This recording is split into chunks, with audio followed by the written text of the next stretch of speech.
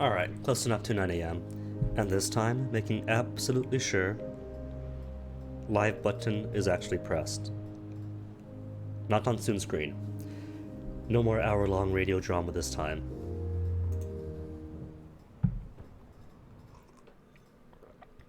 If you run out of both supplies and crew, you will die. Good phrasing. Because last year I found out that crew counts as bonus supplies, just in case. But if you run out of crew, you got nobody to help you. Bit of a later stream today because it's helping my mom out. Bought herself an $800 TV against my warnings. And so she needed help fixing that all up. What am I doing here at Titania? What's the plan? Bargains? None. Plenty of money. Fuel, food, good. Have you got a prospect? That's right. 4 more munitions for Lustrum, but first. Going to Ledbetter's, wasn't I? Experiment section by the company. Have the cantankerous stomach. Have titanium petals. All he's gonna miss is a fungal crinoline. Which, too bad for him. And no guns. Just hours, bit of nectar, books. Really low on books. Could use the books to... Wait a minute, hold on. When and where do I get the job asking for smuggly stuff? Is that London? It's been ages. But I'm pretty sure it takes just what, 2 villainous affiliations? Bohemia, Villainy.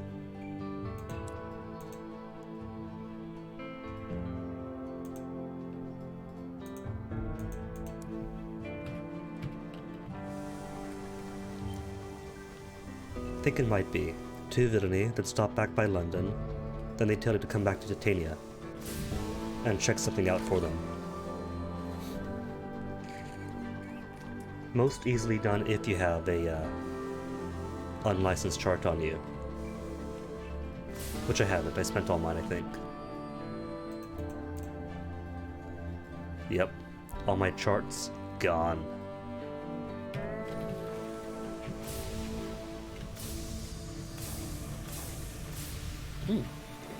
Hold up, bees. First hunt of the day. Come here.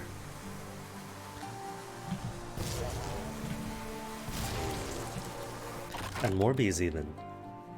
88% chance at 59 mirrors. Nah, just XP then. I've only got 2 space left anyway.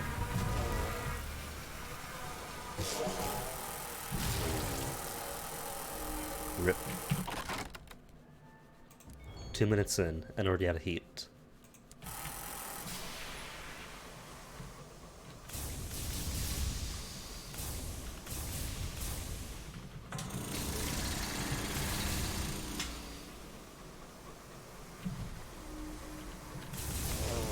Cool. Actually surprised that hit. Turns out that though I'm a sniping machine when it comes to cantankery, for slow-moving non-targets like the bees, less confidence. How did that miss? And still nudged.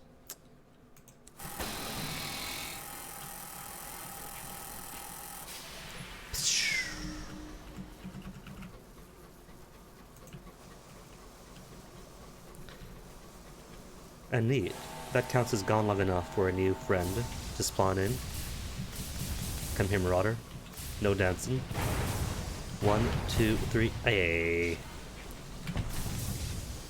That's fine though, they're super weak here.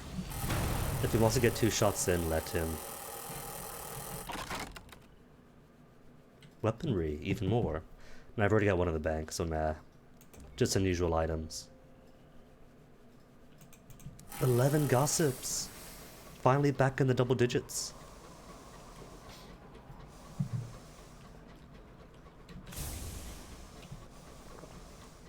That's what makes dying so rough in sunless skies especially.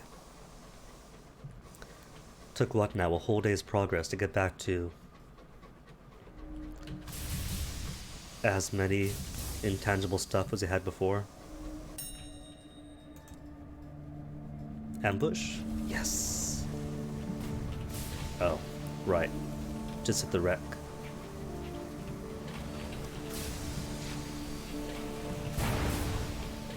It's cool though. Got him dizzy already. And more gossip. 12 or 13. Times 1. Still progress.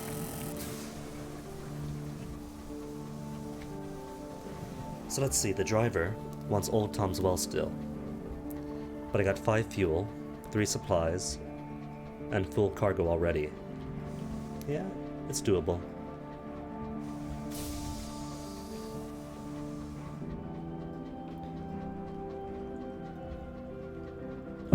Though I could save it for later, go to New Winchester first. Well, I could have, because I'm already here. But I could have gone New Winchester first, drop stuff off, come back with guns for Lustrum. It'll be fine. A new wreck. Is there?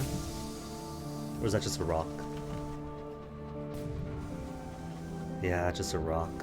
Thought it was some debris from some wreck nearby.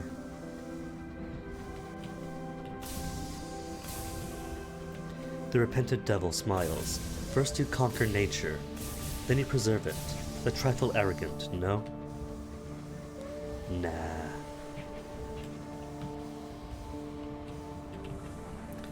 But first gonna sit here, wait for food to expire. What's the going rate? 1% per second? 8%? 7? Every 2.5 seconds then? Either way, almost done.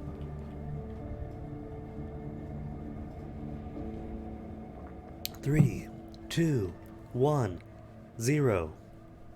0. Flip.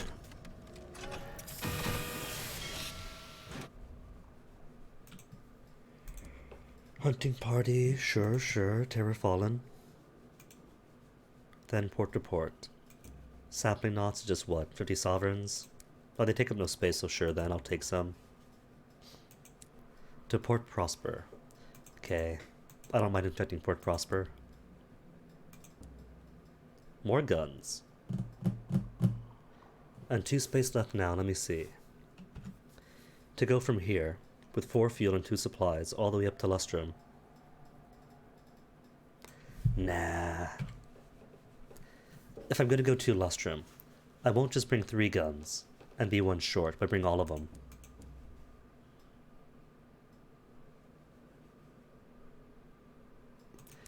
Biffalo, Biffskit. Hello, good morning, welcome back.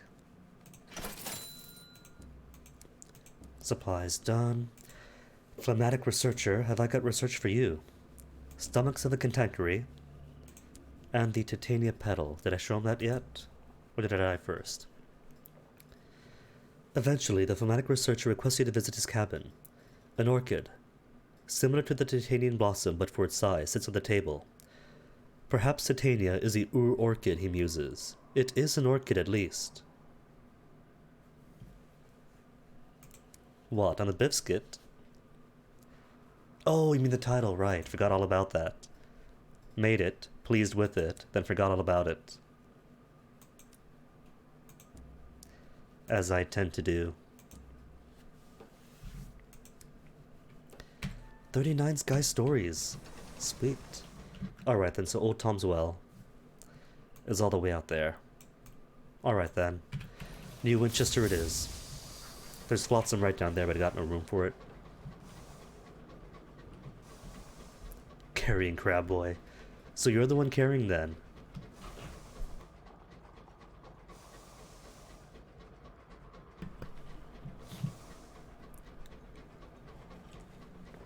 I'm gonna pretend that I know what 105 laugh means in this context. Like, I know that relates to your weaponry, but I am so ignorant of the ways of Toontown that I don't know how to translate that into meaningful information that I could use to make any such judgments.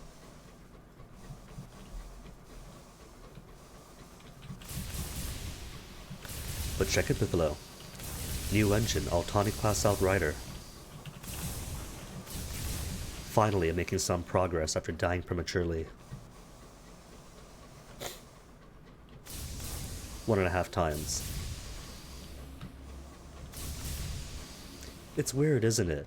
How those barrels of unseasoned hours tend to warp time around like that. You wouldn't think that there'd be a weft in time all the way out here. Normally they're on Albion. You don't see them in Eleutheria or the Blue Kingdom. Oh, Lath is health. I thought that was weaponry.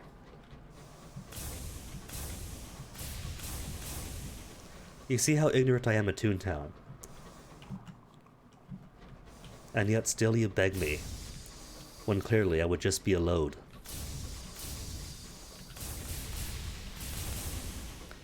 There's not multiple stuff? I thought Laugh Sandgags are weapons.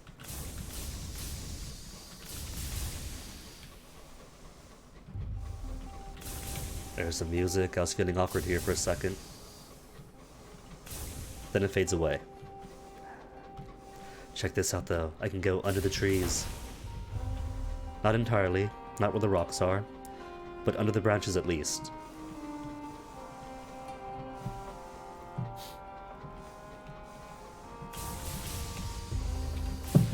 I forget, I had the Blemigan, right? Yep, Blemigan is had. And the inadvisably big dog. Wait, hold on. Laughs, I get. Gags, fine. But merits now? How does merit fit into this? Bristol fashion, with crew levels low. Less vital duties have begun to slip. Oh, that's right. The safe minimum for this engine is 8, and I'm down to 2. Everything is covered in a layer of grime. There's a pervasive odor. Alright then. Reassign engineers to cleaning duty. Fuel is cheap, and I am at New Winchester right here. The engineers sweep, swab, scrub, sluice, and polish until things are, if not gleaming, at least no longer oozing. In the meantime, your locomotive steams along as best as it can, its engines ever hungry.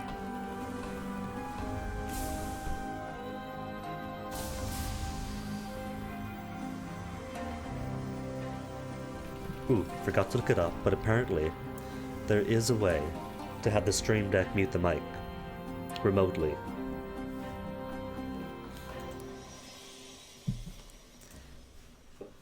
Just found out this morning, or was it last night? Just didn't take the time to actually do it yet. How many artifacts do I have? 1 artifact and 20 secrets. Alright then. I'll pump up some artifacts. Dude, Ecdysis Online, how cool. Oh, and today he's doing some real gems.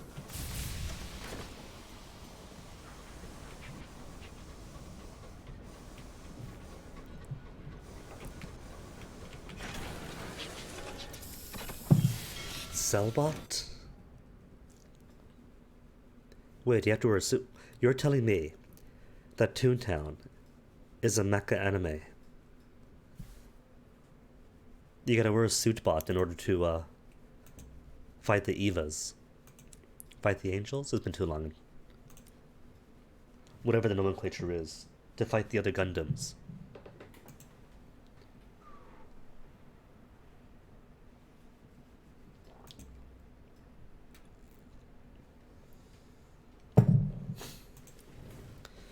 More crew, always good. Repairs done. Nothing else in Winchester proper. Munitions for Port Prosper's parsimonious chairman. Problem with that is that Lustrum still wants 4 munitions. And I've only got 19 left. And nectar for Caroline, that I can do. 5 gourds.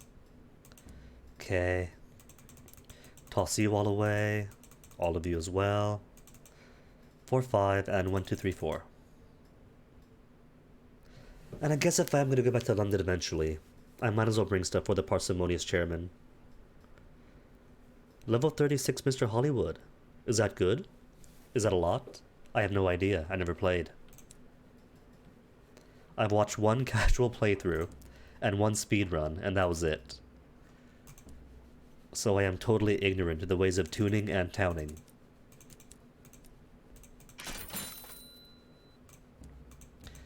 Engineering. Do we have any...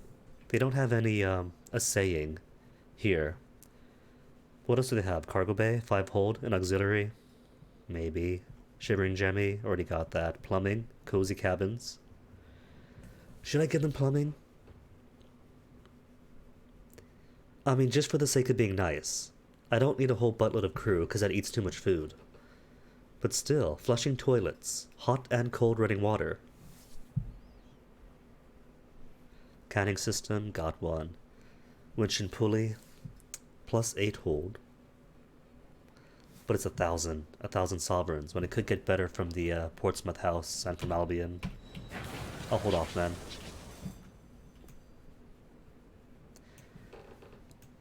So itinerary's gonna be... Because I want to pass by Old Tom's Well.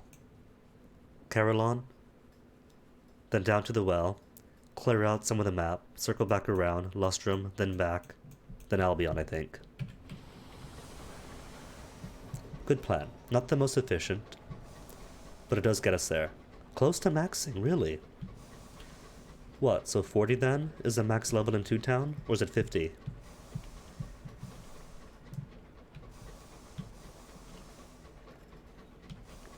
Not too bad at all then. Is there the post game then? You max out, then you have all the epic level quests.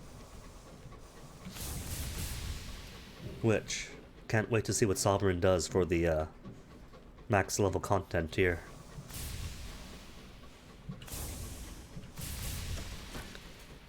See, the thing is though, I don't know what VP means. Is that like some sort of high boss level thing?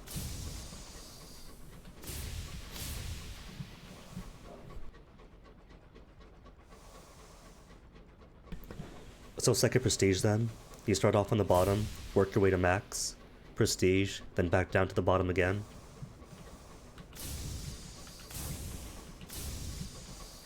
Wait, just the VP is a boss. What about the boss himself? The boss's boss, the president, the CEO, the board members. And where's the music on the skies? At least the other regions are a bit better about it. Albion's got a bit more ambient music, Eleutheria's got a bit more. Blue Kingdom's tiny, so it doesn't matter.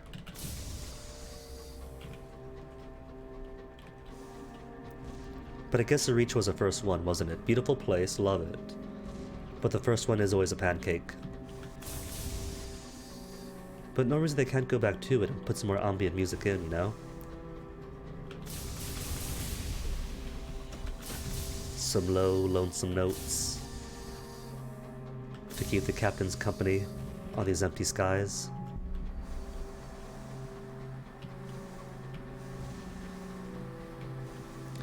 And where's that fight? I hear shooting, but I don't see shooting. Going by the report, sounds like maybe ministry weapons?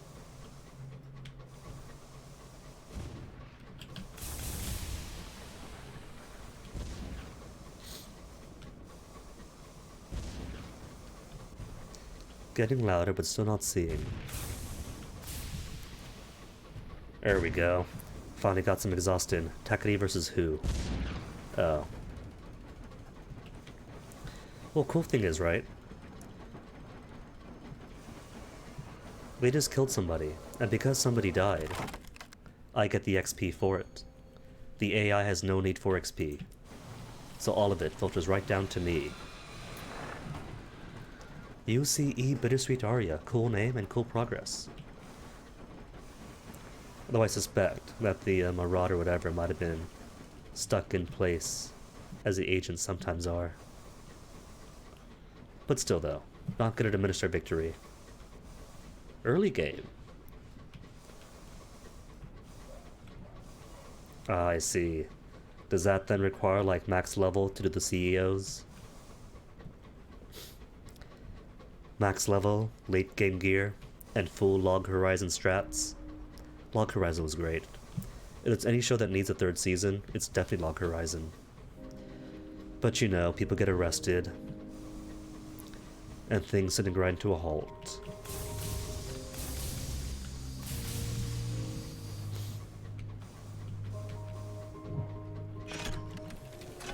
Well, sure, not required, in the sense that low-level runs are still possible, if a bit foolish. Oh, can't go to the statue. Has it not been long enough? Hours from the sky. Nope. The presiding deviless takes a gorge herself. Fabulous. We would hate for the limitations of the penitent's vocal cords to obstruct their treatment. Speaking of their treatment, how's my soul? Shift of perspective, enlightenment, I'm good then. Totally pure, flawless souls. Onwards then, Water the Wolf, then Mustrum, then back out.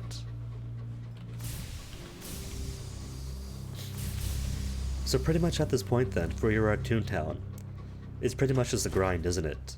Getting levels, getting gears, prepping yourself for that someday future end boss.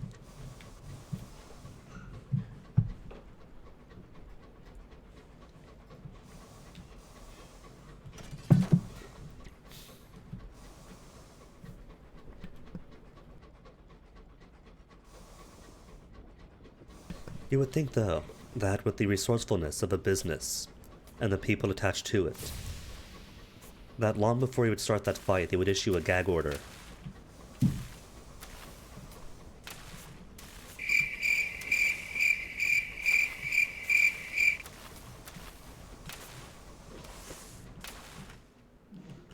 Well, I enjoyed it.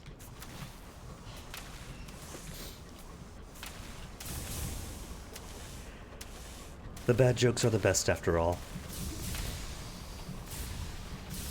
Cue sausage pun here. That I've been overusing so much that people are not just recognizing it, but expecting it.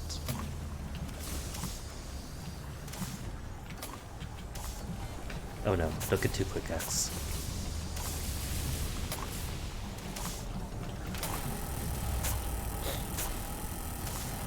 I don't have to fight her, but I got the means to.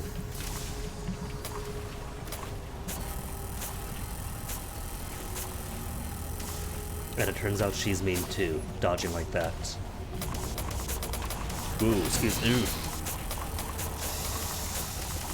Overexhausted my heat too quickly.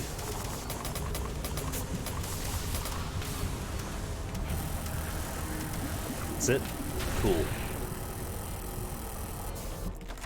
Turns out the last splash can't hurt you, but it's far enough away. Stones? Edible fungus? What are the odds? 100% chance. Alright. Eating unprovident celestial fungus is, of course, a ticket to madness, infection, or colorful death. But hopefully, your cook can render it inert.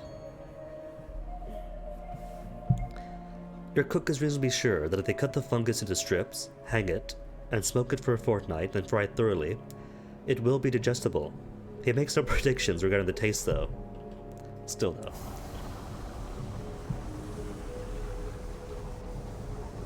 Doesn't have to be palatable, it just has to be potable.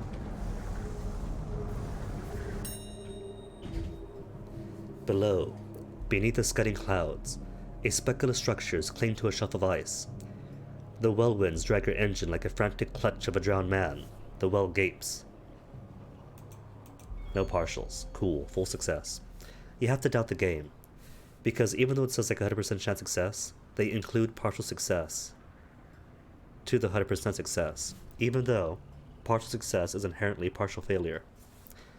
Down, through the tearing mists, through the wet particulates that thunder on your hull, through the shrieking winds which fall abruptly still. A ledge of black ice is accreted over centuries at the well's edge, with a raised lip that affords a sliver of shelter. A handful of beehive huts huddle around the crude church. They are built from roughly chopped blocks of the same black ice that forms the shelf around the well. Okay then, driver, let's do your thing.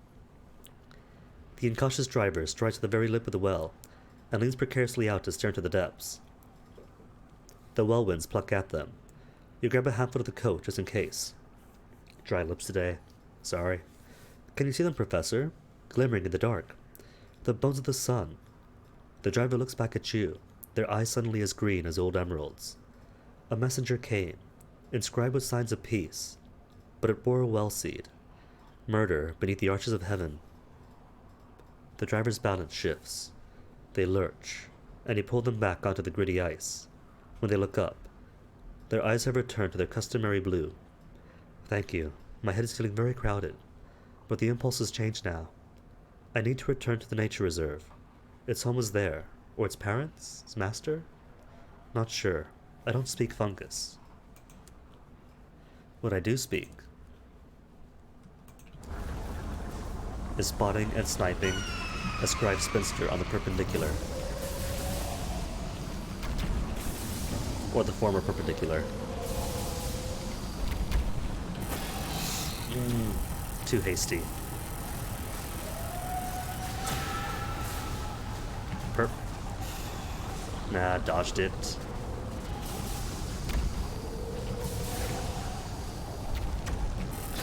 If I can get good at hitting them head on, then I'll have no problem with the monitors either. Narrow as they are.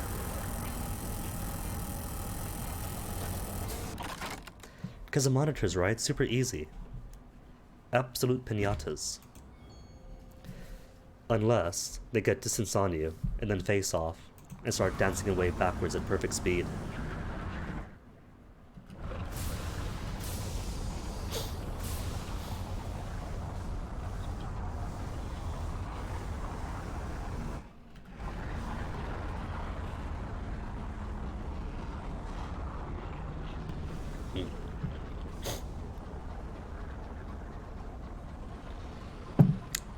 Just small lingering coughs. Cold pretty much entirely over. That weird thing, those sneezes plaguing all week, almost entirely gone. Wasn't even a proper sick either, that was just symptoms lingering. They have a CFO too.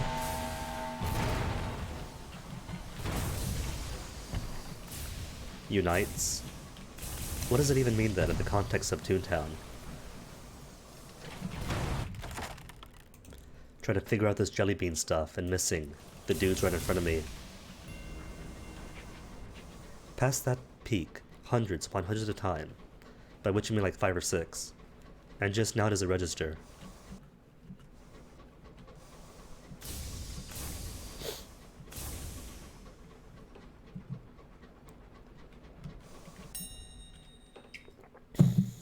Abandoned little box. Give me your ledger, your sky stories, even better your visions. Only have the 8 now. And what does my Siddleman want again? Oh, that's right. His next step is the, thing in warehouse, whatever. Pretty sure I've already stopped by Albion for him. Or is that afterwards? That's afterwards, I think. Warehouse, then port reports.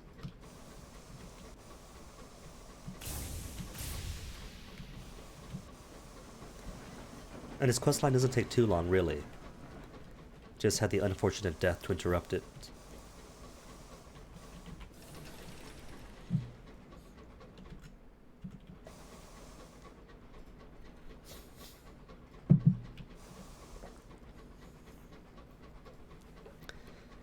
Well, that is the fate of games, isn't it? At some point you get to the grind, and all the excitement and the fun grinds just to a halt. Which is what makes death so rough here. If you got a good bank of commodities, sure, fine. Monetarily, you're good, you're covered. But losing out on secrets, gossip, sky stories, inspiration, visions, that takes a while to get a good stockpile back. But if you have affiliations, you might get 1 or 2 of something. A captivating treasure, a singular enigma, which is okay. The enigma's cool, everything else, I'd rather have than not have. Well, naturally. Crab Boy, hello, welcome. Just in time for music to kick back up. And this tackety job to finally finish. And a chart, cool. So when I get to London, I'll have this thing they need for the thing back in Titania.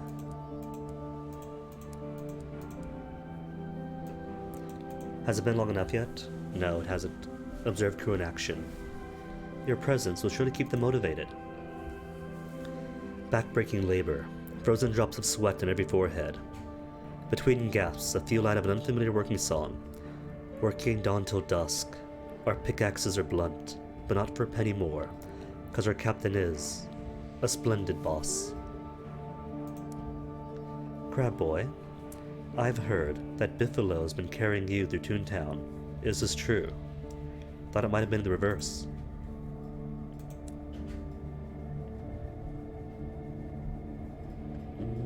Murgatroyds? Sure then. What teas have I drinking so far? Empress's favor. Cool. Then how about Eleutherian gold this time? Tea with the occasional sparkle. A single sip and you feel slightly dizzy. 2 sips, and you struggle to find your legs. The sense of pleasure bleeds the skin into bonhomie, lingers for a few hours. Cool. 2 samples, and now I can do Midnight's favor. If I wanted to.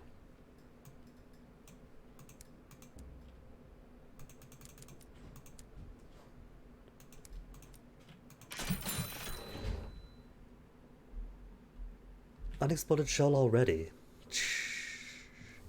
An engineer has made an alarming discovery.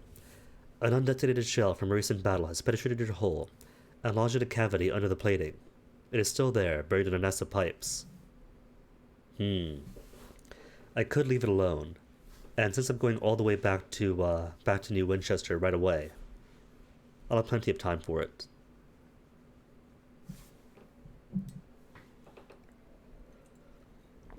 She quickly flipped, so you're telling me that who carries who's going back and forth? Order crew is a coin flip. Disarm myself, better than a coin flip. Well, it won't kill me. At worst, I lose hull and maybe gain some terror. Partial success. In the end, you have to cut through a section of piping to clear the way. The shell begins to emit a sizzling noise. Hurrying into an exterior hatch, you fling it out. It spins away into the mists. You wait for several long moments, but there is no detonation. A dud. Not too bad. I'm short on Tales of Terror anyway.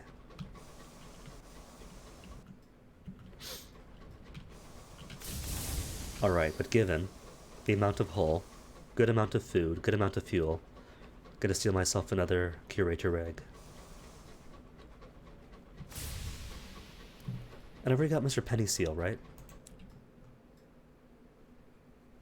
Not those. Where's Mr. Penny's? Or is it up here? Possessions? Seal of Mr. Penny's. Cool. And pipes and barleycorn. Just need menagerie.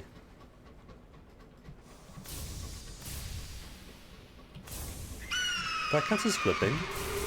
And here she was making it out as if she'd been carrying it the whole time. Miss.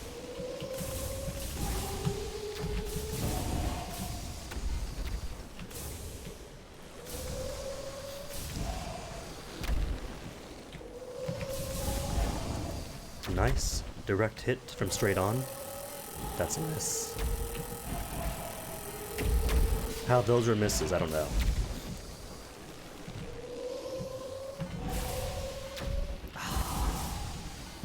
That was almost perfect.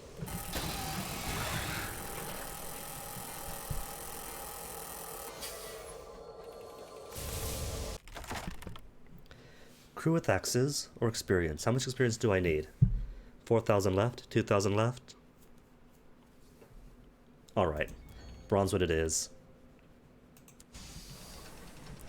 2 short factories? What does that even mean? Is that like a dungeon instance or something?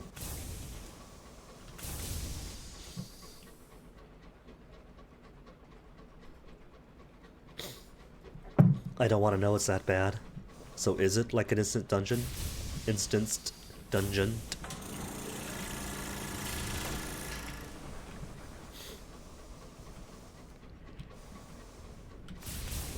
Or is it worse? Is it more like a raid zone sort of thing? Or one of those full-on war things like they have in, what was that from ages back? I can't remember. Not that I played too many. What are they?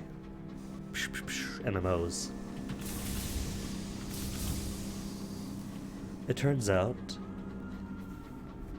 that when your formative gaming years don't have much spending power or good internet, you don't really do MMOs much, if at all. It's boring.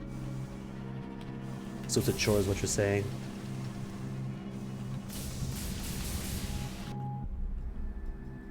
Alright, so far no curators. There should be one floating about somewhere patrolling.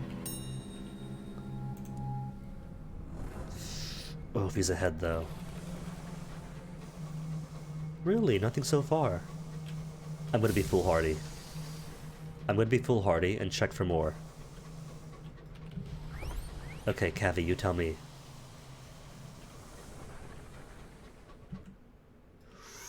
There is one more. Alright, I'm gonna do it.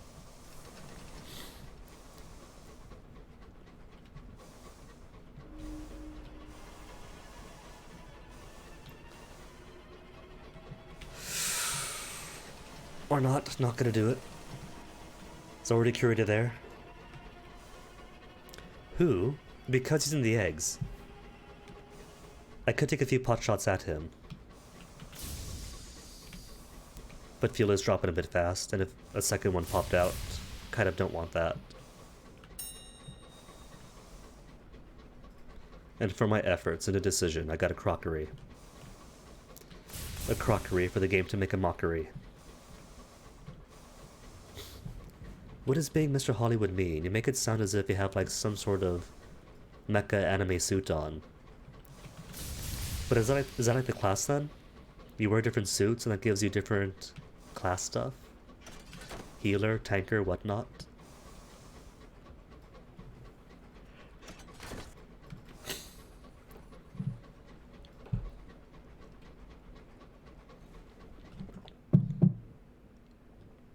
Alright, I haven't been through here yet. New and fresh exploration, cool. Grinds harder. Explain this mechanic, one of you.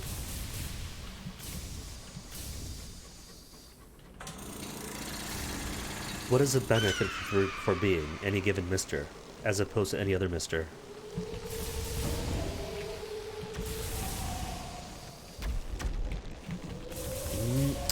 No, direct hits.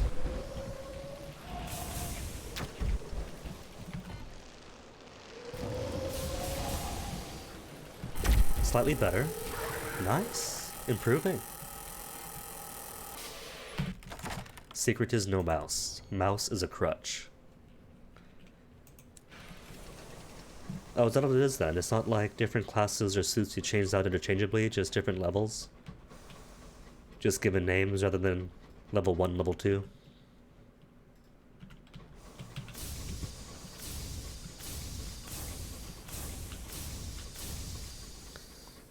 Ah, I see. So it's rank leveling. 1 to 5, new mister. 1 to 5, new mister.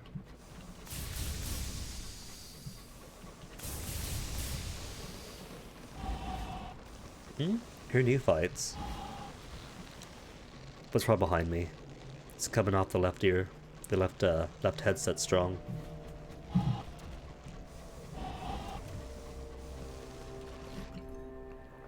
Or the audio could just be bugged. Wouldn't be the first time.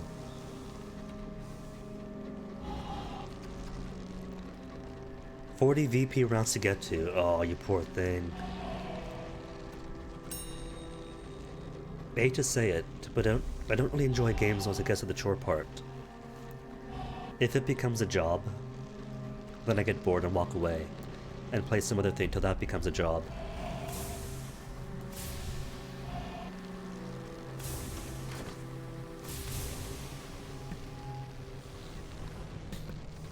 $50 terrors, and already up to 2 nightmares, and I've already spent my freebie nightmare reduction at Magdalene's. Good news is, Palmier's is right here.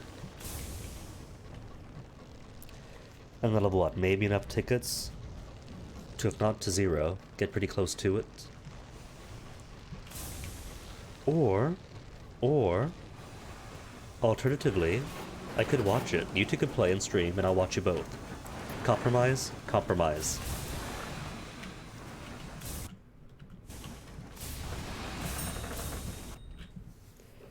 An abandoned homestead. Its roof sagged, its windows empty of glass. For every settler that makes a life for themselves in reach, another is lost. What'd they leave for me? Biblical passages for food. Bottles of homemade wine in the cellar, pots of meat pickling under the soil by the doorstep, and salvageable tools in an overgrown shed. Modest treasure that could mean the difference between life and death at a fortune's turn. But not if my tongue turns bleh. Spend the day helping to set up TVs, enjoying the sight of, not squirrels, quails. And suddenly, the mouth forgets how to work.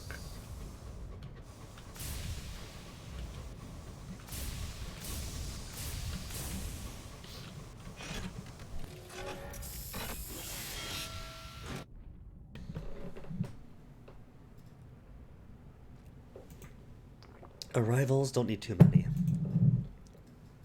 Just give me your stories. Drop my terror. Thank you very much. Alright, we're not best friends yet. So I just have to buy my tickets. Pleb that I am. And performance, sadly, won't give me any more sky stories or visions of heaven.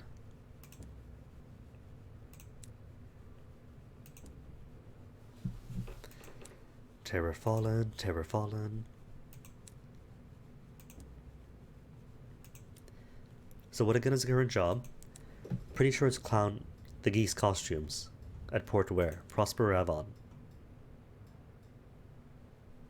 Circus, circus, circus.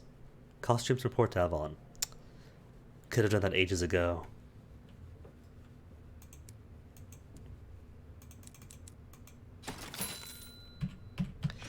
Okay, back to Winchester then. Winchester, resupply. And I guess I'll pick at the costumes. Then out to Prosper. Then out to London. Stop by the Will of the Wolf first. To do more things for my devil. And it costs 5 hours if I want to get the bird below to stop hating on me for a second. But I do have 22 whole space. Whole space? Hold space.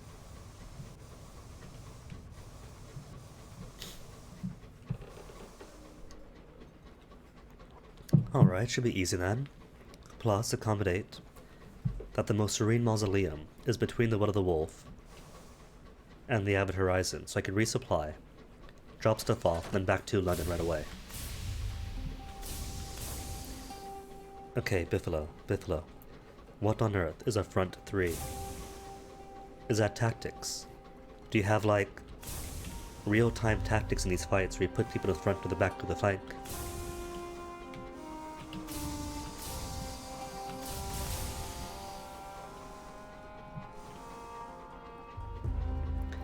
Lunar does that, an RPG, but you can put some people in the front, Luna way in the back, someone in the middle.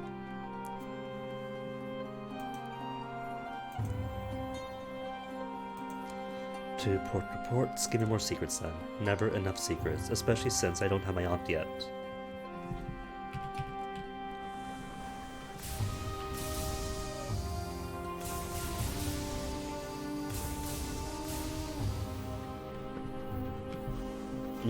You know what it is? It's watching all these other 6 streamers, and that's getting me sick and coughing more, and thus stumbling words more. Repairs, might as well, it's cheap. Crew, good on. Anything else? Hours. Oh right, I got good Leadbetters. Okay. Leadbetters, then Avon, then Port Prosper, then out. And 5 battles of hours too. Almost forgot.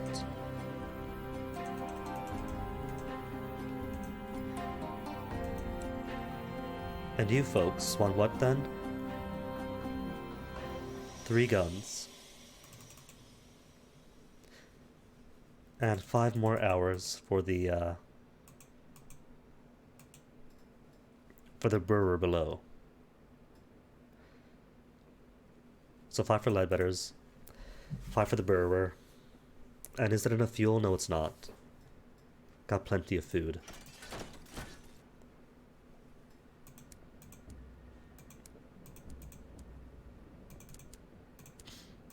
There.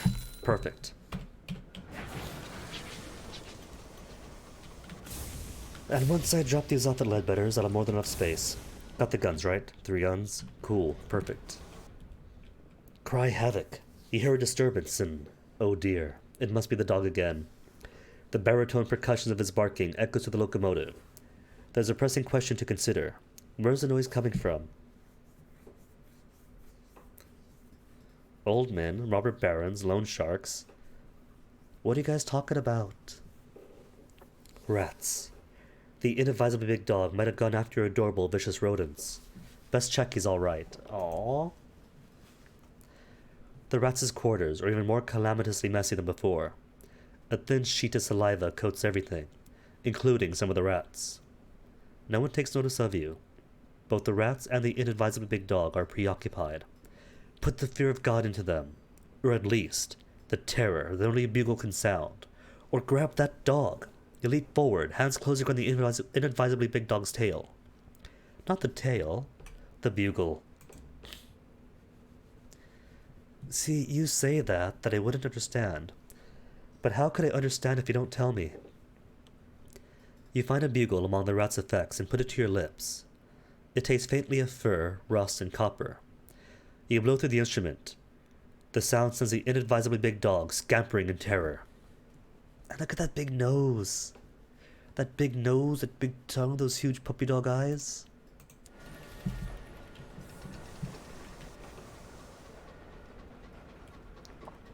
No benefit, no disadvantage. Just a cute thing to enjoy to break up the monotony of sailing. Since music doesn't want to do its job. Oh, don't worry, crab boy. The dog is very hyper-energetic. It will come right back up.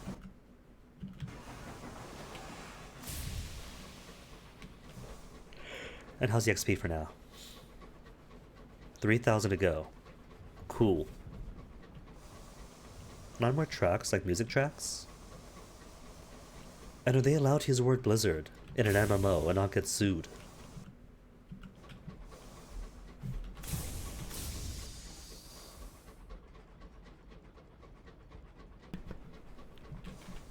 Okay, this calls for more tea.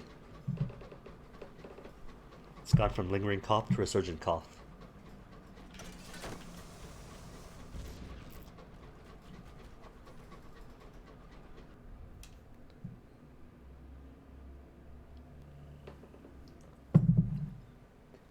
Due to undermanning, oh come on, it's just 4 low. One of your crew cabins is empty. But a story has taken root among the crew that something sleeps in there on nights when the wind howls. Something. That leaves frost on the bed sheets. Some of the crew began raiding the pantry to leave bowls of food outside the cabin doors. Okay, discipline with irons is 73% chance. Now then, sleep myself.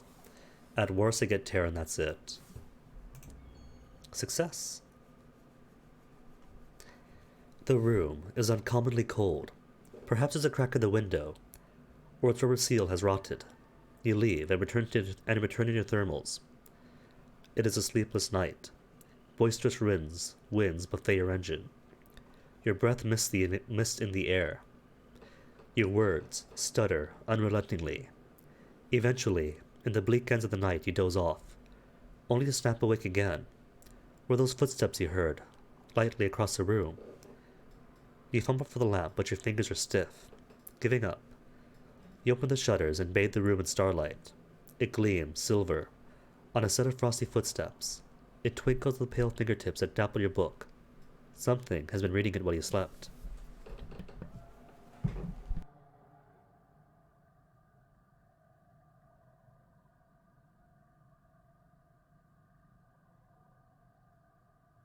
There. Maybe clear sinuses will help. Biffalo, what'd you call me? Begging your pardon, what?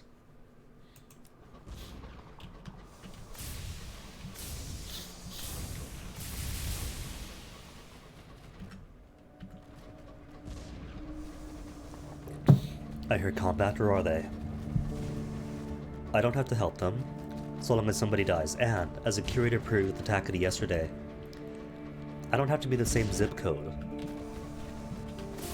for them to kill each other and give me XP. Ooh, 2 of them. Alright. Don't hit, don't hit! I'm just an observer. Ow. A somewhat active observer. Ooh, and on fire already.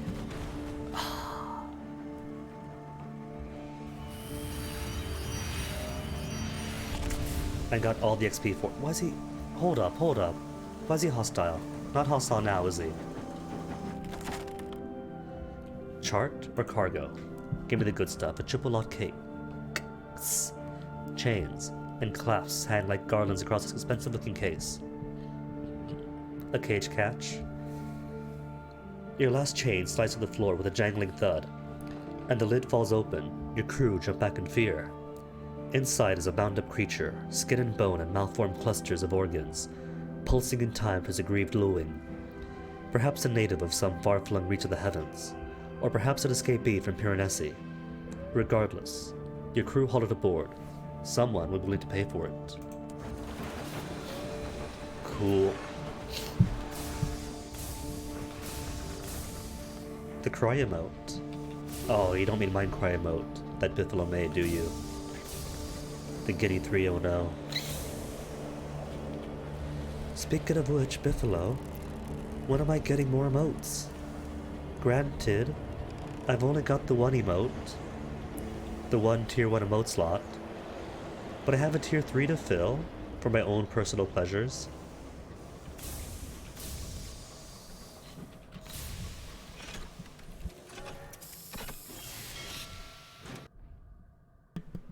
Oh, Crab Boy.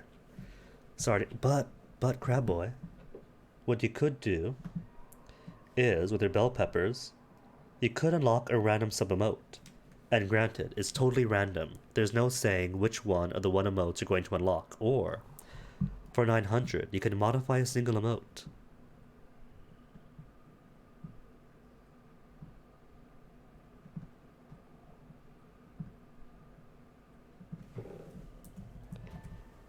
And by modifying a single emote, you get that emote for the whole day.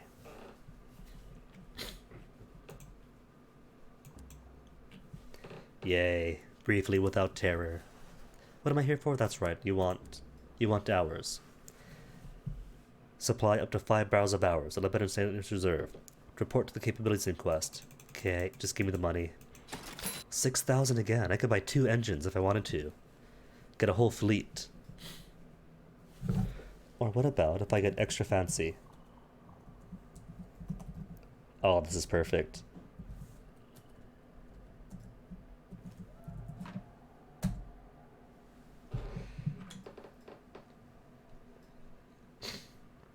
Still saving up for Rock Band.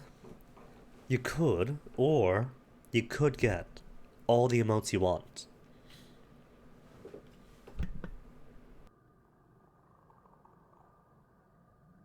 Plus, Rock Band is never getting unlocked. A superior researcher has a barrels carried to a timbered laboratory. She hands over your pay.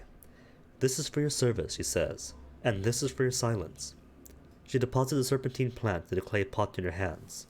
It purrs gently. Cool. And more guns. Aw, I didn't have to bring guns, did I? Could have left guns at home, came here. Oh well, no matter. To Avon then. The long way around by Eleanor Green.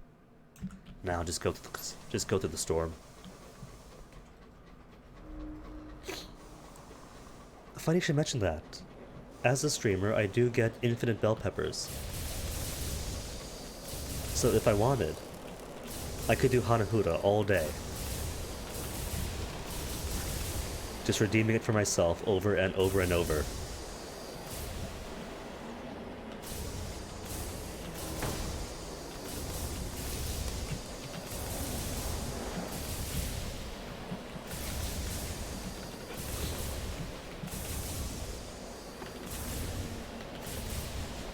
And if there's any questions if boosting is actually faster, this is it.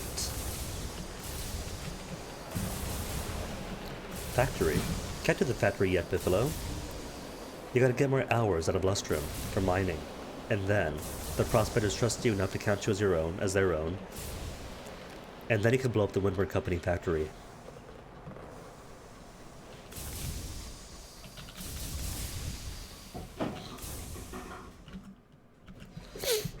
Alright, Avon, costumes, then out. And unless they sell something spectacular, that I shouldn't have to buy any of those bargains and clog up my space.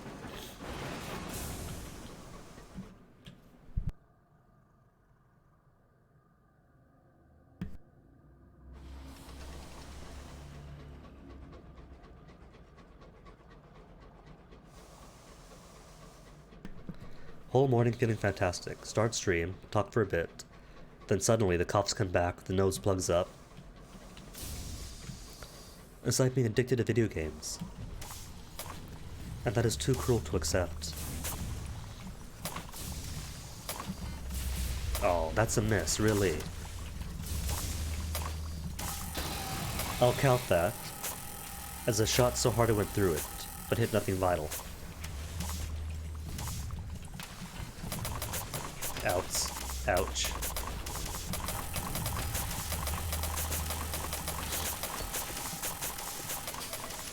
Oh well. Been dodging it so long gonna have worse shots on me.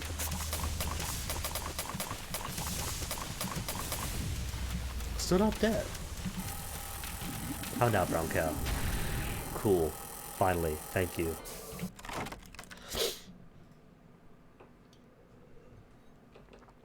Nah, missing is my job. Precious stones? Just sovereigns, right? 51 sovereigns. Live in large. I don't think that even covers the damage. And the cost of repairs.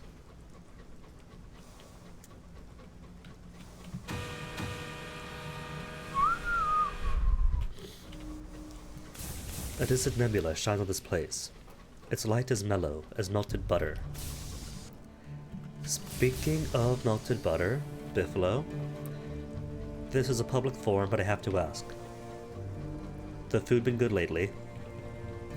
I've heard of tacos recently, but has the quality been continuing?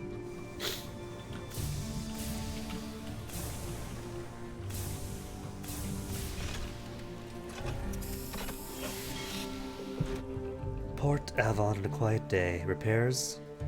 How about other repairs? Oh, pop up 50? Sure then, top me off.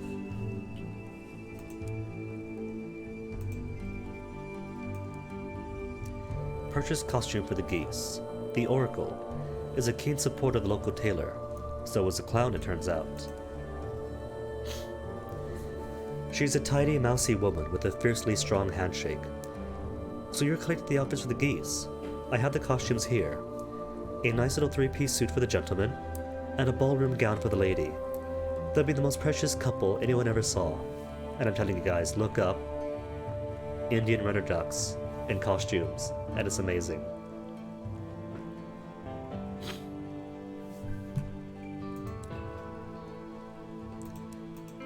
They have thirsty bombazine. Alright, I'll buy other bombazine, go back to Lustrum. Not Lustrum, no. To Winchester, then out. But sure, Crabboy, what's up?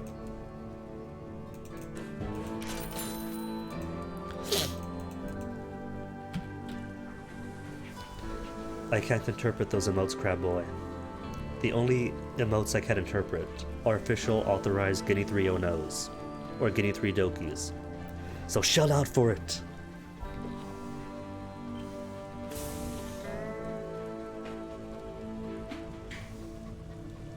Sorry, I'm illiterate, I can't read emotes.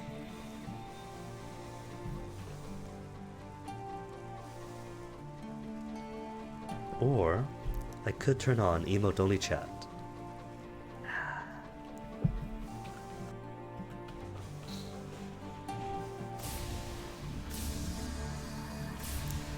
Crab boy, you hear me coughing here. Coughing, sneezing. I am in no condition.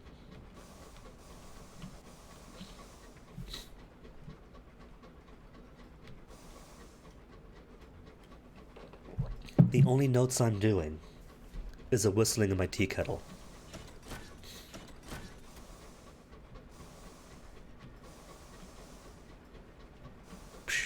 Salt. Do you want salt? Because that's how you summon salt.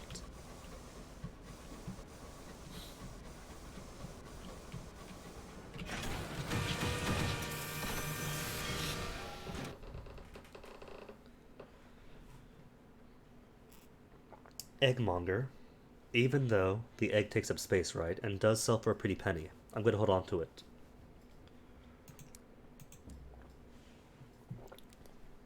Because you get something cool if you do. And more stuff for Prosper. Cool. It does help out the stovepipes, but money's money. And I'm heading there anyway.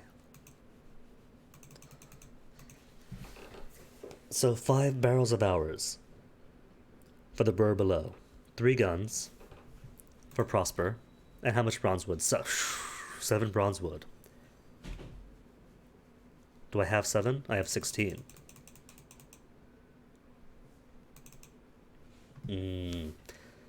But then 1 food and 2 fuel, 3 fuel. It's enough. It's enough to get me there. And I can resupply at Prosper.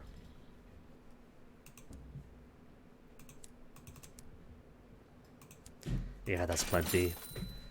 4 fuel, 2 supply.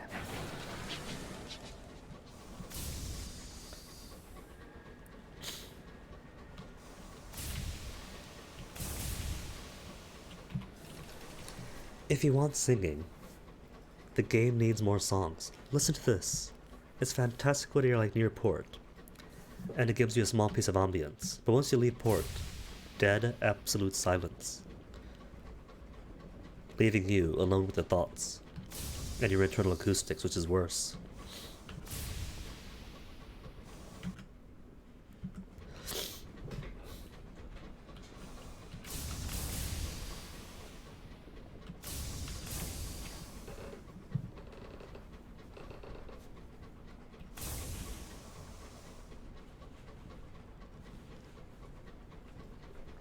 Do you, Biffalo? Let's hear it.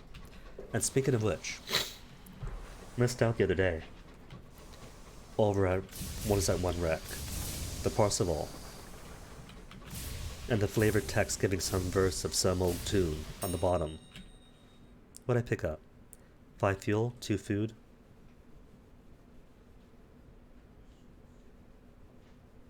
Alright, toss of fuel. Freeze free. Gained nothing, lost nothing. And I found that song on YouTube, which was an old patriotic dirge, and it turned out that having that on loop was really fitting for the atmosphere of the Parseval.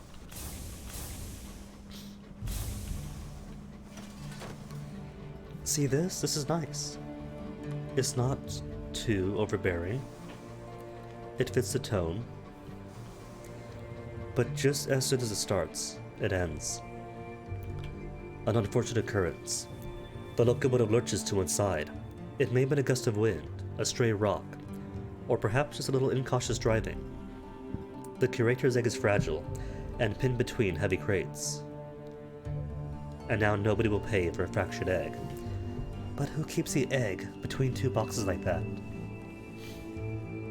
Oh, just lost a crew. We arrived to find the egg shattered to a half-dozen pieces, sat up against the crate beside it, a crew member staring off in the distance. You rouse them gently, and ask them what they saw in the egg. They nod as their eyes start to moisten.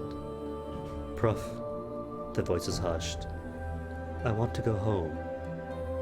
When you probe as to where home is, tears start to roll down their cheeks. I can't. I don't. They can't work in this state. You release them from their duties. They can leave the locomotive when you make the next port. Oh, but of course, Crab Boy, do what you gotta do. Oh, who's up here? Yes, more marauders. I need my gossip. And I need to not miss.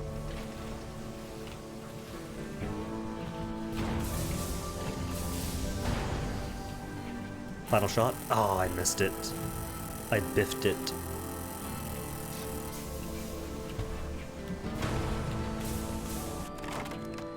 Okay then, give me that gossip. Biffalo, in all fairness, it turns out that I biffed it is in the lexicon. It's an actual cromulent idiom. Like in Popful Mail. You remember that?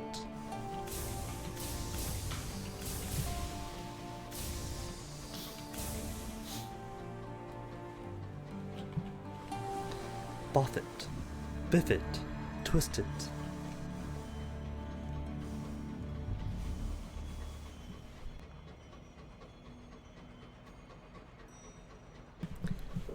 Did I get the conductor? No, I didn't. Alright, so upon going to Brabazon Workworld and London, I'll have the opportunity for both. The conductor and my aunt.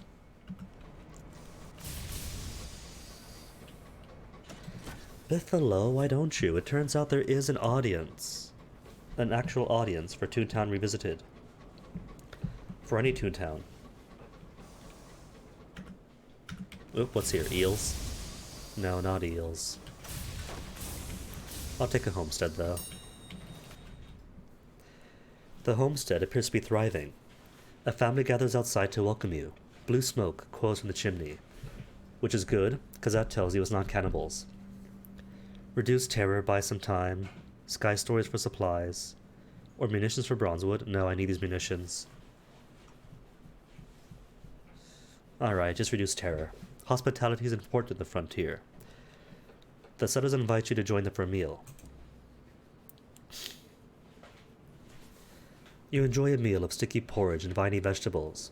Afterwards, you and your host exchange non-committal observations on the war between the stovepipes and the Tacadies. Your crew are content for a time. One of them even speculates idly about settling down. Aww. Could be. The one that can't work. Drop him off here. Nah, he's in on a prosper then. Or, if I was a kind captain, would have stopped by Mandades first. It makes no difference, right? No difference at all. If he's out, he's out. But for the sake of roleplay, could have left him in the able care of Magdalene's. Okay, Monitor. Do I? I'm not gonna risk it. It's just 1, 2, 3 and he's dead. But, depending on the approach and the orientation of Albion,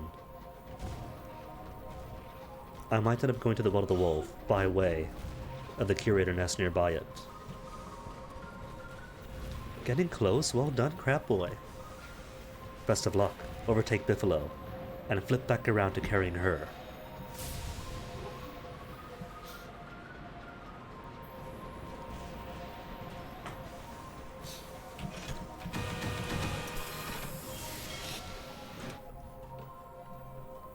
I'm gonna pretend I know exactly what those numbers mean. So good luck and good job. And this settler wants where? Would you take me to the Leadbetter and Stainrod Nature Reserve? I'd love to see the wilderness. From a safe distance, of course. You wipe your hand on the trousers. On your trousers, not his. After shaking his quietly sweaty hand. This is it, isn't it? Leaving the safety of Port Prosper. Really going out into the world. Ah, aha. Here we go then, eh? Alright, this guy has no bonus, far as I know. It's just... he has second thoughts. You could recruit him as crew, or convince him to go, and settle as he wants to. He's not nervous, is he? He's not the criminal type. Pretty sure he's just the second thoughts guy. Already got the dog. What else do we have? Grand Ball, sapling knots. The clerk with the polished buttons passes you your fee, after all the requisite papers are signed. I've ordered a dispatcher runner to see it delivered. Thank you. Cool. 1 to 50 sovereigns. Huge. And let's see. Already embraced by the Eastenders, right? Nah, just welcomed by them. In a narrow street, huddled, in the shadow of Great Crag, banners display the stony face of her renewed majesty. Wealthy West Enders strut by, exchanging polite greetings and veiled gossip, while sooty Eastenders workers foul to the hour refining factories. pinning posters promise fresh, wholesome lies in the reach to new arrivals. But most of the posters are years old. More newcomers arrive at Port Prosper than ever leave it. But at least it's Grand Ball, the glory of the Port Prosper season. Candles illuminate the great staircases that sweep up to the residence of the Windward Company, which has been chosen to host this season's ball. West Enders promenade on their finest. Hoop skirts and starched collars predominate. White ties the order of the evening. A few East Enders, mostly actors, have secured tickets, but most are servants, if they are seen at all. The orchestra is playing a score from Victoria's first ball under her throne of hours. Worst behavior because it's a party. Best behavior, there are standards. What's that, Crab Boy? Gossip, I can't. Need to be embraced by the East Enders. Dance card, can't. Need to be embraced by the West. Worst behavior then, it's a party.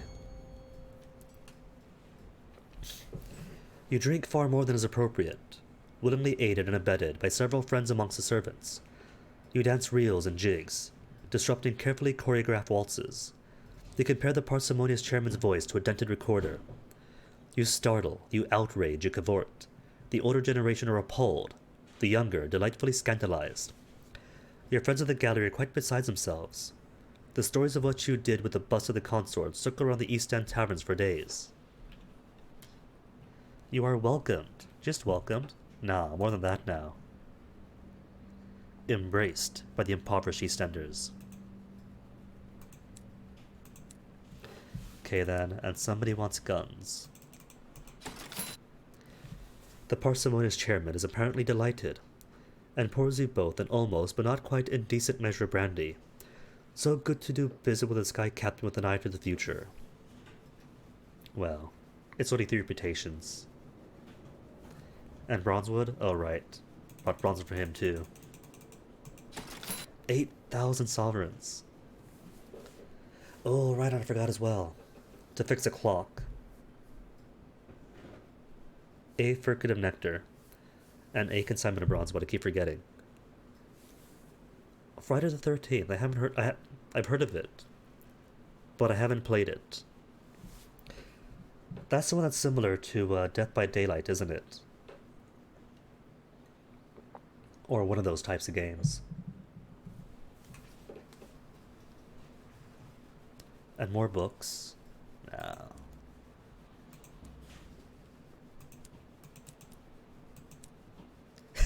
Testifying.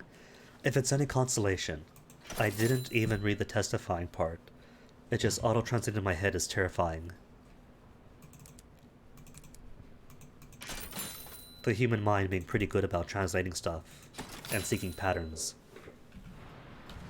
Alright then, to Albion. Got a devil to please and more stuff to find. And, since I'm now swimming in cash, might as well get more upgrades for this engine.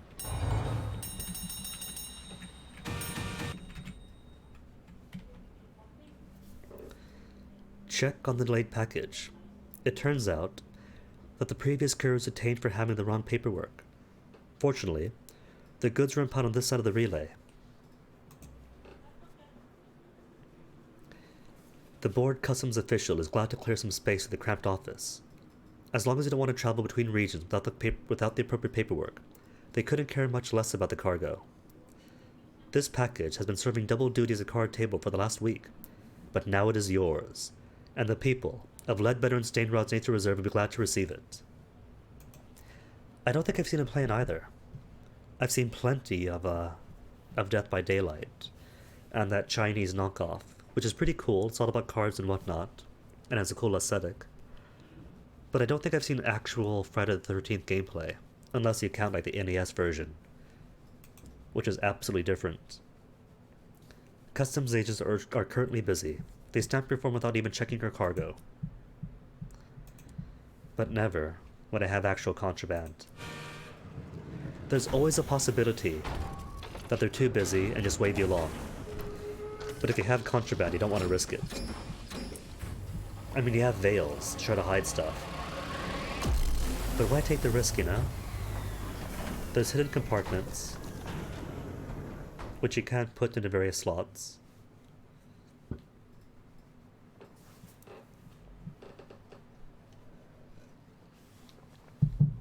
Dude, go for it. It has an audience. And I'm not sure it's as popular as Death by Daylight. Or is it Dead by Daylight? DBD, I'll say. To accommodate any ambiguity.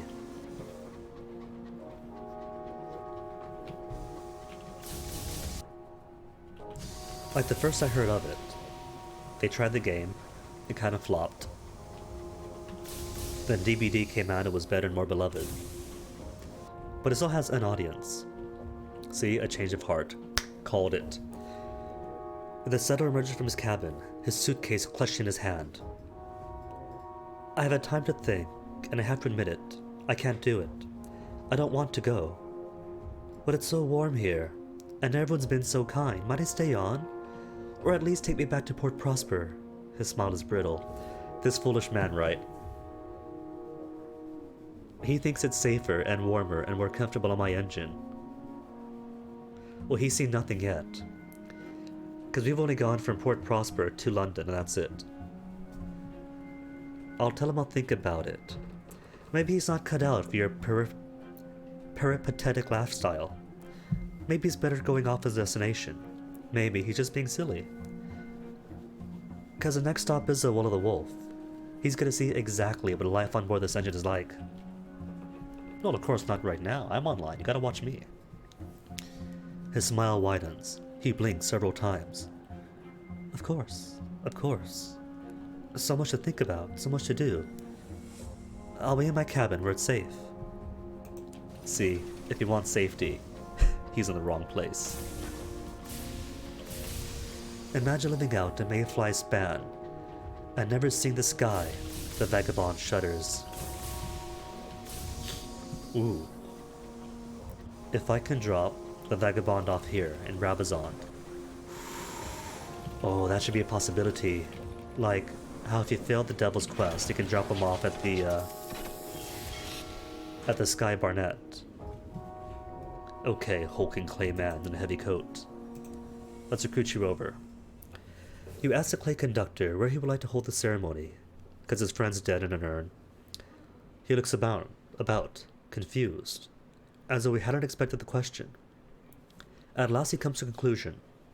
Here will do, he says, indicating the crowded thoroughfare. You and a few of the more respectable of your crew gather for a brief funeral. Everyone has at least something in black. You offer the expected phrasings before pausing for the eulogy. The clay conductor shakes his head. You do it, he grunts. All right, fine. Say a few words. You're sure you could extemporize something. Oh, that's all right, Crab. It's nothing important.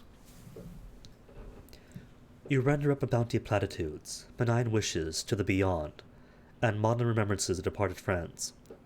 The conductor frowns, stonily, realizing he needs to at least give you something to work with. He could sing, he manages. You work a line about a man of clay with the voice of an angel into the eulogy. The conductor seems satisfied. Where is your engine? I am ready to assume my duties. The conductor picks up the urn and heads off in the direction you point. Cool. And what's his benefit? Hearts and irons. I'm cool then. And more guns. Well, sadly, I'm gonna need all the fuel I can get, so nope. How's my hold again? Just fuel, just supplies, just hours. Just the bare necessities. Those simple bare necessities. Forget about your worries and your strife.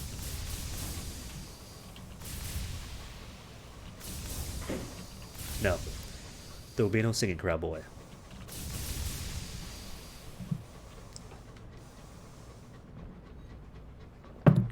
Not with this nose. Maybe next week. Once all this clears up.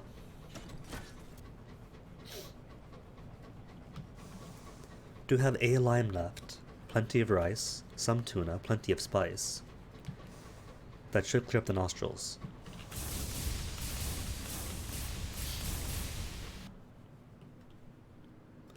Okay, which way to? 'Cause if I'm correct, Will of the Wolf should be around here. Considering that so far, The configuration of Albion is the exact same as last time, from the last time I played this.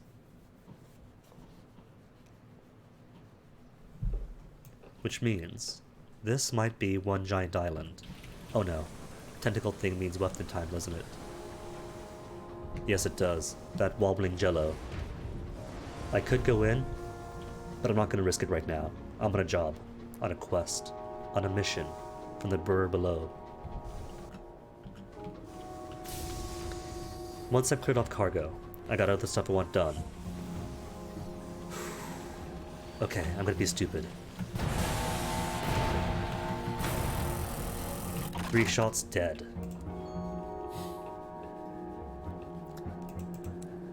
What you got for me then? Savage secrets, or trade them for benefactor? I would, but it costs 4 gossip each, and I've already got the 14.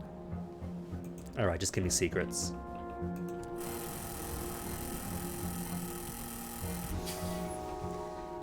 And it turns out, right, the most reliable source of gossip are marauders. So the best thing to do to farm for them is go up to the spot beyond the circus. Where is it to demonstrate? It's gonna be different for every map, of course, depending on how the map is orientated. But around where, say, Kenyon's Hand is, and Harrison's Hollow, spawns loads and loads of marauders. Especially around here, because that's an actual marauder base. For the king, for the king.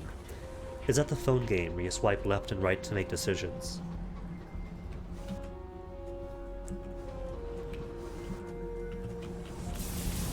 No? Then I have no idea. I know Long Live the Queen, and have streamed that. Oop, I hit the wall already.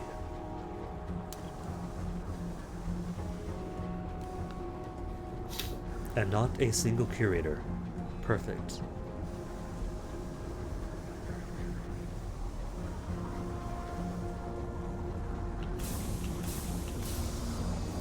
The Rat Brigade's hair sat on end as you approached the Will of the Wolf.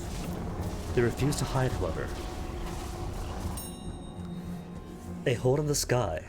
Torrents of celestial mist pour into it. Shelves of black ice poke from its throat.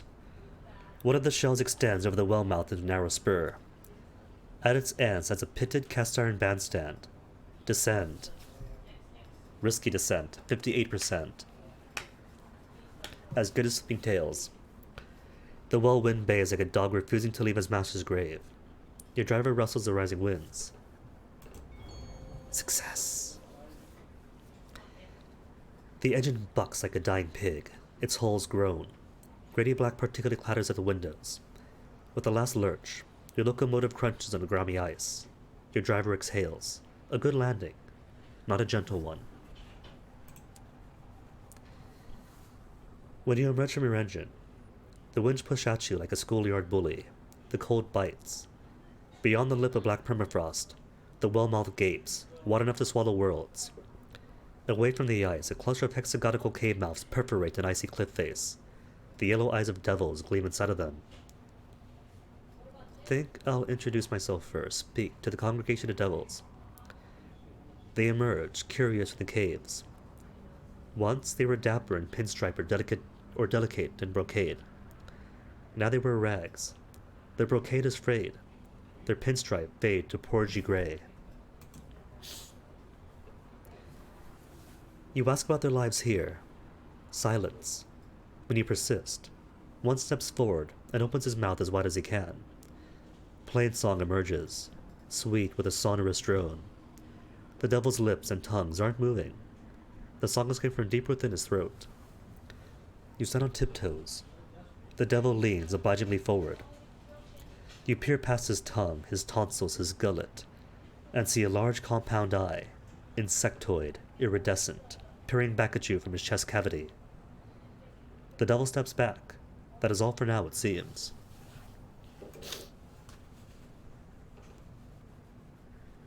And there is something inside the well. Alright, gotta get my cat. What are the odds? 97% chance? It's gonna be 3% failed. Of course, Crab Boy, do what you gotta do.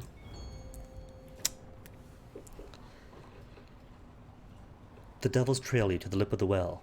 Their faces weighted with expectation. Something is yowling plaintively from the abyss.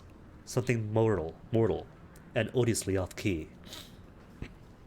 You go on your stomach and lean over the edge. A hand thrust into the void. For moments there is nothing. Nothing but the noise. Nothing but the cold and the sense that you profane something sacred. Then, your fingers brush against fur. With considerable effort, you extract a round-bellied, snaggle-toothed, long-clawed lump of a cat. The devils are relieved at your success, and insist you depart with the aggrieved feline as soon as possible. And now I have a useless cat. Alright then, devil, we're here for you. Help the repentant devil to look for what he seeks. There was someone he wanted to find. Somewhere.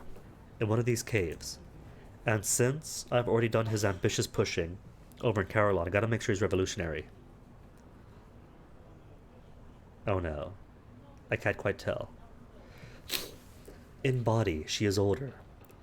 An older, even motherly deviless. She says nothing to him, though it's plain she recognizes him with pleasure. He, for his part, sits with her for a long time, telling stories of the Iron Republic, of London as used to be, a parabola. He talks the way one might at a sickbed of a beloved, unconscious patient. As much for one's own comfort as for theirs. At last he runs out. How did you ever reconcile yourself, he says, to give up the work? She doesn't answer. Before he can go, she offers him a document on papyrus, sealed with wax. Sympathize? I do not understand, he says, again and again on the way back down the cliff. Once she was an unstoppable force. I feel like with that wording, that's going to be for ambition. And to direct his rage. If he's going to be angry, let him be angry at those who have reduced devils to this condition, which I feel should be revolution. Revolution? He grumbles. It was not useful to rebel against the judgment before. That is what produced this result in the first place. But perhaps he is moody and thoughtful for some time after this. The repentant devil has become more angry at the judgments. Alright. So that tells me he should be more revolutionary. And in the end, if it turns out that no, he wants to stop running, drop me off at the Blue Kingdom to serve the Sapphire King, then from then on, just ignore him. Next captain. From the beginning with more knowledge.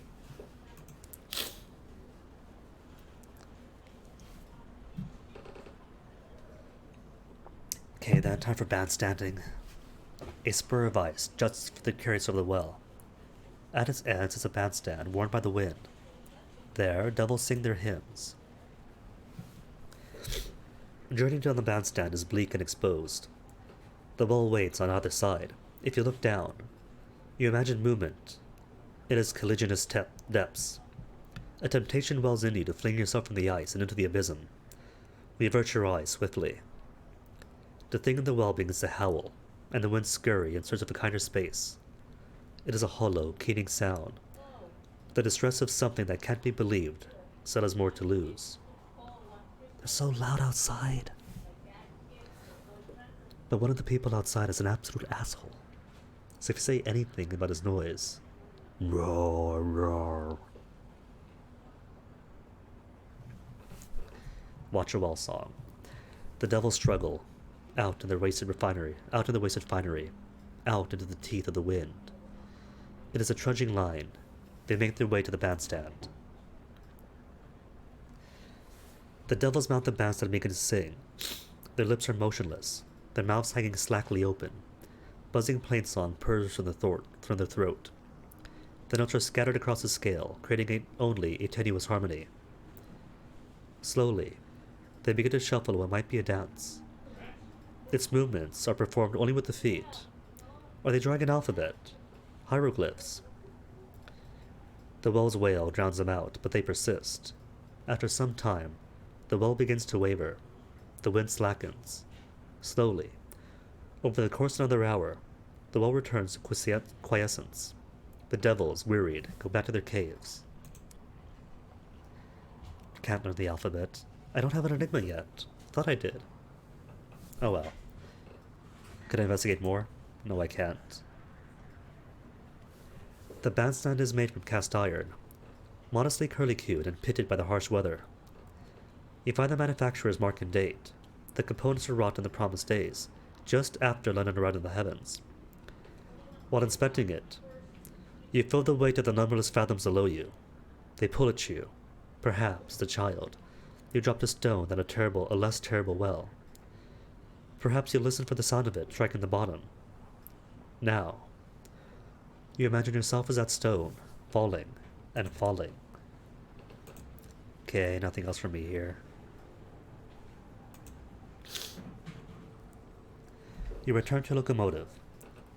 Do battle the winds and return to the sky.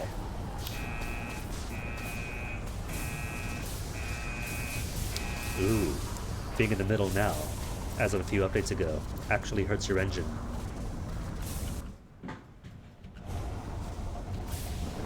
Oh no. There's the eggs, not on the far side but this side. No curators, right?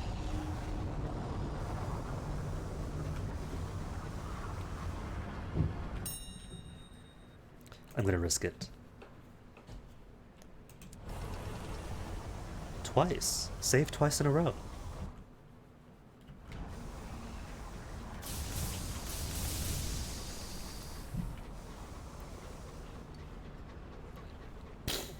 Next stop, Most Serene Mausoleum. And the only dangers out here, if I remember correctly, should be gaggles of marauders, which I'm sure I hear, up ahead with their engines, and some scorn flukes. No, that's my engines, me turning.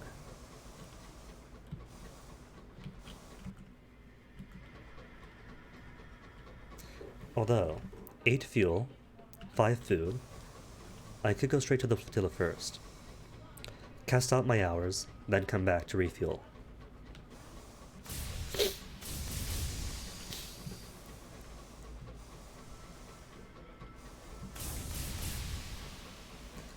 I had it dumb.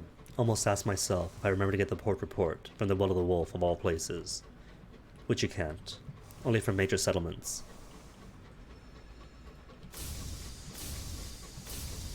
Not the minor ports and stops along the way.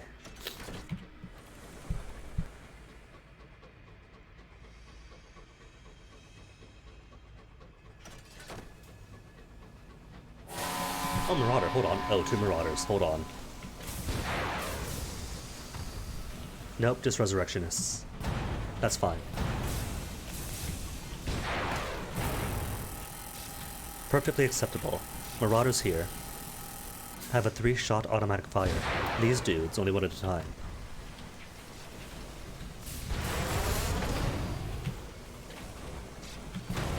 And they're nice enough to allow hull repairs. Considering how sloppy I am. Which at least get the experience. 900 more to go, the next one.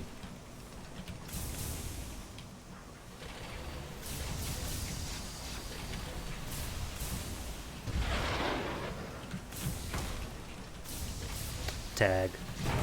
You're it. No tag back.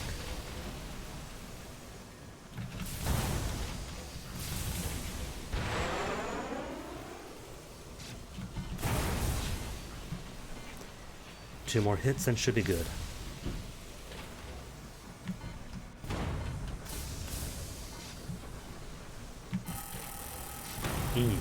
Perfect. Strip for parts to repair hull. Demolish the grave robber for hull. Demolish it. The resurrectionists are equipped with reinforced plating to better weather the ire of Albion's dreadnoughts. But not to weather me. Grave robbers are low throughout Albion, and your engineers set to the task with zeal. And something shiny up ahead. That's probably going to ask for a saying. No? Is it a saying? No, it's not just flotsam. Just lotsam of flotsam. Flotsams and star, maddened explorers.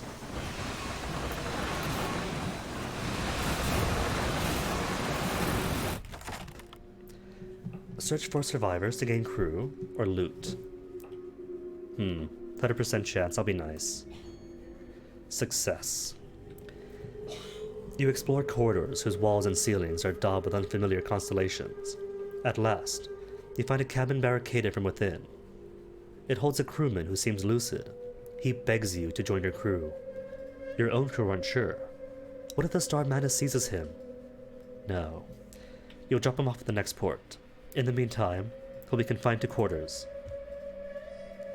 He looks disappointed, but agrees. The crew are happy with him locked away, and are cheered by being able to perform this act of sensibly cautious charity.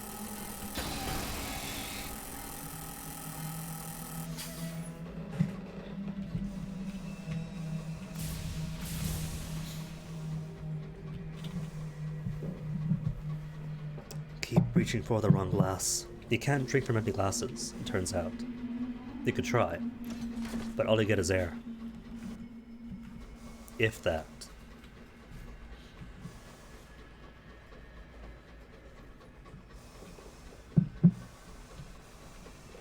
Target practice, do I hit?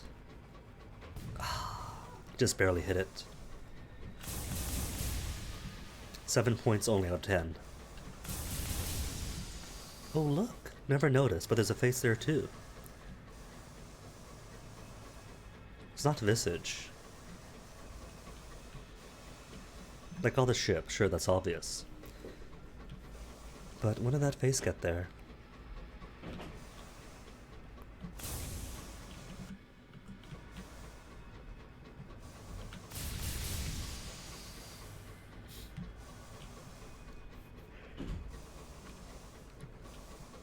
And let's see. I'm at 2 nightmares, got a good ship with good boosting, and an okay gun. But I have no enigmas, right? Right, no enigmas. So even if I fought a Scornfluke, I won't be able to get my good gun out of it. No wrath of heavens for me just yet.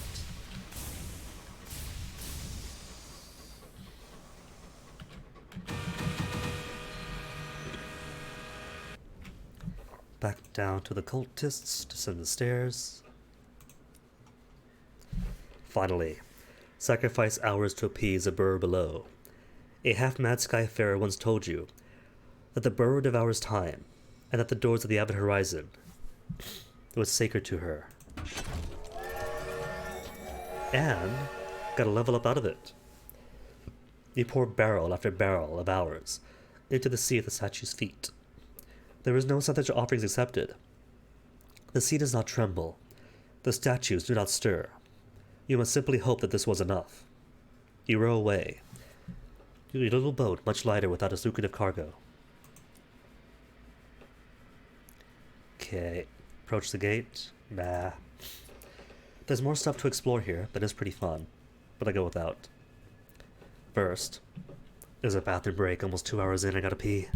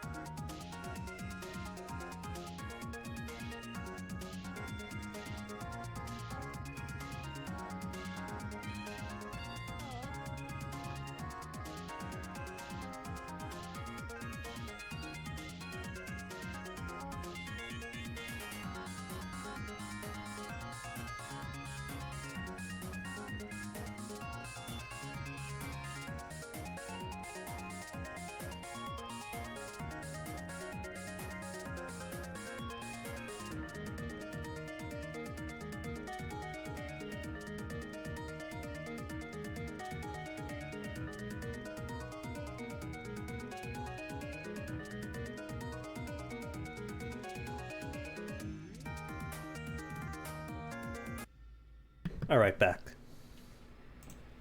See, quick break, that's it. Quick break, and a level up. 50 hearts, 49 irons, 59 mirrors. Veils, who cares? What to take then? At a minimum, you want 50, 50, and 50. A thief oath? No honor amongst thieves to drop nightmares down some. Bell tolls. I have a death in bed that was foretold. Spell in prison? Nah. Scarred? Maybe. Black sheep? Have had Augusta avenues, but have not yet had family footsteps. So sure, could be fiddle black sheep. Or could be a thief oath.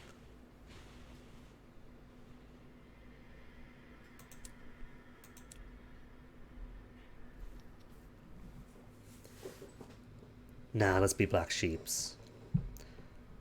You never fitted in. You were a piece of another puzzle. You came to revel in family's disappointment.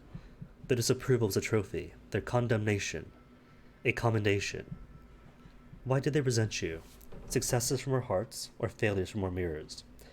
What a disappointment you were, and how often and lengthily they informed you of it.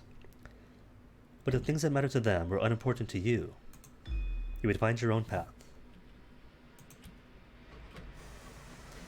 Right then, 6 fuel, 4 supplies, plenty for the trip back to London. Don't even have to stop by the most serene mausoleum, but I could. If I want the port report and see what bargains they have for sale. Probably should. Mausoleum, then London then. Worst case scenario is that I find out how disappointing the bargain is. Like if it's crockery for sale for some deathless or something.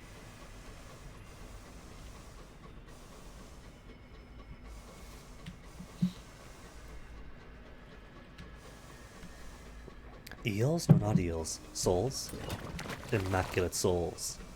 For free. Can't beat that price.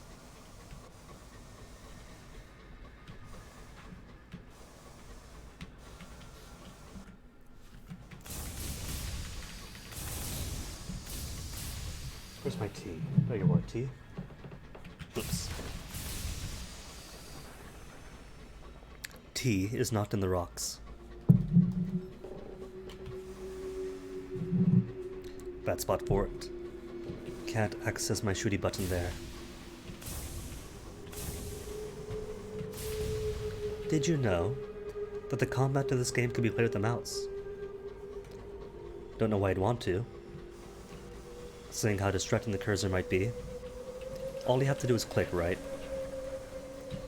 But you might feel inspired to wave your mouse around, to aim at some enemy, help yourself aim, and then by habit imagine, by accident of course, that the mouse is how you aim. It's not. So best plan, get rid of it. No mouse. Just keyboard, just spacebar. All you need. All you have to do, turn, aim the light, push the button.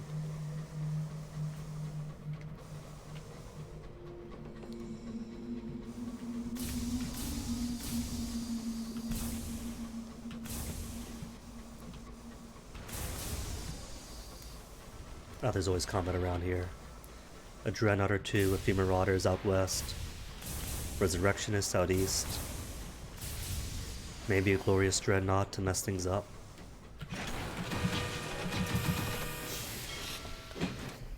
So, Mausoleum, what have you got for me? What'd I say?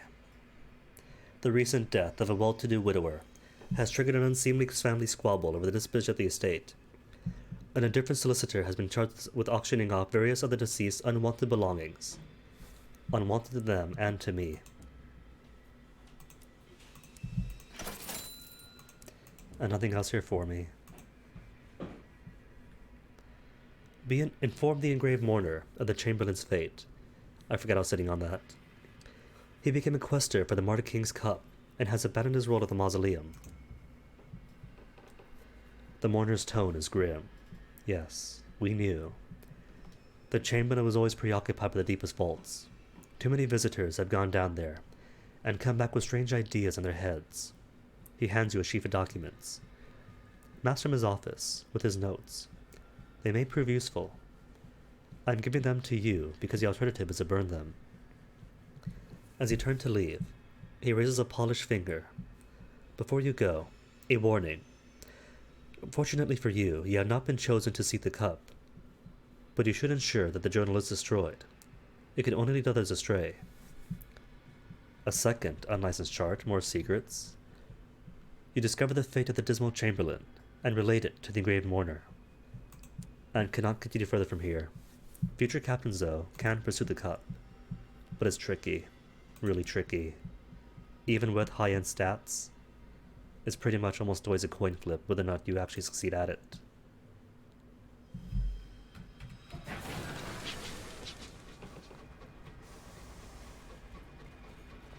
No, it's gonna be awful.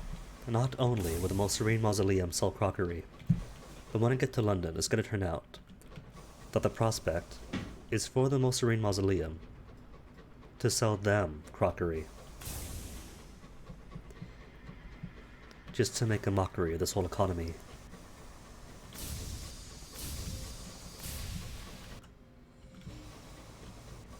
Graves. Graves as far as the eye can see. Alright, should speak to my devil to get his opinion on what we saw at the Will of the Wolf.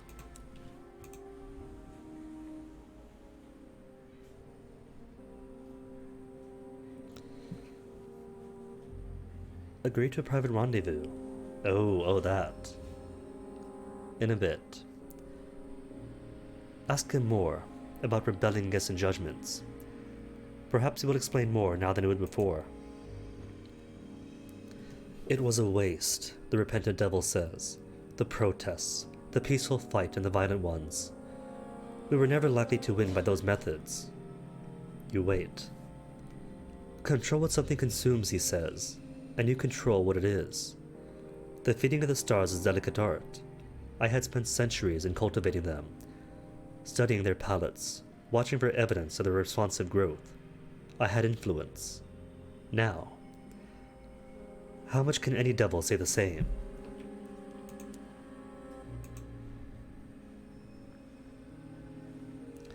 I could agree to a private rendezvous. Allow him to distract you from the unhappy topic of the Will of the Wolf. He's in the mood for something more carnal than conversation. So nah, with the activity going on outside, that'd be a bit embarrassing. For now, fights. Almost right on the engines.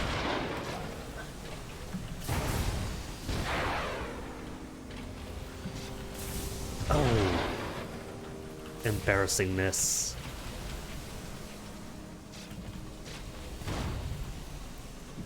Two more. Now it's two more. Nope. Is this it? Last shot.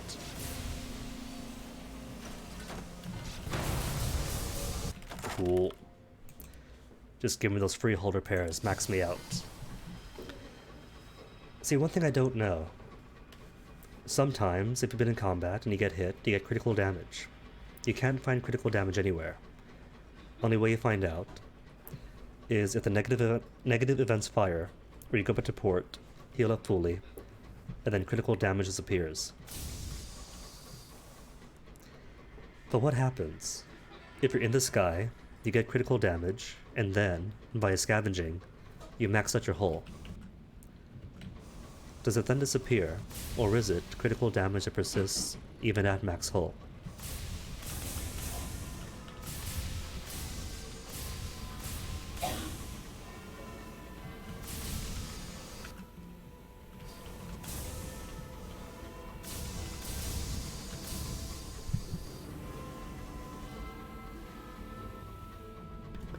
Sympathy cops last time.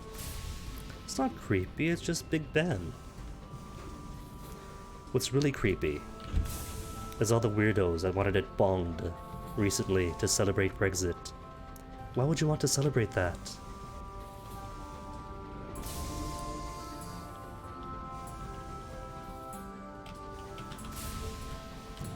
Alright, search up by the horological office.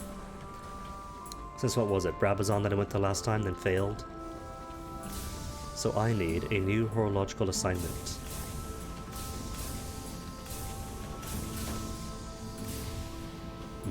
Plenty of dreadnoughts. Do I dare fight them? He's suitably isolated. I think I shall. Got a good engine. Decent weapon. A new assignment. The chief horologist almost was pleased to see you. Ah. Apprentice 3rd class, you're back. Good. I trust you are ready for your next assignment. Sure. These careless colonists. We've been getting deliveries before they've even been sent. Chronologically speaking, I mean. Wind your pocket watch and get them back on track. Carillon. Alright. Okay then. If I get shot up, that's okay. Because St. Dominic's is right here. And nobody cares if we spent the last hour blowing up Her Majesty's ships right outside their, right outside the window.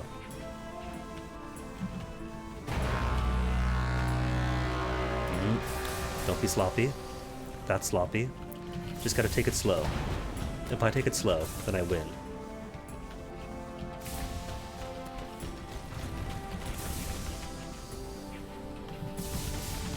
See, he gets 2 autocannons, why don't I?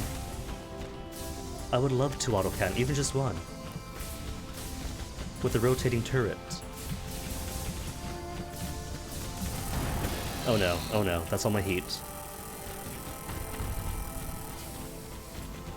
It's alright, still going strong.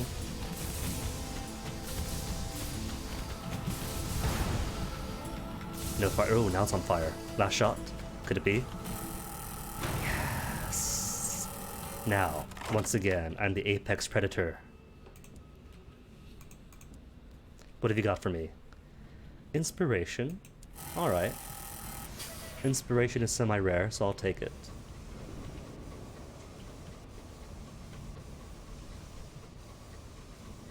Okay, triply, doubly checking that the light button is on. Really don't want to repeat of yesterday.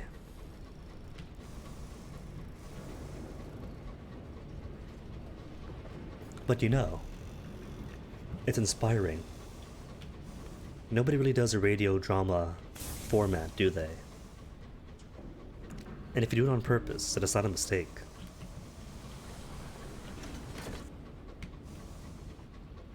The next station is London St. Dominic's. Mind the gap between the station and the platform. Train on the platform. It's been a while for me. Insistent surveyor. Can't do a thing with her yet. Your aunt is here. Dear God. Somehow, she has found her way to the high wilderness. She's trying to get your attention with her frantic waving of her horrible hat. I know you've seen me. Listen, I've quite exhausted the possibilities here. I am a serviceable quartermaster, I have friends everywhere, and my scones are to die for. How was that for curriculum vitae? Now let me aboard. Is she even a real aunt? Either way, you will have to deal with her. Not now, auntie. Locomotives are no place for an aunt. No. Filial piety demands as such, and she does make damn fine scones. She smiles with sincere delight. Here. Take my bag. Her bag is very heavy. And my hat. Her hat is also very heavy. Your crew are alarmed when she boards your engine. Their alarm only increases when she begins to pass comment. After a thorough survey of your locomotive, she graces you with a smile. There is work to be done. She has extracted gossip from you before she's even boarded. This woman is skilled. Foreshadowing. Wealth, not yet. Eggmonger, gonna hold on to it. Crew, good on. Silk Salon, rubbish. Exploration? Wait a minute, that's... Oh, I'm dumb. Gotta speak to my driver first, then we can look for things around Albion. Check on the driver. How is his verdancy developing, their verdancy? The incautious driver greets you with a pained expression. The voice in my head is getting loud. Oh right, nature reserve. I went to the nature reserve, but didn't do the thing for the driver. It's alright though. Later then.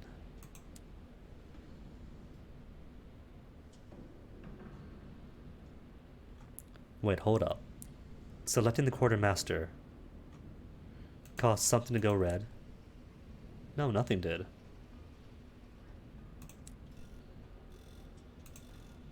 $50, $60, $64. There, the red's gone.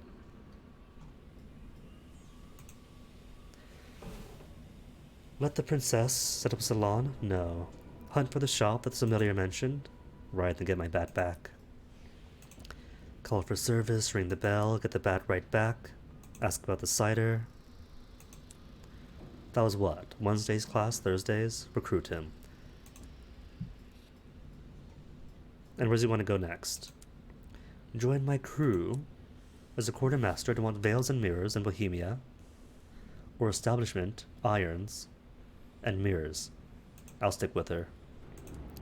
Ask about the luggage. He's settled in.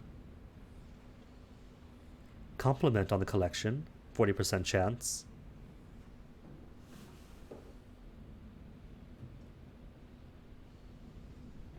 Alright, who all has veils? 2 veils.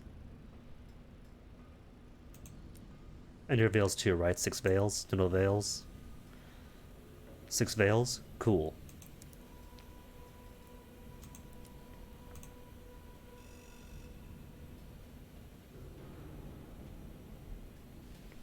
And now that I have veils high, no sooner have we pulled into the sidings that a long-faced man in a battered coat approaches the locomotive and asks for your time. What does he have to say? He fiddles with the bent brim of his hat as we approach, his face as solemn as a basset hound. His voice is nasal, his eyes grey. I will not wish you a good day. You are a person of intelligence, and the day is manifestly miserable. I myself am newly afflicted by gout, which has made my mornings a parade of wretchedness. No doubt you have your own misfortunes, into which I will not pry. Instead, let us move to the happier subject of business. You have come to my attention for the very reasons you avoid others. Your subtlety and your cunning. My employer may have work for you. Profitable work, but perilous and profoundly illegal. Should you be interested, seek me at the Admiral Benbow Inn, here in London. With that he takes his leave, tutting in the thickness of the fog before he dons his crooked hat, and vanishes into the crowd. Cool, so back to the bat. 67% now. You can have it, so on and so on and so on. Pro his ambitions. Oh, I can't give him a gift! Oh well. Check up on him. This is mine out, his interests, immortality. And you want to go to Faith's Fall. Cool then. Alright, back to Auntie. Back to you.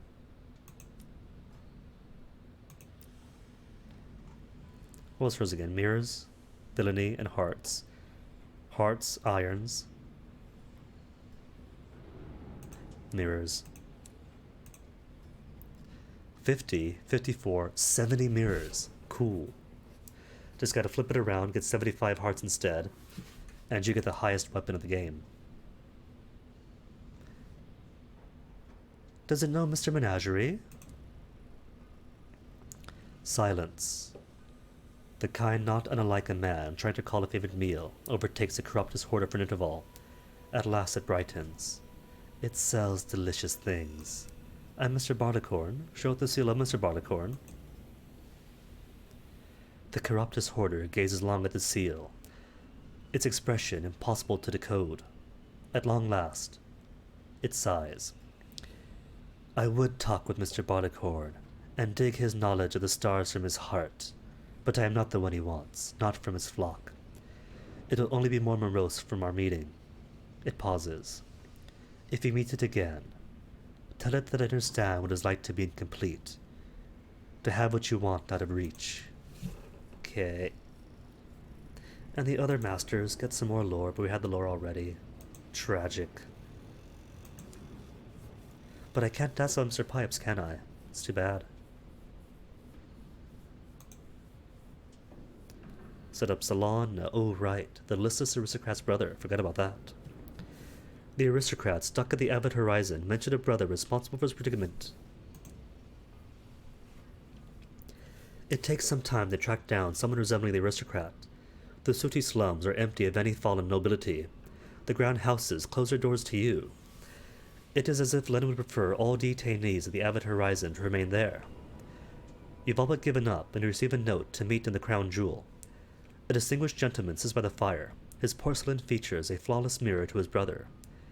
He intimates a litany of unsavory habits and hobbies possessed by his younger sibling. Calumny in nursery, scandal in boarding school, horror in the Young Stags Club.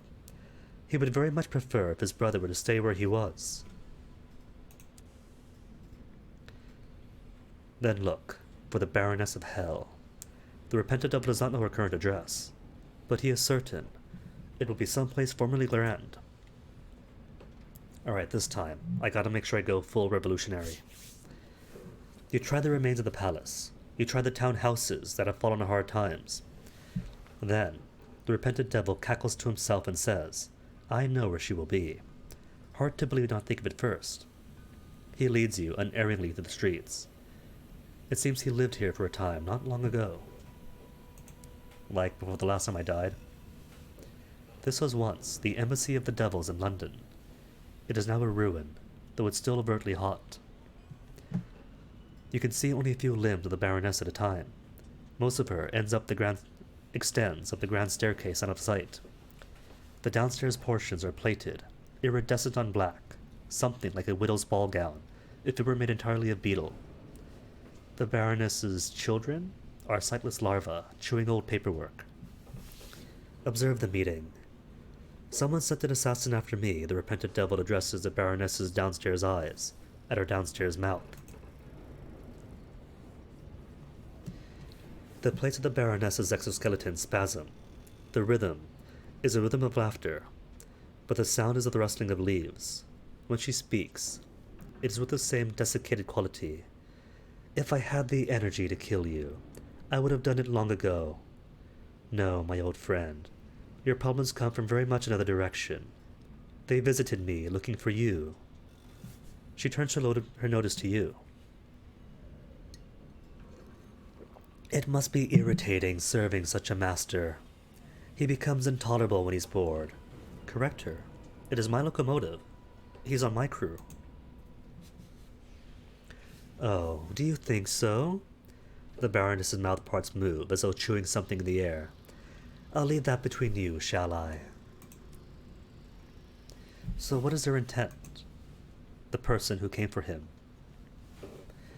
I said there was no point in trying to take him anywhere he doesn't want to go, the Baroness remarks, extending one limb towards the repentant devil. But she seemed likely to keep trying, so I killed her and kept her effects. She produces a bundle of things, clothes, a mean little dagger, and some paperwork. The bundle has been chewed on by the Baroness's children, but the paperwork still looks legible. With that, you are ready to leave. What will you speak of as you depart the embassy? Dwell on his ambitions, of course. He could never have been happy to live with the Baroness forever, no. His revolutionary tendencies, once. He was an ardent Republican when that meant a good thing, way back in the day. He speaks of his last fight with the Baroness. She did not wish him to leave, or to join the Republican faction. The fight was lengthy and violent. He still has the scars. Why do you think he has grown his sideburns out? The repentant devil has become more angry at the judgments. Cool, perfect. That's 2 anger, 1 ambition. And the blue wavy line looks weird. Any drop frames? A few. 397. Cool. What bitrate is otherwise fine now. So Devil Buddy, what now? Debrief on Caroline already did. Private rendezvous? Sure. He whispers a command that makes you draw your breath in. In more than your lungs should hold. Your ribcage vaults like a cathedral. Your sight blackens. Your mouth tastes like a phoenix on fire. Then, all you were holding too tightly passes from you in a curl of instant smoke. After this lustration, he too uncoils, winged, burning, elliptical. This being could throttle a volcano, could summon a black comet from Aphelion. The joke and the pleasure of it is that so much should be focused on you, and that you should be able to endure it, which is his doing too. The repentant devil is now my lover. Cool. Alright then, talk about the Baroness. Surely he has more to say. I used to live with her, he says, for centuries before the Republic. She gave me a safe haven. I gave her the wreck of power. I had been something, and now I was not. You've seen how she is. She'll sit in the ruins of the Brass Embassy for a century if nothing dislodges her, feeding her babies in the pulp of diplomatic dispatches. On the topic of those babies, you rather thought you saw her eat one of the larvae as you were leaving. The uselessness of the hiding wore on me. Overthrowing the aristocracy was something to do. So then, anything new? Baroness, ask more about rebelling against the judgments. Perhaps. It would explain more now than she would before. A sum with the devil's evidence. Ooh, I could. All you need? But I don't have 3 panes of stained glass. Anywho. About revolution. It was a waste, the repentant devil says. Wait. Oh, already spoke about that. That's not new then. So all I need now is stained glass. Do I have any? I have some. Was it 2 or 1? 3. Close. It was 1 and 2. Together, combined, to one happy family. 3 documents line the table, ready to be deciphered and translated from the infernal tongues. Some words are visible only in the right light. Blee, blee, blee. Yes, I should take a drink.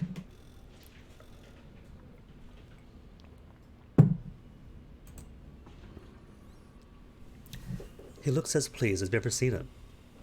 It takes some hours to sort the matter out, but it becomes clear in the end. I have the measure of my attacker now, he says. If I were a younger devil, I would even be flattered. My old abilities are in demand. The son of the Blue Kingdom has put out a reward for the first person to kidnap me, and bring me under guard to the Sky Barnet, there to assist in the service of appetites. So same so far. Safe haven aboard.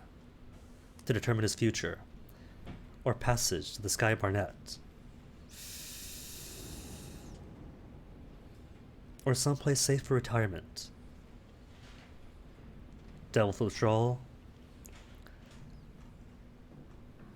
Safe haven aboard. With the Devil's Rebellion. Cool. Who cares if a judgment's looking for him? He belongs here with you. He has tried everything but rebelling against the judgments directly. And now perhaps it is time. Now, of all times, perhaps it is possible to take action, and have some hope of winning. Remain a fugitive on your locomotive, and take up action for the liberation. Make his status here permanent. Who would he like to be, if he is free to travel with you? To transform the repentant devil to the defiant devil, a sinner, who increases veils by 10 and affiliation academy by 2. Do it. Finally get to keep him. Subtlety, scholarship, room for his library. You offer him room to experiment, freedom to travel, protection, as much as you can offer from the interference of any further agents of the Blue Kingdom. Either he is touched, or he has the tact to pretend that he is. At any rate, he accepts.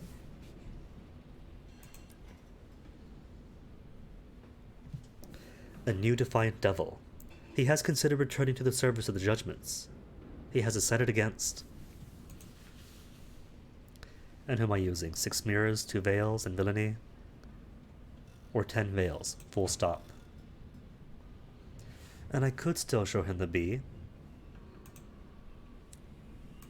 So if I were to switch 6 mirrors for 10 veils, it'd be 50, 37, 54, and 64, which is still good.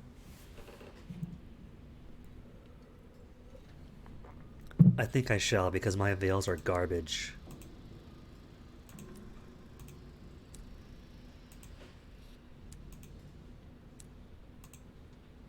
There, bit more balanced, won't fail as badly.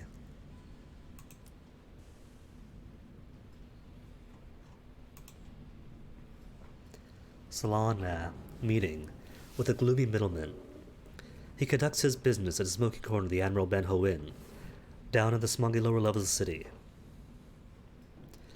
The middleman is nursing the same glass of beer he began the evening with. Ah, Professor. To claim it is a good evening would be duplicitous, but it is at least an evening, and here you are in it. He waits until you sit. My employer can open a profitable door for you. There are goods that Her Majesty's government do not want to see bought or sold. Prohibition begets scarcity. Scarcity begets profit. One example of this contraband is red honey, gathered by the midnight bros at Titania. Unfortunately, supplies have dried up. Prove your value. Find up why and fix the problem. Easy. And how's about?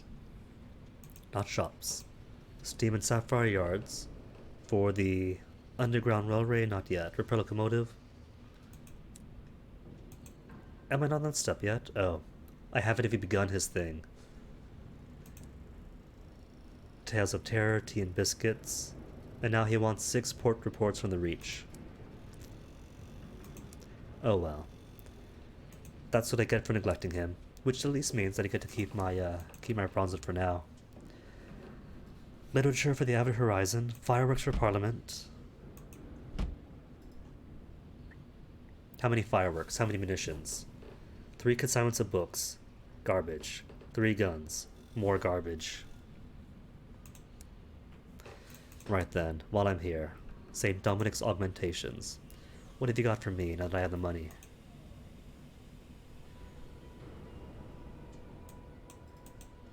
And why is it suddenly slow? There we go. It was lagging for a second for some odd reason. Speciometer assaying device. +1 assaying. Got you. Got that one. Winch and pulley, fitted cupboards. All the same so far. It is all the same. So I could hold off until I get to the Blue Kingdom. Since the Blue Kingdom has the best of the, the best of the assaying devices.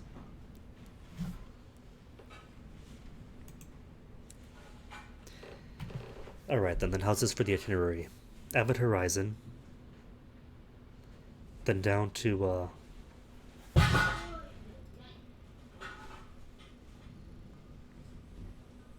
then down to the Royal Society.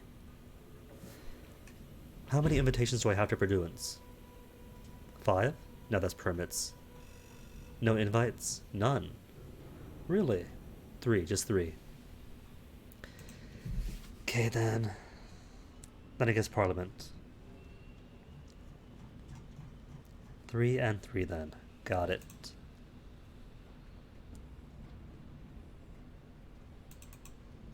One and 2 and 1 and 2 and 3. 3. Come on, thank you.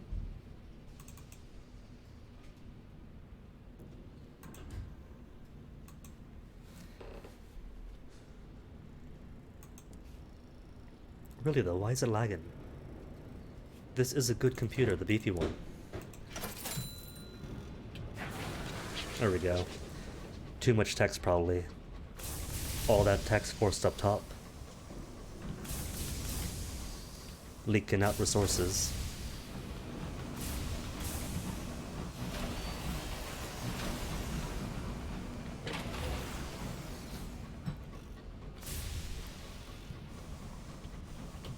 So I suppose what I could do now is gather up all the port reports and just not spend them.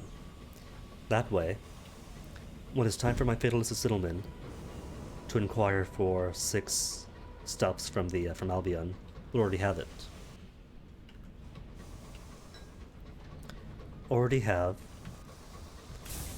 the Most Serene Mausoleum. Did not turn it in yet, did I? Then Avid Horizons 2, the Sun is 3. Then Royal Society, Walbury, Parliament. Cool. Simple. Easily done. And who's here? Not a Dreadnought, surely. Or if it is. Glorious Dreadnought 2. Don't want to get caught in that crossfire. Look at that thing. Where's that gun? Why can't I use that gun?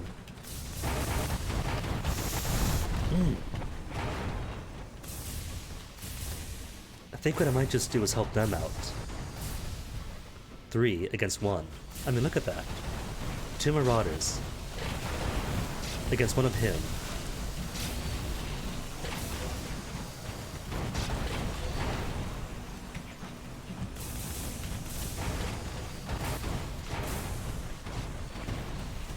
Whoa, turn around, turn around. Not that way. Aim at them, not no! It's alright. This is a good engine. Plenty of hull honor.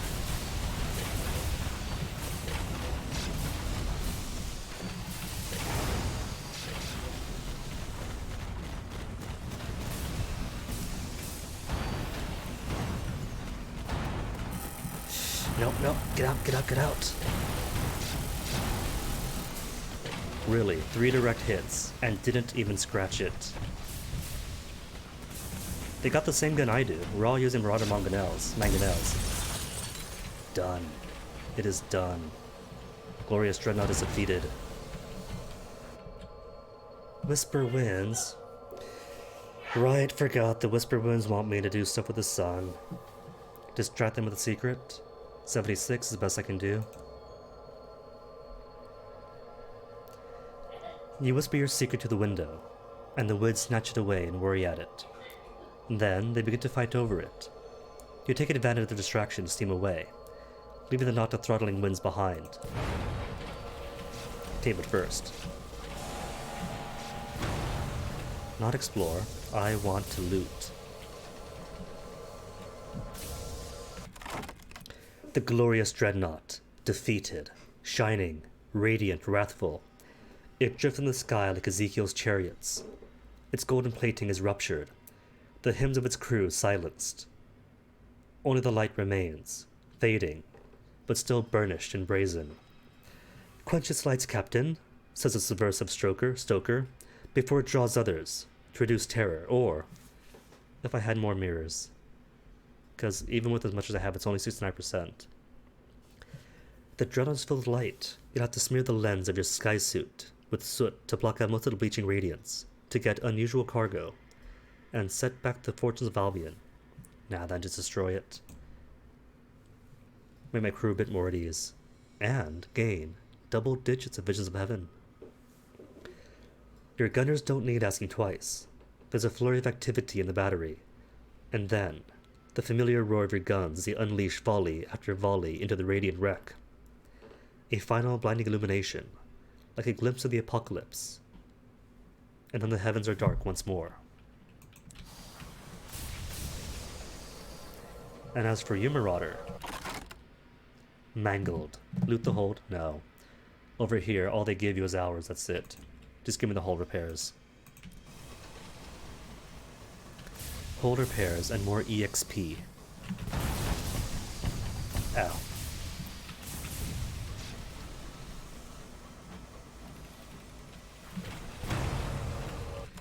That amateur driving deserves critical damage.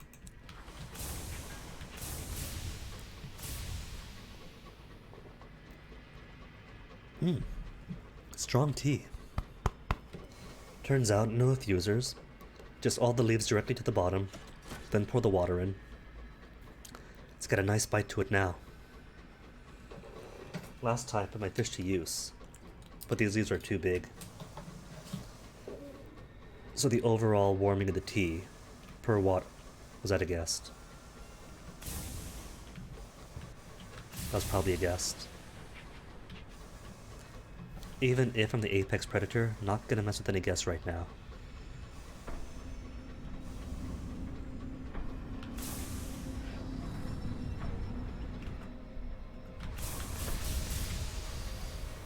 Hey, the storm that speaks. Already hates me, so there's no harm in talking to him. If I can, get in there. Oh, I can't do anything. If I had souls to appease him, then sure. If I had more souls, maybe. You have earned the storm's ire. It will not speak to you. Read a word the lightning wrote. 85% chance success. Oh, I can't do it. The storm was not inclined to pay you any heed. Fine then. Gotta break the sun, and then we can talk. I just scared myself. I inched ever slightly, and saw my reflection at the corner of the screen, moving quickly, and thought that was some hostile vessel.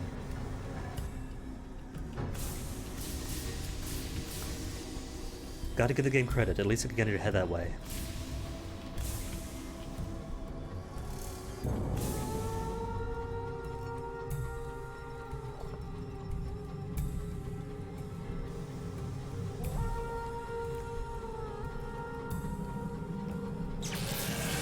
Ooh, Scornfluke.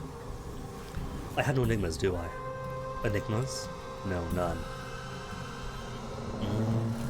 Alright then, I'll fight it for the experience, and the practice. As you can see, with my aim as bad as it is. That time was his fault, he juked.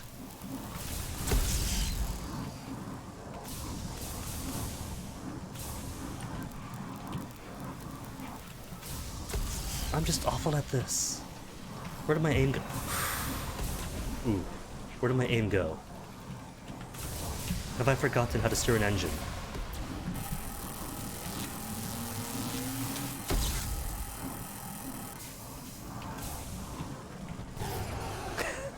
I guess there's that. Nuzzle into his back, roll over and fire.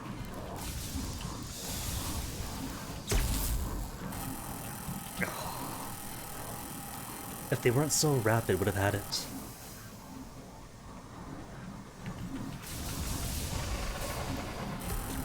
Ooh, the moment after he fires, they don't move.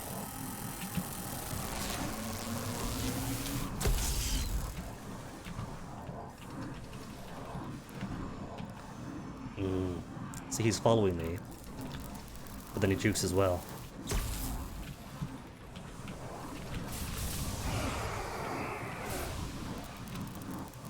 How to manipulate him? Got a pinch off him then. And he's bleeding now. One more for good measure. Ah, might have. But not like, ooh, no, no, no.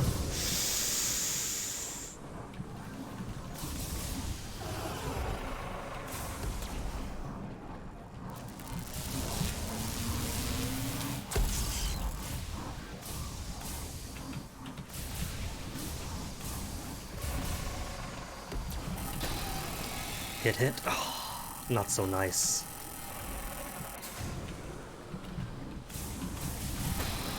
Oh no. No. Right in the boot.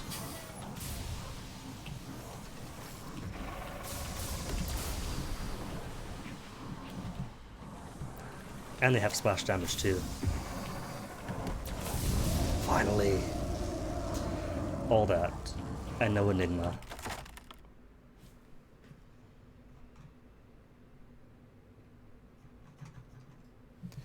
Investigate the Scornflukes.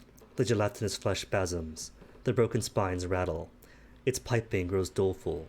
The fluke is dying. Reduce terror substantially by taking a trophy. 81% chance of success. Investigate, for 76% chance. Or use its spines to reinforce my damaged hull.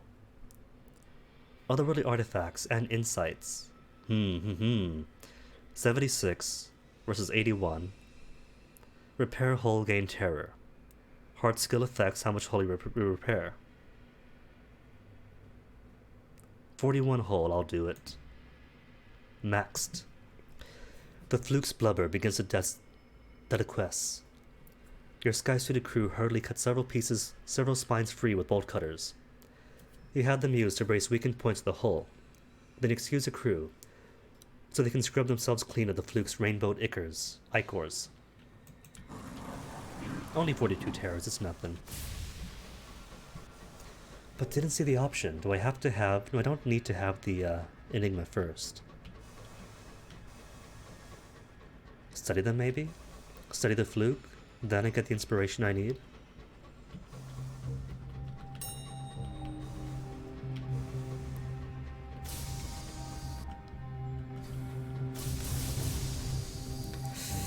Left in time, dare I? Alright, sure.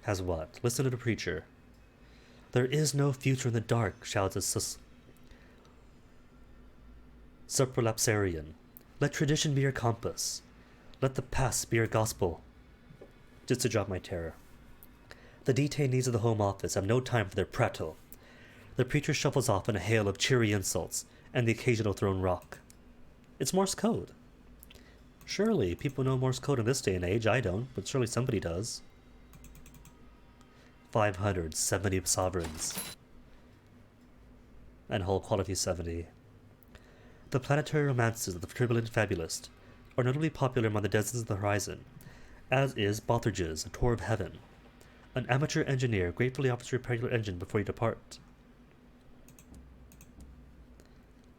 Okay, bit more supplies. And where's all their tea? I'm gonna raid their tea stores. Drop out the devil? No. Port to port? Yes. Take tea. All the tea. It doesn't ever run out, does it? No, it does. All the tea in the world. All for me in the world.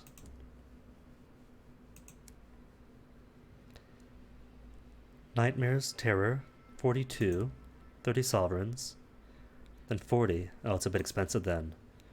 30 sovereigns for each of a tea. Then what on earth was that person talking about? Was that the Reddit or the Steam page? Talking about why would you ever go to Wilbury Juxtamer when you can go to the Avid Horizon and spend 30 sovereigns and drop your terror? Cause this is expensive. Wilbury's free. Or near free. And you can drop your terror several times at once.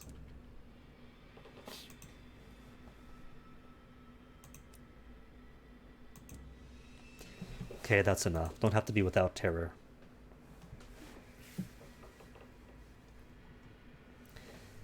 Deal with the probateur's request. Nah, afterwards. No, I'll do it. Because the right answer is a courtier. The worst she's done is have a threesome on the throne of ours and leave a horrible mess behind. Her spirits might recover if she leaves this place. Her eyes widen as you announce your decision. She bounces from her seat to embrace you. For the second time of my life, Captain, I'm willing to say, sod decorum. The aristocrat pales and fixes you with a gaze as murderous as any dark midnight hag. The nun merely lights up again. The acting senior probateur thanks you profusely before handing the former courtier her imperial pardon. More sovereigns, more experience, a singular cryptic benefactor, and that's it. Nothing else for me to do here. Oh no, it's a guest, isn't it? It's gonna be a guest. Exhaust, so it's an engine. No, it's not a guest, that's glass. A deranged dreadnought then. Who has a chance of dropping? What is it? Tears of Asto something. Where'd he get to? Or is he too far away now? Or despawn on his own? It seems to me that enemies despawn a lot more now. Another one. No, get off the wall.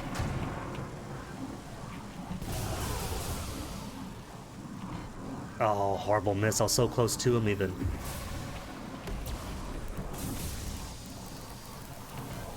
Hit. Nice. Alright, this time I'm going to try commingling. And see if that allows me. So, ooh. Now the deranged dreadnought wants to show up. He had his chance.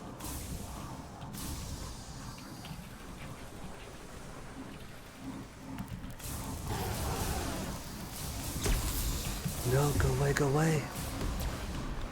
Although, oh, he's going for me instead. Go for him. Hit, hit, yes. Haha. Get them both against each other.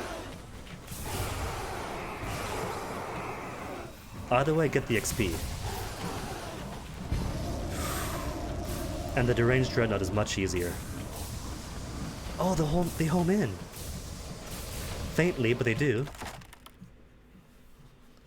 Alright, investigate the scorn flute.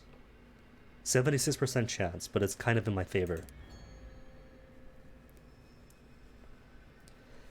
Its unhuman music rages and sobs.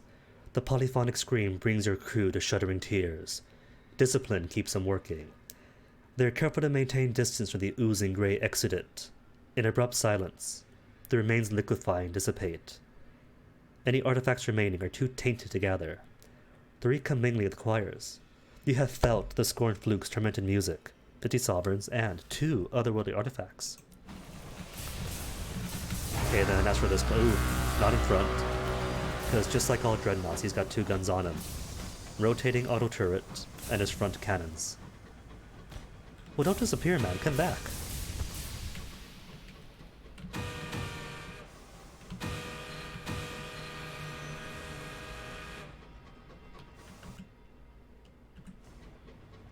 He's not gonna come back. He's taken the long way around to go back to his home node, isn't he?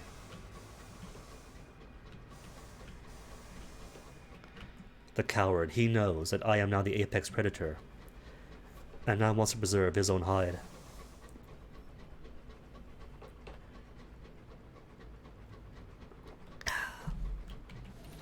No matter then. So how then, Crab Boy, is a Toontown revisited?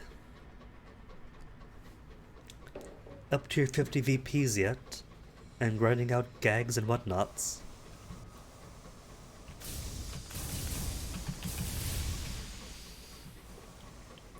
Oh no, it's not that scary, is it? Almost to the sun. Let me see. I've already started off the half glass empty. Another one. Hold that thought.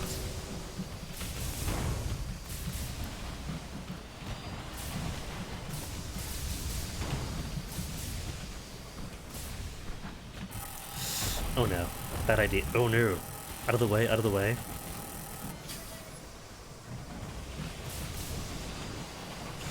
Ooh, that movement, that maneuver. Just keep right outside of them. Then move. Come on then, we need some tears. No tears? I bet you the one that fled had tears on him. The deranged dreadnought's rapid aggression is stilled for now. Is stilled now, not for now, it is done. Your light reveals glassy growths encasing sections of its ravaged hull. The battle has shattered them. They spill across the sky in a plume of shards and dust. Recover glass. 72% chance, and risk losing crew, when I'm only 1 over my safe limit, is hazardous. Plants versus zombies and laundry. Well, laundry's easy, isn't it? You just take the clothes, put it in the machine, close it, turn it on, take the clothes out, put the next machine. Or search the crew cabins. Gain terror. In addition to other discoveries. Progress through the dreadnought is hazardous. Half of it has been reduced to wreckage. The remainder is almost entirely vitrified. Excuse me. Glass cracks underfoot. 7 years bad luck with every step. At least I use up a bad luck now. Tool, hello. Where was this train from? The train I'm using now is from Eleutheria. And is one of my favorites. Good maneuverability, good slots on it, and a good balance of hold and hull. The captain's cabin is blocked by a cascade of falling glass that almost reduces you to a mass of crimson ribbons. You are forced to seek answers elsewhere. In another cabin, you find navigation logs. They detail a change of mission away from London. A Ministry of Works permit, stamped and sealed, gives a captain a broad remit to requisition materials for the maintenance of the Clockwork Sun. Cool. Even if that's a failure, you get terror anyways, it says. So a nameplate and a permit is still a win for me.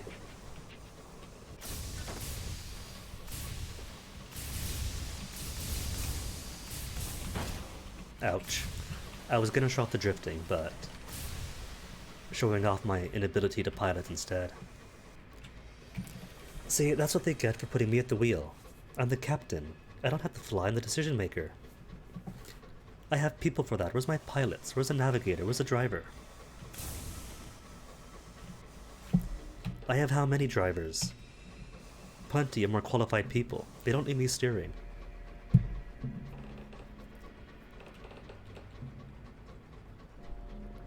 I still think it'd be a cool bit of not quite auto travel or whatever. But if, say, you open the map and put down waypoints for where you want your route to be, and then you go, hands-free, as your crew sail for you. And if there happens to be some danger, you could regain control and start fighting for them.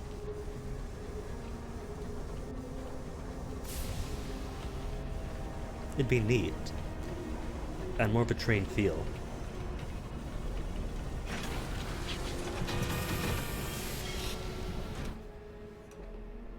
Scavenge? Nah. Clockwork Sun? Sure. Sabotage the sun for the Whisper Winds, so they can stop begging me. You made an oath to earn the clemency of the storm that speaks.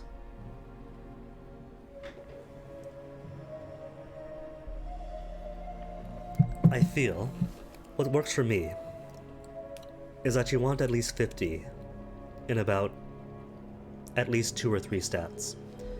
If you have one dump stat, that's fine. But if you have at least 50, it's nice and level, you'll pass most checks reliably, and more importantly, you could use all sorts of equipment.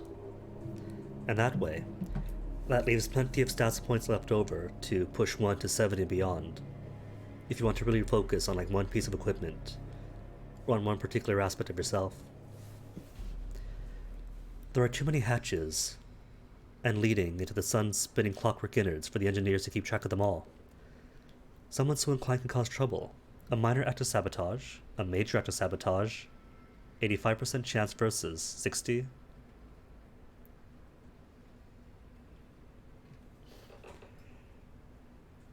Is it less sacking though, or is it more forced retirement, giving them a happy ending? A bit of solace, after all they had to witness in the skies.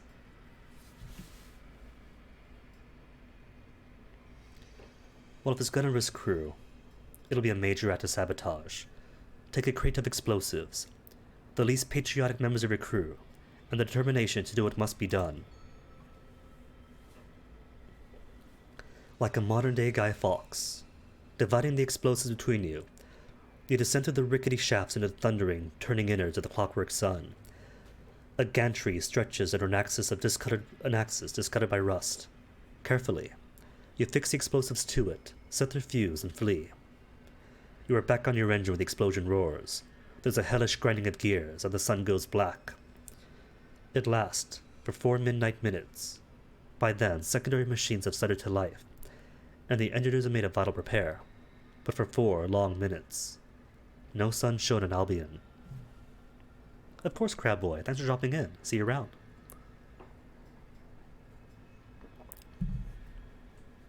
New total, 0 strength of the sun. And I've appeased the Whisper Winds, which means the storm that speaks doesn't care about me. Did what Senpai wanted, and now Senpai doesn't care. Port report? Engineers flock to you. You need to tell London what's happening up here, they say. Tell them to send more engineers, send resources, send help, something, anything. They list a litany of recent faults, a broken cog, a snapped belt, unpredictable flares. More engineers swallowed by light are vitrified, and every morning, the sun has been taking longer and longer to reach full incandescence.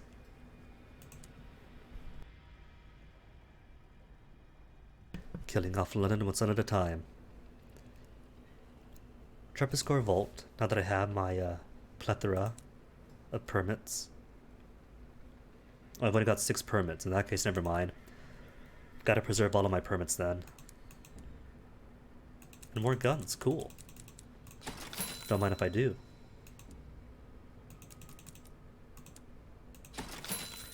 Low on food, but oh well. I'll get some more food when I get to the Royal Society. That would have been a cool flip around, but then I botched it.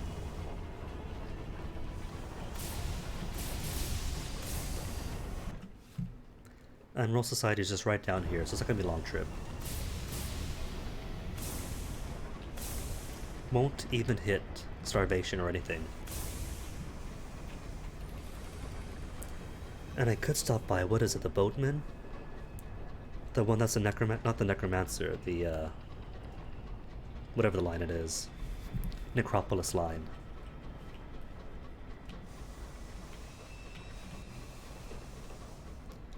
But it might as well be necromancy.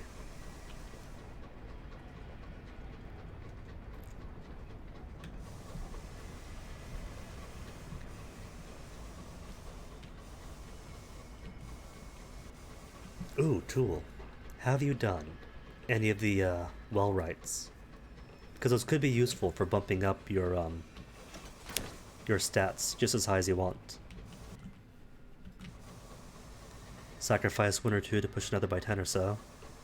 Plus officers. It can squeeze out just as far as you want. If you're not too far behind. Oh, you know, Old Tom's Well, Well of the Wolf, those things. If you go to them, you can perform some right, just one at a time. That sacrifices 1 stat or 2 stats to benefit another one.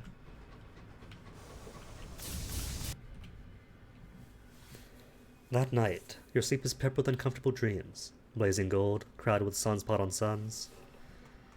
Tales of terror, or sacrifice tales of terror for vision of heaven. Or heart, 75% chance. Oh, she does. Her. And every other well, too. Conversation, see company. Oh, they are spooky. Especially the one in Etheria. But their spookiness is what enhances the experience. You find someone in the galley. They couldn't sleep either. You exchange a bleary greeting, a stiff pot of tea, and a conversation about the overflow valves. Already, your dreams seem distant and silly. Cool.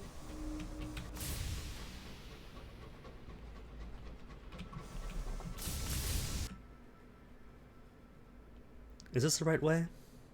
I don't think it is. This feels like it goes around it. What I want to do is go down here, then up and in.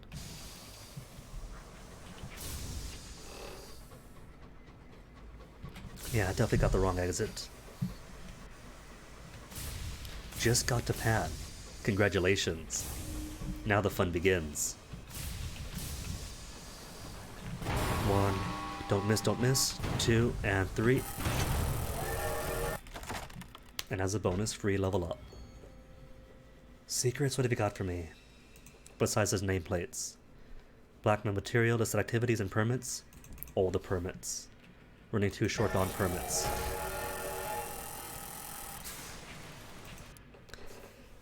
Okay then, 50, 54, 64. What do I want to boost now? More hearts maybe? If I have 5 more level ups to do, then yeah. I could squeeze in just enough for 75 hearts. And a bit more mirrors. Family footsteps then. Bell tolls. Thief oath. Could do a thief oath. And a thief oath should drop my nightmares too. What else do we have? Nothing else drops nightmares, do they? Nor come with any cool bonuses. Tales of terror. Garbage. Sky stories, cool. But plenty of them.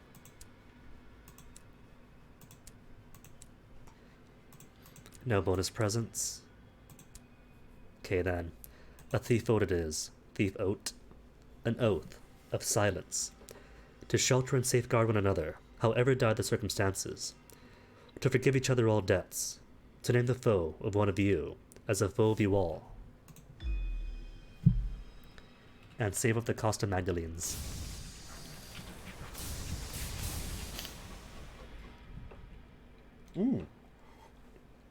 Egg number 3, are you gonna hatch?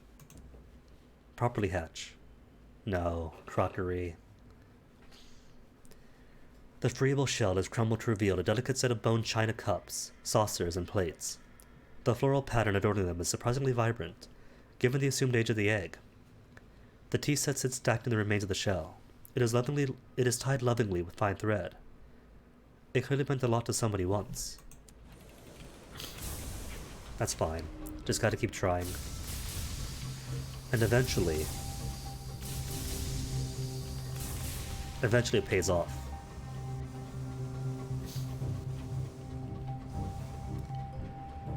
And where's that boatman? Could be up here. Cavi, what do you think?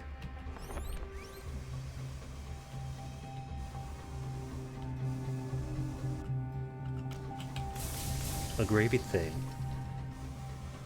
Right down this way on the docks. Boatmen get.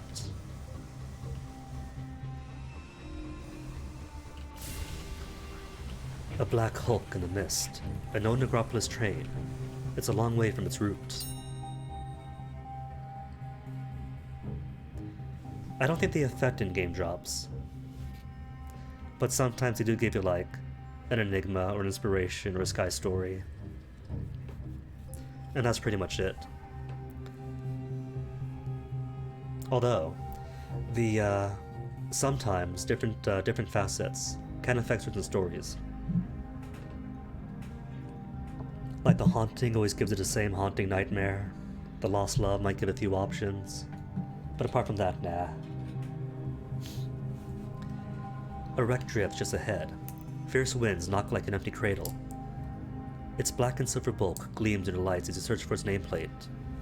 The boatman. Captain. A signaler wants your attention.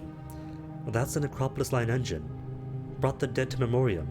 His eyes widen. But it disappeared one eve. They say the dead woke and commandeered the train. Nonsense, I'm sure. He doesn't look convinced. I tried it. And for the most part it just makes him weep and seeks comfort in you. It's pretty much the exact same thing as haggling for a better reward, I think. Just without the haggle part.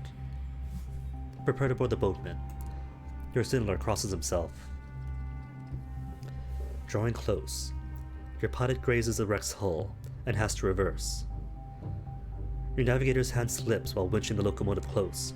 A clang resounds throughout your engine. When you finally docked, you select a few of your crew to join you.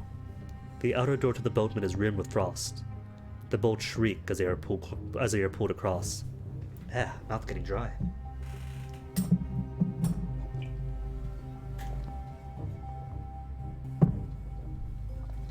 Inside, your torchlight reveals a narrow corridor in somber black, opening to a darker doorways, likely the crew cabins. There is a long moan from somewhere deep in the engine. Probably the boilers, your stoker whispers. Pressing forward to the cabins, you hear the rattle of something that might be chains. A bolt loose on the chassis, your stoker suggests, less confidently. Gonna get so much terror here. Which is okay, because right on the other side of the Royal Society, on this map, is Robert Jacksonaire. The boatman is as dark and as cold as a grave. Flashlights flicker on the walls, none substantial enough to illuminate more than the empty doorways ahead. A shattered window in the galley is responsible for the merciless cold. The source of the faint but incessant knocking is less clear. Explore the boatman. What happened here? Does it cost secrets? No, it doesn't. Unlocked. When groanings of the boatman is a mournful groan on the wind. Light in hand, you wander the empty cabins and carriages. The floor of the boiler room is scarred with scorch marks. The captain's cabin is littered with pieces of furniture. There are bullets on the walls. There are no coffins aboard, but the hold is locked. A great groaning emanates from within. A hissing sound, like that of a grieved cat, comes from the galley. Flee! This is an unhallowed engine. Investigate the galley. Something battles inside. Or the engine room. Heat emanates from within. Or the crew cabins. Gaslight reveals only darkness. You can see nothing inside. You pass a mirror and glimpse a skull where your face should be. The rest is mantled in shadow. Returning to the mirror, you see the glass is broken. There is a hole in the wall. The engine room then? Still active? The air is hot and dry as the heart of a work world. The incinerator has been switched on. Something is burning inside. Peering in, you can make out the remains of a bundle of black and silver uniforms, smoldering into ash. A gaslight gutters and dies. You are left in darkness. Galley, then? What's in the galley? What's rattling? A pot has been left on the hob, boiling away. Inside. Teeth? A sudden hissing. Your stoker stifles a scream. It's just a pipe giving out in the cold, steam pouring from the rupture like smoke. You can hear weeping somewhere far away. Investigate, finally, the captain's cabin. At the end of this black-walled corridor, the captain was afforded some measure of privacy from her crew. The room is Spartan. The beds look uncomfortable. Someone has arranged her pillows, and a surprising number of smoldering stuffed toys beneath her sheets, and the semblance of a sleeping form. The only other furniture in the room was a barren writing desk with a journal and a pen embedded upon it. What are the dates, though? What does it say? Reach the hold. It's the obvious next step. You've read enough penny dreadfuls in your time to locate the source of the trouble. 76% chance, though. It must offer some hint as to the goings-on. Something unnatural abides here. Failure. Reading the captain's log provides a few clues. 11 September 1903, so 4 years from now, or 4 years ago I mean. Line manager insists we shave a day and a half from the round trip. Navigator plotted a new course. 12 September 1903. Set to make Memoriam in good time. 13 September 1903. Scouts report wefts of unraveled time on our bearing. Have instructed pilot to hold the course, and our schedule. You haven't found a single coffin, and the hold is locked from the outside. The captain would have keys with her, but you have not found her body. Either the captain felt the need to lock the hold before abandoning her engine, or she's inside. The door is locked tight. Force the door, or plunge with the corpse chute. Follow the progress of Albion's dead. A riskier proposition for you, but a safer one for your crew. It's just 5 tarot, that's nothing. Corpses brought to the Necropolis-lined ships are deposited through the corpse door, which opens to a narrow chute leading to the hold. The metal groans with the weight and movement of a live body. Tormented fixings buckle. Your crew bang on the sides for you to get a move on. It's a tight squeeze. A chute narrows like a throat. But, with a final groan, you're expelled, and have breached the hold.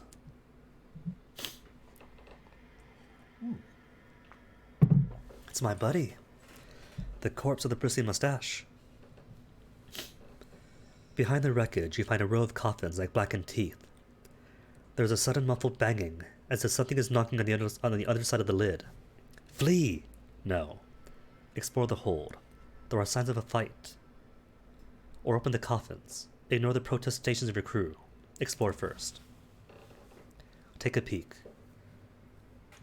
You move through the hold, which is as large as the Wolfie family's mausoleum, casting your light before you.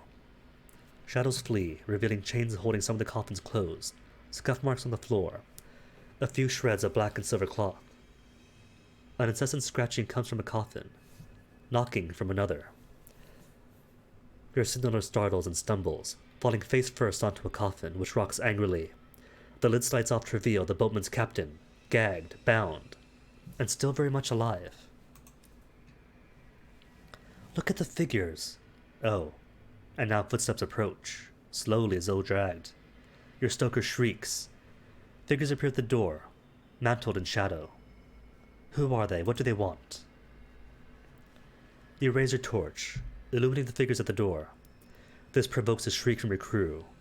Sallow-skinned, hollow-eyed, decaying corpses are blocking your escape. Bloody rib cages, broken skulls, exposed bone, and sloughing flesh. Cadavers. Reach for your weapons. Walking corpses. They could not mean well. Or pray. What good are weapons against the walking dead? Distressingly, the cadavers join in, mumbling, rasping, and otherwise mangling the words. When you finish, the leader, a tall, tattered man in a stoker's uniform, thanks you. Very grateful for you for leading us in that, Captain. In the eerie light of your torch, You can make out moldering corpses. They stand in the doorway, sat at his grave. Well, approach them. If they're lucid and pleasant, and they are the key to whatever befell the boatman. The leader extends one bony hand, its limbs shaking from the weight of yet unsloughed flesh. Introduce yourself, it is only polite, or pull off the ridiculous corpse mask. Enough of this farce. Walking corpses, stage tableau. This theatrical display may fool lesser minds, but not you. The polite and good option is to introduce yourself. But pulling off their face sounds so in character. For a professor, for the turn of the century, do it. Gotta see what happens. More terror gained? 5 terror gained? The leader lowers his rotting head. The flesh is chill as meat left on the butcher's block overnight. Aha! You grab two handfuls and tear. Flesh sloughs away like moldering wallpaper, revealing polished bone white as snow. Are you done? The corpse says. He pauses, while he ascertains that you're not about to run away. Would you like a brandy? Yes, please, for the terror drop. The deceased stoker says under the corpse to fetch a brandy for your crew. Captain, he says mournfully, had a habit. What the brandy lacks in quality, it makes up for in potency. Now, the stoker says, when the last of the glass has been handed out, I think an explanation is required. Flee! The engine has been claimed by the dead! Now, he's more to say. Hear him out. I should apologize, he says. We have not had any visitors since the mutiny. Couldn't predict how to react. Driving you off with a haunting seems safest. Almost had you, a decayed lady cackles. The fruit in her hat is fused with the exposed parts of her cranium. Ugh. The stoker clears his crumbling throat. While our bodies were being transported, the captain stood us with carelessness and time. Things have got entangled, you see. As far as our minds are concerned, we haven't died, but our bodies beg to differ. Vociferously. The last thing I remember from when I was alive is saying farewell to my husband, then heading to the station. He looks down at the captain in her coffin. She's getting agitated again. We've been very decent, considering they tried to throw us into the incinerator the moment we climbed out of our boxes. Anyway, we thought we might face the same treatment elsewhere. So we set out into the wild. But here we are, stuck without fuel. We'd appreciate help. You have solved the mystery of the boatman. The boatman was victim to an unfortunate accident. It is now crewed and captained by dead who were jolted awake by the collision with loose hours. The engine is out of fuel and supplies. Its living are trapped in coffins. Its dead are torn between returning to London and seeking a new home. Theirs is not an eternal rest, but rather an unhappy intermission. Speak with the happy dead. The deceased stoker leads a group of corpses, eager to be off among the stars. What's his take? The stoker adjusts his jaw to make his speech more intelligible. That work?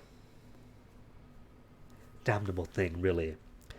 Last thing I remember from my life before this is wishing him goodbye. A sigh rattles through his skull.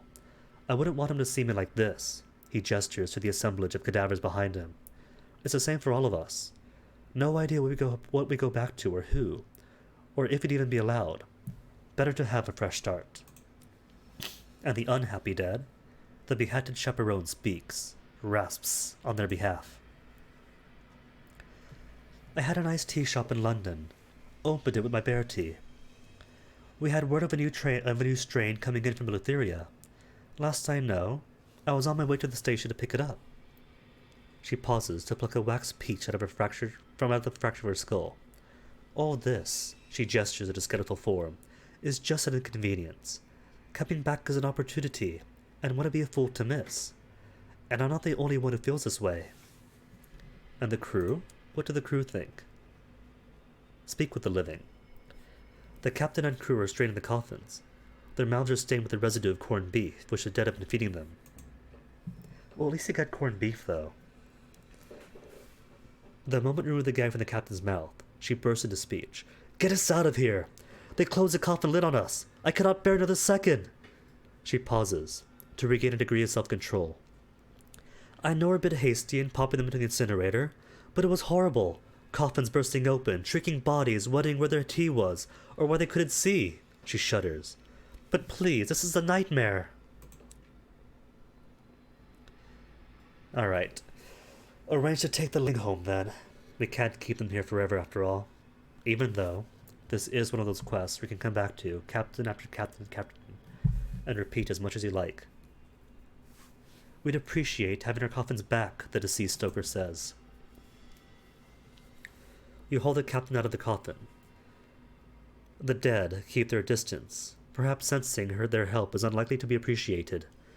Bloody savior you are, the captain whispers. Come on, lads. All aboard the captain's train. We'll sort out what we're going to say on the line manager on the way back. The crew of the boatmen leave their train for yours. The quartermaster could arrange details of the crossing and provisions. Most serene mausoleum. Cool. And arrange to take the grumbling dead back to London? They get to be neighbors. They'll have rooms next to, or better yet, no space. They'll share rooms. Take the grumbling dead back to London. The beheaded chaperone is making pointed remarks about the contents of the deceased stoker's skull.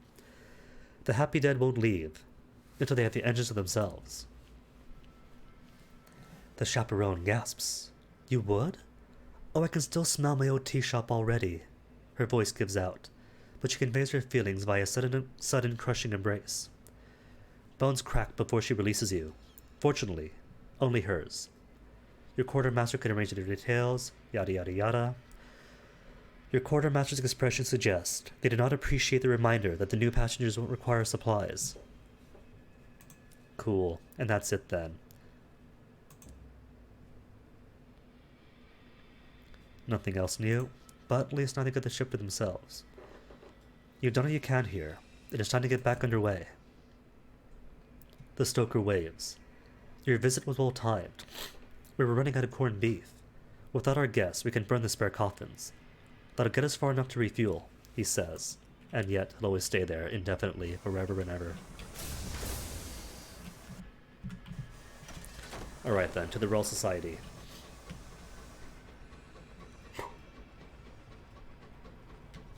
And then BRB number 2. Considering it's what? It'll be 3.5 hours by then?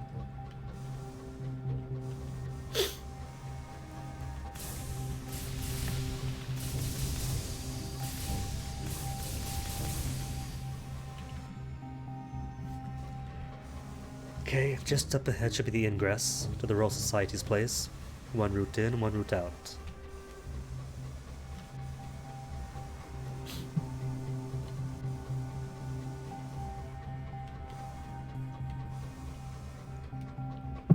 And guess what turned up today?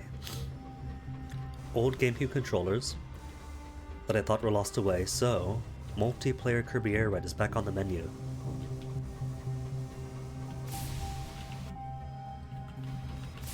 Yep, this is the route.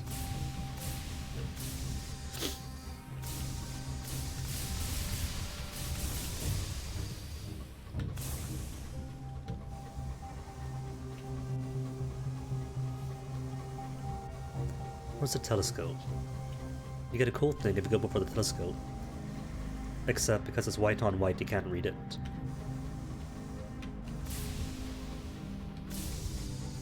Nope, not this time. Oh well, sometimes there is.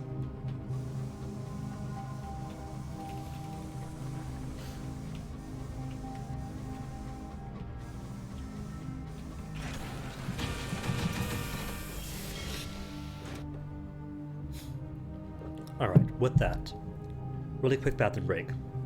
Just a few minutes and I'll be right back.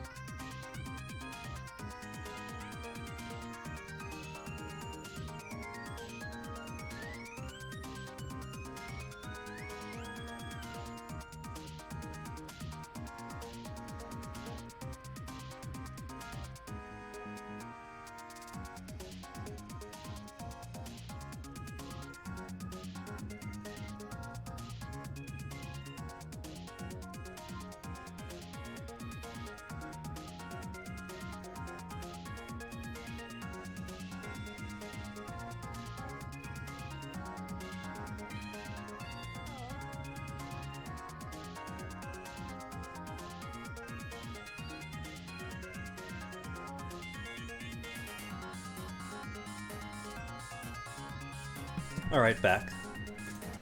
Goodbye, music. Goodbye, BRB screen. Celestial Goodbye Words. Exhibition. What's over here? Alright, just paying stuff off to get experience in sovereigns. For a very poor going rate. Although, considering you don't get to keep these, then it might be worth it. For a small boost in funds or experience if you really need it. Volunteering with a short-sighted professor. A short-sighted professor runs up to you at the docks. Could volunteer as a lab assistant myself. Or volunteer my crew. There's no risk to the crew, but... Ooh, hold up. 72 nightmares. Or 72 terror. Maybe I won't sacrifice crew just yet, or myself. We'll reduce terror depending on success, but it's only a coin flip, despite being 64 mirrors. Nah, not yet. Introduce at house, same as last time. Gardens, oh my, 59, even with irons at 59. Port to port then.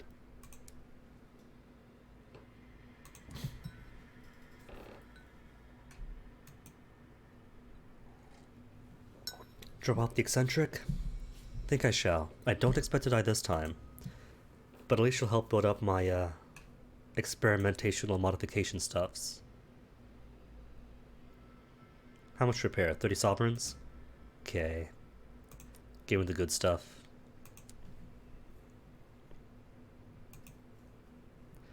An inscribed tinkerer, you want correspondence. For the mausoleum, traders wood and pan. Easy. And I think you only need one. Not even all of them. More books. Got the space for books. If barely.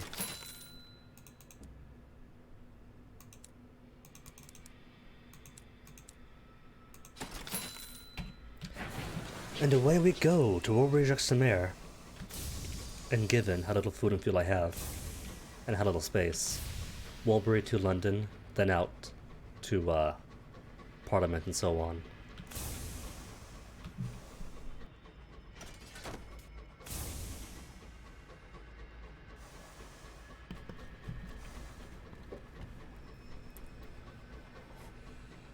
Gotta get my mute and mute attached to the sound to the stream deck, I mean. Dude, Liberator's here. Huge. Alright, but I don't want to get stuck between him and his guns, his flamey stuffs, and the wall. That's max foolishness. Discontent? Sure, then just brandy. I'll be on low, but oh well.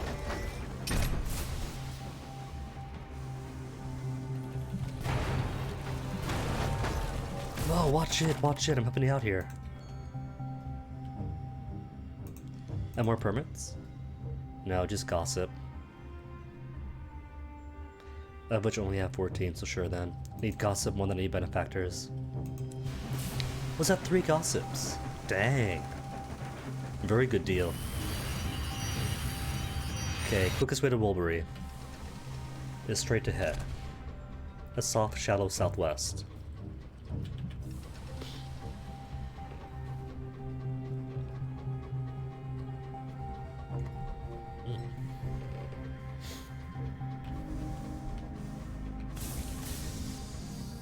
Plenty of fuel to make it from here to Walbury, then back up to London.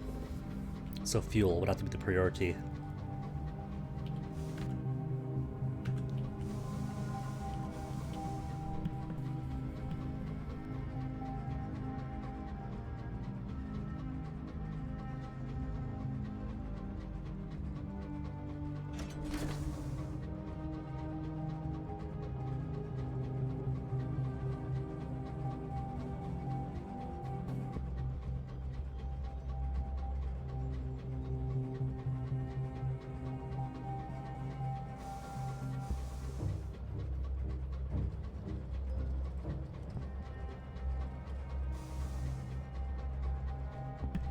Did that mute button just mute itself? Weird. Anyway, all I was saying, disregarded. I saw the blinking, but for a no matter. I was just wondering about that blue light flickering about. Thought it might have been a deranged dreadnought. Turned out to just be nothing but ambience.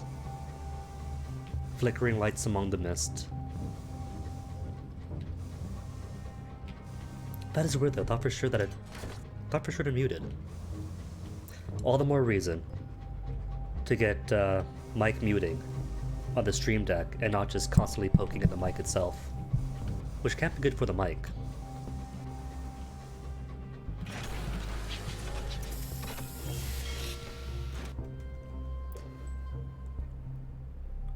I'm kidding. Anywho, bizarre, what do you have? Cage catches? Thought as much. This is Wilbury after all. Actually, I have space. Goodbye 2. Because I haven't got many cage catches.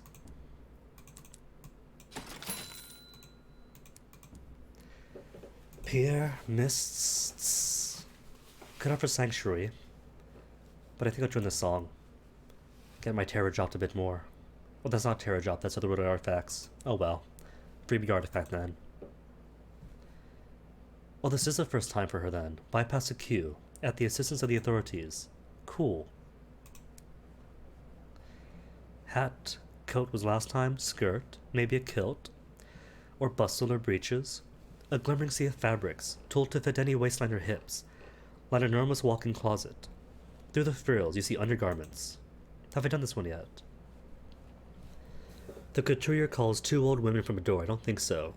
Their stained glass eyes, nearly pale as nacreous filaments of the long white hair. The latter suspended in a complicated spiral. They ease you to the selections without fanfare. There's a martial contempt, as though you're not moving halfway fast enough, gracefully enough.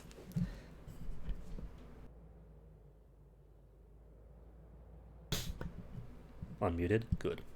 Despite their disdain, they are competent and civil assistants, holding his interests in everything from your choice in lace-up trousers to erotic underwear.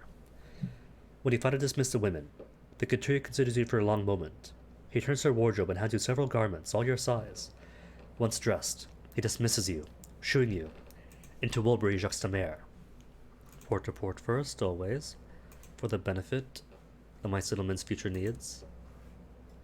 Lion bedecked with shops. Donkey ride? No.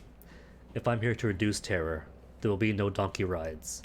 No trip to Warbury is complete without a donkey ride, a man in a candy-striped suit bellows. Then I guess my trip's not going to be complete. No, not consider strangeness. Just all the lumps. Charming tea room, cool. Clothes are scruffy. Ponder that strange, unearthly taste. 100% chance. 100% chance. Well, it seems like a decent place. I've been to the seaside. The Jurassic Coast, at least.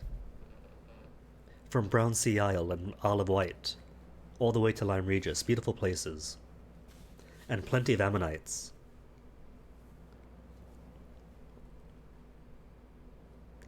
You know what's funny? You could play long enough to get 100 years in. It just takes forever. I think on the previous lineage, I was at least in the mid-20s, if not the 30s. The sour tang in that last sip resides in your palate, in the oily coating on your tongue. It is like, but intended similar to, the more familiar teas of London. It would go magnificently with a fresh scone, some on-to-manufactured jam, but the aroma is fundamentally incorrect. The citrus notes mingle with the nostalgia for a time that's never been. The warm spices heighten the anxiety that bubbles with every sip. This tea remembers how it will come to be made. It is a struggle to ignore the details.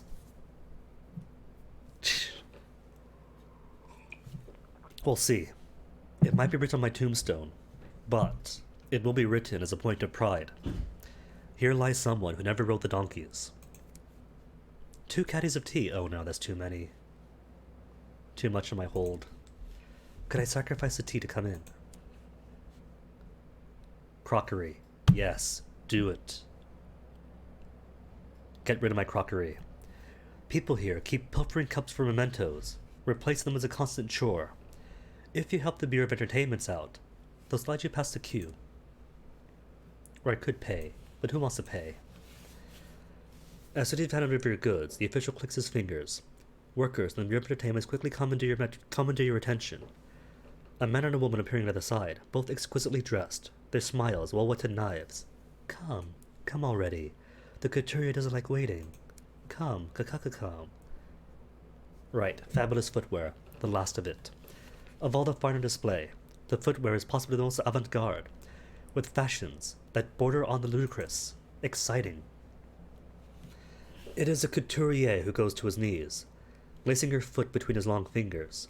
In the frame of his black-on-black eyes, your reflection is that of a stranger's, wild and otherworldly. A personal touch is all he says.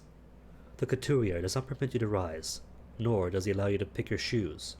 Instead, he ferries your options to sift through: high heels, sensible clogs, equestrian boots of the softest leather, open-toed slippers, sandals teased together from golden wires. When he's finally satisfied, he considers you for a long moment and chews me out, lower rejection mare, closer as neo. Tea room? Sure. What's the rate anyway? Currently it's 55% to 50 to 55 each. So see, this is so much cheaper than the tea over at David Horizon.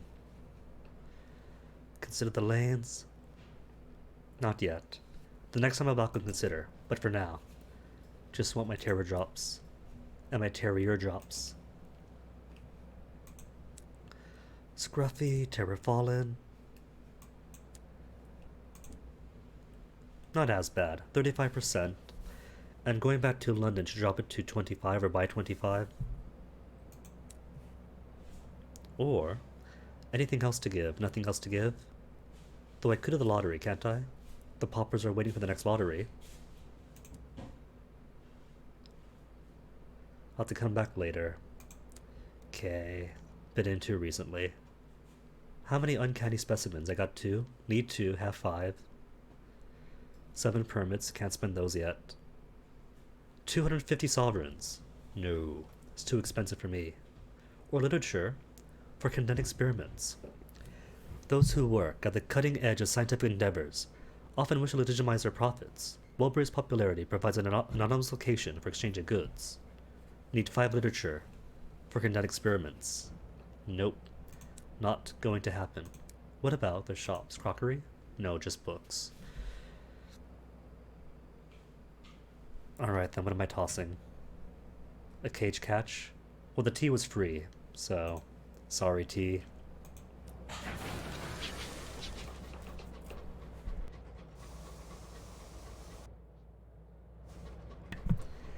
Right then. So how many is that? That was a mausoleum, Avid Horizon, Sun, Society, Wolbury. So cool. One more. And should my what's his name guessed. Dreadnoughts don't normally fly that way, is clue number 1. And no headlamp is clue number 2. No headlamp always means it's a guest in there. You know who doesn't have guests? Eleutheria, Blue Kingdom. Which, even though Eleutheria has Devourers, not Devourers, the Undeparted, and Blue Kingdom has Devourers, it makes them both much safer than Albion.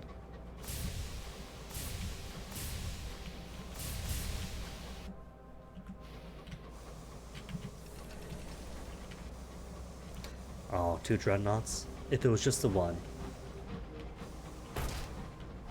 See, they joke and meme about the Takati scouts who don't know how to fly. And what do we see here but 2 dreadnoughts that sandwich me together? If I wasn't there, they crashed together. Because I was there, we all became a party. Dreadnoughts are the true meme now.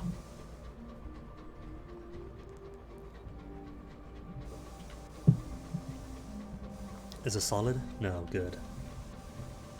Really can't tell when it's blackened. Which I guess is part of the mystique, isn't it? Shadows up ahead. Is it safe? Is it clear? You never know. Just gotta push forward, take the risk.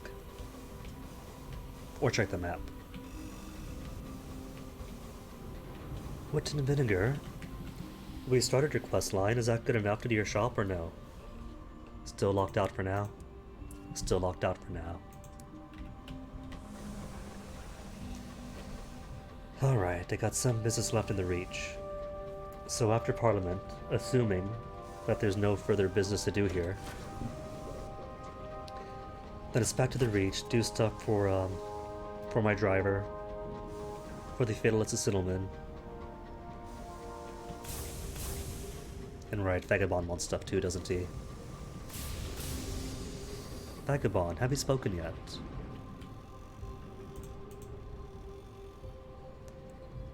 Ask about his plan to track down Quivers. What does he need? To London? But when am I going to go to London? That's so far away.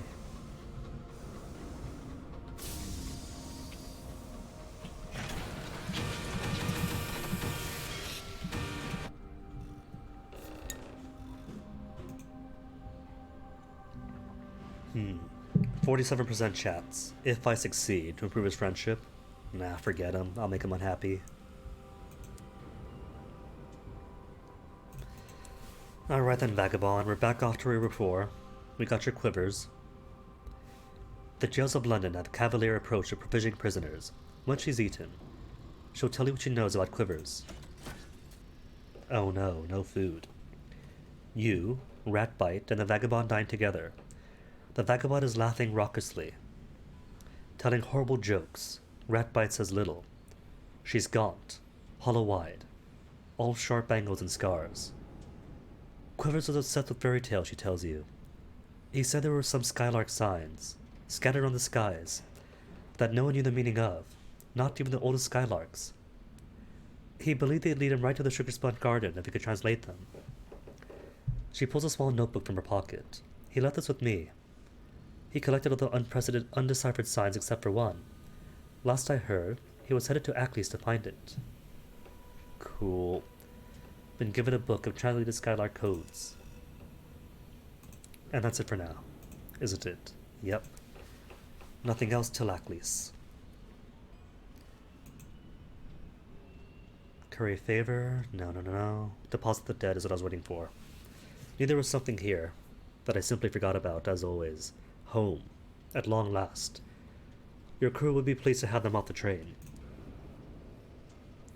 All in all, your navigator admits, they've not been bad passengers, despite their insistence in joining crew for meals, watching enviously, and, in one regrettable instance, dropping a jawbone into the stew. The beheaded chaperone sees her charges off the engine with efficiency and tenderness. Her charges slowly disappear into the teeming smog of London. When the last is gone, she turns to you. Would you come with me? I'm not sure how my husband will take my return. Agree. There might be tea at the end of it. She rubs her skull. In case you can't tell, Captain, I am smiling. She leads you through the crowded thoroughfares to a quiet street, just behind St. Dominic's. There, a little tea shop is waiting. Her husband sits inside. While tea for three steeps, he weeps. When he eventually composes himself, you are repaid for her return, with tea as well as coin. And speaking of tea, Navigator, one of the bests, you want tea too, to tell us about Altan and your old friend, and now you want to go to London. Everybody wants London, but London's so far away. Visit the ambassador's house, ring the doorbell. They get on like old friends. If we give them privacy, we look at the walls, and we see portraits of the Navigator. In the early days, a young girl, later days, a young man, with implications that give salon-stewed gossip. What if we sat and listen? For the old lady to react so strongly, this must be interesting. The woman takes an iron key from a side table. Please, keep it. I'm not going in again. Will the captain take you to the Empyrean? She searches the Navigator's face. You look tired. Are you working too hard? I'm fine. I'm first officer. I'm doing well.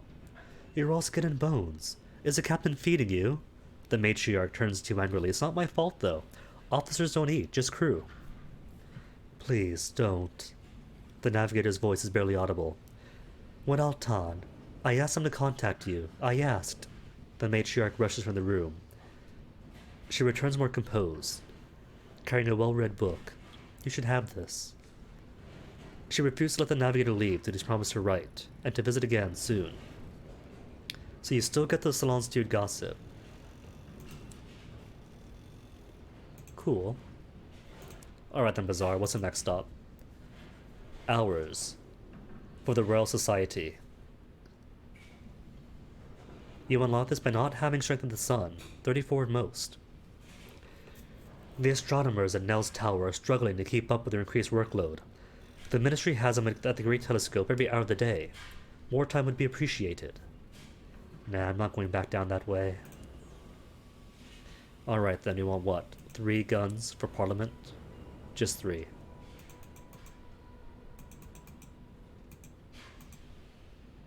Alright. Itinerary is going to be Mausoleum, Parliament, then Reach. Not Shop, Spitalfields.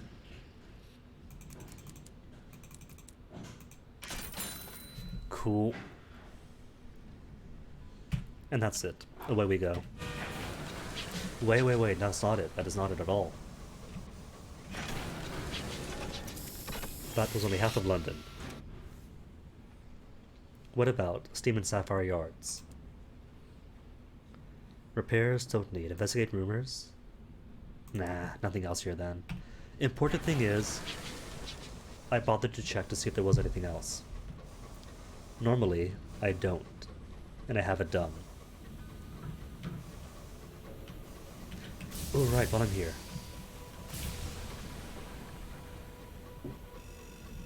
I should grab a weapon time. Not a weapon time, the jack. So I could survive the Wefts of Time and get some more favors.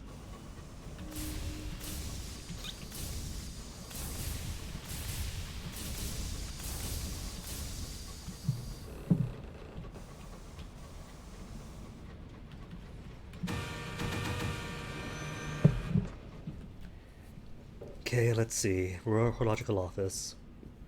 Report your encounter with the Weft of Unraveling Time. As soon as you mention the Weft, the chief horologist springs up and closes the door to his office. There. Now we can talk more openly. These outbreaks of unruly time are politically sensitive. I assume preventing or repairing them is beneath Her Majesty's dignity. She is, of course, terribly busy. Our office has been instructed to make such repairs as we can. We have invented the Raveling Jack, simplified hour looms that can reweave horrible times torn fabric. If you would assist, we'll pay for every weft repaired. Unfortunately, the jacks only work from inside a weft, a delicate operation, and I'm afraid the machines are fragile. My superiors insist we demand a small deposit before we requisition one. Oh no, 200 sovereigns, or 100 sovereigns only. Out of my 7,500, I guess I could fight on my heart. It is, for all intents and purposes, an hour loom, small enough to fit on a locomotive, which can be used to repair wefts of unraveling time. The office will release one to you in return for a modest deposit. Okay. Let's go then. Oh, that's right, I have already been to Parliament. And the election for MP is at Purduance of all places. So MPship is out of this guy's ambitions for now. Can't be bothered to go to Purduance all the time. Though it's not always the same place, is it? You start off MP of one place, get promoted, go elsewhere, kick around for a bit. If I remember, it's been ages.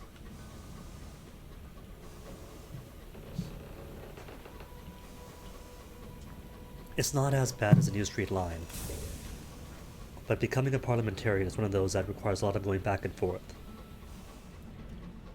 So whether you do it on top of other tasks and forget about it, and eventually drifts away, as you get, what, 2 laws passed by the time you finish the game, or you focus on it, and not much else happens.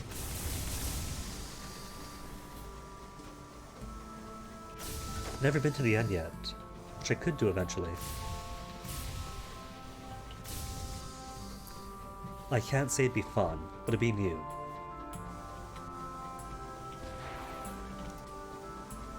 Gunfire ready? Resurrectionists?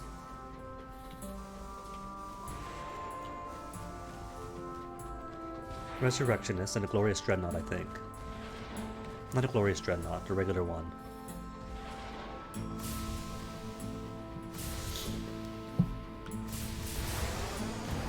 Yep, regular dreadnought. No hit, no hit. Smooth. No, no! Don't you dare! Ah! It's alright though. Resurrectionist is more hull repairs at least.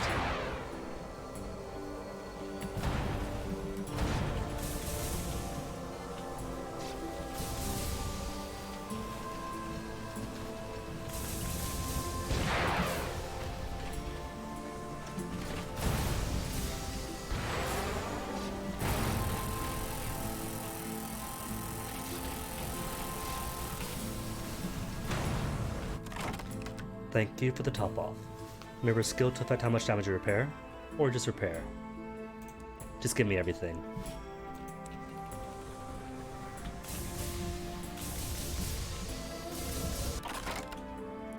Charts or cargo? It says charts, but could also be permits. +1 permit. Called it. The charts are okay too. Things do ask for charts, but you can never be unhappy with permits.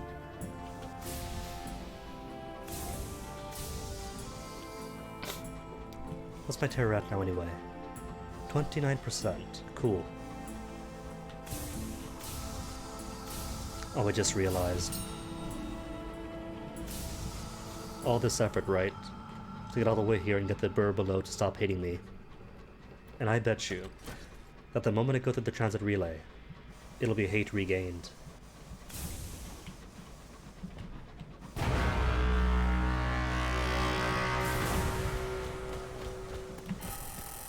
Oh!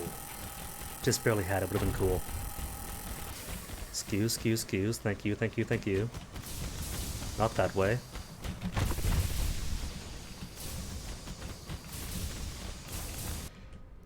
Generally, you don't want to be at the front of those guys. Shepherds of the Wind. All day, a series of incessant winds have been tugging at your engine, trying to push you off course so less travel nooks to the sky. The crew blame the Shepherds of the Wind. Force your way free, or 87% chance to see where the winds will take me. To gain terror? Nah, I don't want terror. Just take my fuel. The engines thunder. The boiler is so hot you could fry an egg on it. Your locomotive steams onward side of the winds, and eventually they yield, scurrying away to other corners of the sky. Though if they could push me away from this dude, I'd be appreciated. Appreciated? Scoot, scoot. Alright, no, that's not working out.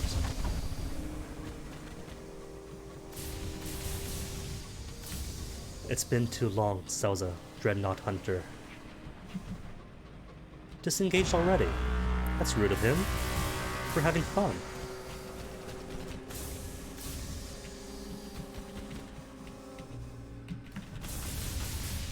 Oh, so close.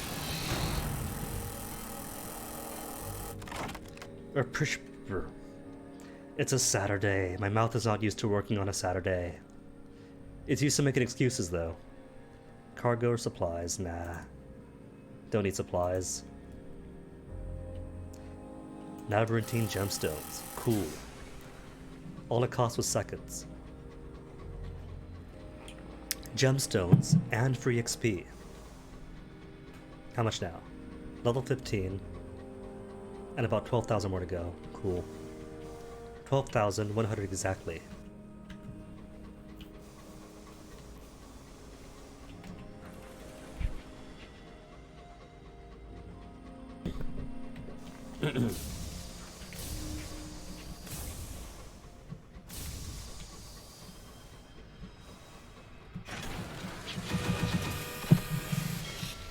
Okay. Still crockery, right? Still creates a nostalgic crockery. No. Go away. 7 and 4, let's make it 8, because I'm almost out anyway. And Parliament does not sell any fuel. Nothing here for me, right, story-wise? Funeral. For a sky captain. The priests welcome other travelers to share their stories from afar. Mouth, come on. Oh right, not just a funeral, but also the crew or the boatmen.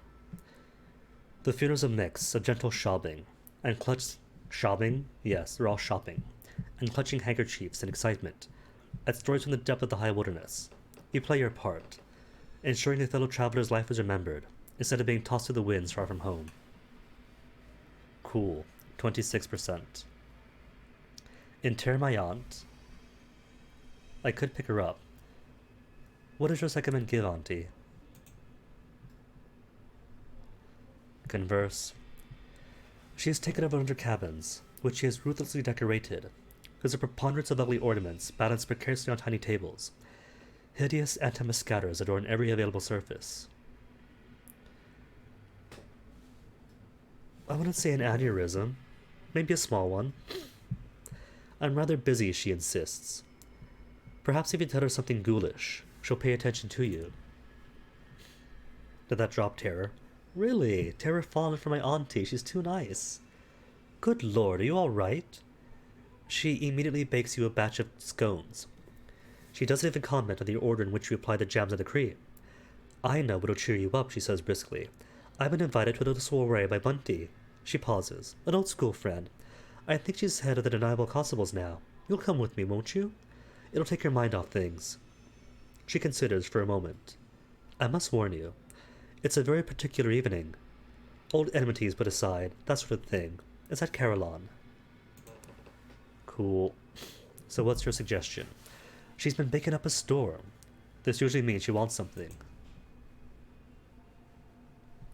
In a way, aren't all aunties bored old ladies? You could ask Biffalo, she's got a small nephew. Just an idle thought, she says, presenting you with the new batch of sourdough loaves. Although, considering the odd background of myself, pretty much any older woman is going to be auntie. She frowns at the consistency of the bread, as though she expects it to get its act together sharpish. But if you wish to make use of my full arsenal of talents, you might want to grant me short leave at the Most Serene Mausoleum. Her eyes gleam behind her horn-rimmed spectacles. I have ideas, but if you think I'm more valuable aboard your engine, it's up to you. To generate barrels of unseasoned hours. I thought you said valuable. There is a possibility, and consider the story. It is a possibility. It's a good story, though. Right, crockery. To the nave and a drop-off. Oh, right, the sigil, too. Crew of the boatmen and the sigil. The headquarters of the necropolis line are buried somewhere near the nave. The captain fiddles with the cufflinks as she accompanies you to the opposite necropolis line. Her crew have scurried away. You don't have to come in, she says, not looking at you. But the manager's not going to be pleased. If you put in a good word, she trails off. You have arrived at the unobtrusive black-painted door of the office. The knocker bears a grinning silver skull. Inside, the office is funerary, draped in indigo, and accented with fuzzy silver fixtures. The line manager looks up from his desk and glowers at the captain. Where the bloody hell have you been? Speak up for the captain. Captains ought to look after each other. The line manager rants and rages. He managed to interject. Your mention of exceptional circumstances gives him pause, and your production of the captain's own log puts a stop to his complaints. He plainly does not believe you, but he seems afraid of anything in writing. He dismisses you both, but not without a significant reward for your trouble and your immediate departure. Outside, the captain deflates with relief. Thank you, thank you. I'll remember your kindness. See. You almost had me excited. Bah. Seeds of all things. And what? Crockery, the update after that. Look for the inscribed Tinkerer's sigils. The walls are adorned with all manner of ornamentation. You follow the Tinkerer's instructions. A quiet window off a landing below the upper vault. Far below, mourners and courtiers, all in black silk, wanted the nave like a host of spiders. You take out a magnifying glass provided, and turn your attention to the walls. Some quick thinking on engineer's part doused the worst of the flames. The correspondence often have spectacular side effects. Your notebook has survived, with your drawings of many, many identical books, identical broken sigils, that adorn the gallery that looks out over the dead star below. And what were the rest? One was at Pan, and the other one... Journal. Not the clock.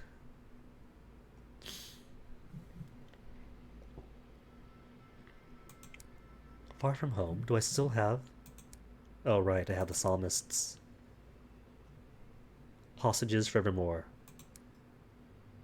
Just the sigil. Just the one. Anyone would do. Then return to her. Next time. How much to tour the crew? 100? Well, I'm rich now, why not try it?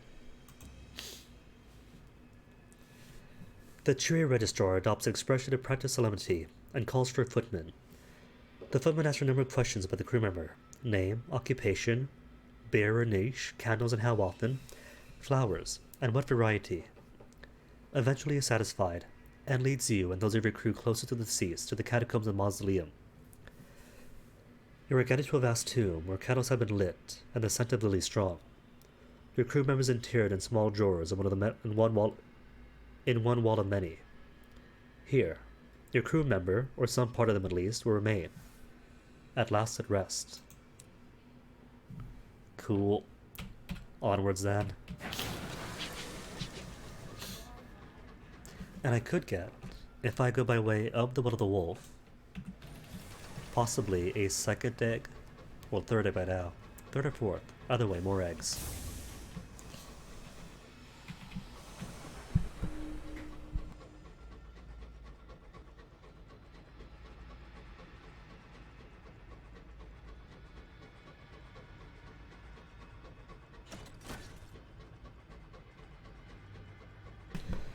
Much smoother now at least, so by Monday, these sinuses should be all cleared up.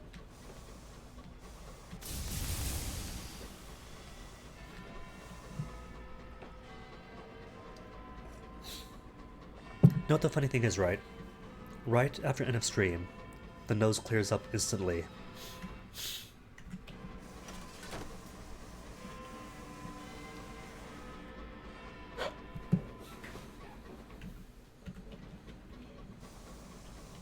Alright, Caddy, plenty of food. Tell me where those eggs are. Those weeks always get to me.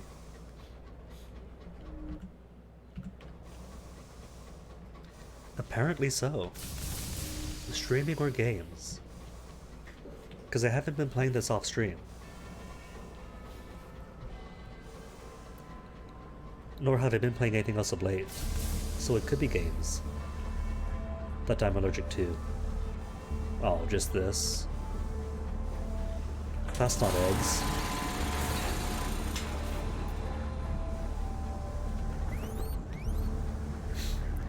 Any real treasures out here? Another diamond.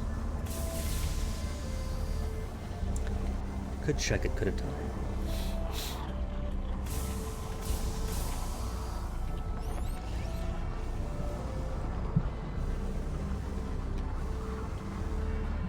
Your scout has nothing to report, except the sky is vast and the winds bite. Oh.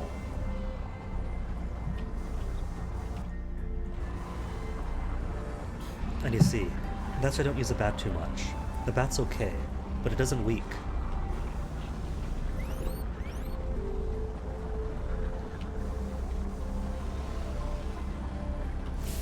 Nothing to report still. Alright, then just the one thing. That probably won't be eggs anyway. I spoke too soon. And so far, no curators. spoke too soon. That's alright though, that's alright. Because they're easier now. All you gotta do is avoid their front end. You can bully these things so bad now. And it's true for so many of the Sky Beasts too. Before the summer updates of last year, they were smaller. The Scribe Spinsters, the Curators, they're like half the size they are now. So sure, they might have more aggressive and damaging attacks now, but they're all so much easier to hit.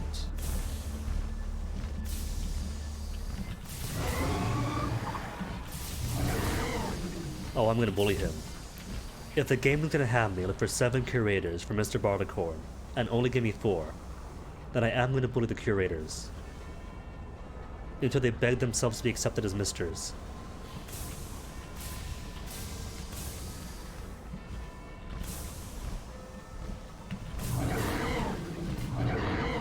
One more hit. Oh no. I just said don't get stuck in the front.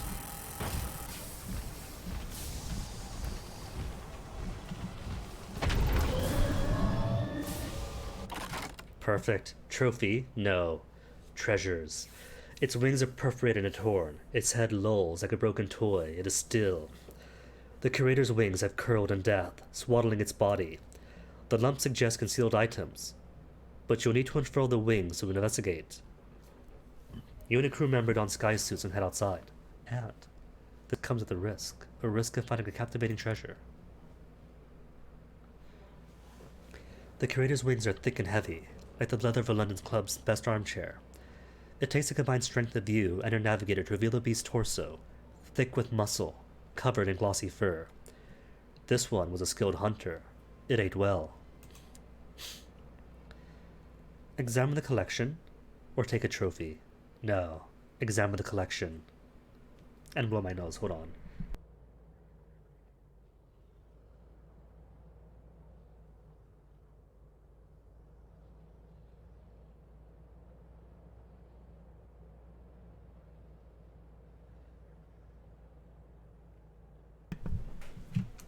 Examine them. An engineer passes you a knife to cut the net. Behind it, items nestled against the fur. An extraordinarily detailed glass finger, perfect down to its fragile fingerprint. A wooden bottle holding clean water. A cube with a chill and edge of metal, but transparent as a window. The etched markings on each side of it are on language you never encountered. A dice? Finally, a stone that can make a jeweler's heart stop. Poor Din Not Dinner. There was a time when he was hungering for a captivating treasure, and there I was just getting treasures, just off the Curators. And that was before the update, so that was well earned. Another Curator to bully!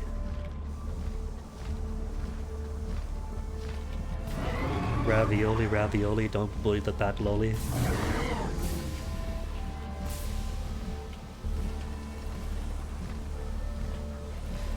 No, get back in there. Not over there. Oh, got me. You don't do that twice in a row. That's not proper. Spit or something. Oh man, this one actually has self-preservation. Unlike me. Backwards. Oh, it's fleeing. Don't run. No, run.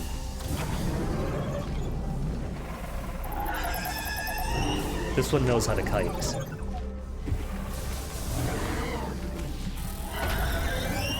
Cool. Trophies now. More treasures.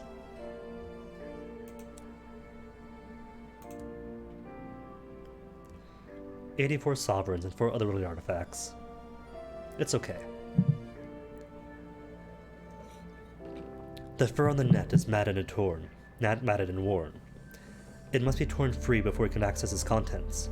Among them is a chitinous foot, possessed of 8 articulate toes. It smells of embalming fluid. A small dried 5-eyed fish. A human heart salted. Was this curator notably morbid? Or were these provisions for its vast, windy journey across the gulfs between stars? See, apex predator now. If I could take on curators, there's nothing more to fear. And no magical gun for it. Just the same marauder mangonel. Nothing else but the confidence of good engine. I say that, but then I remember that the spot outside Cromwell's Gate, no, St. Stephen's Gate? Either way, the spot outside of the Parliament is also a monster spawning area. And if it's a guess, I'm going to wet myself.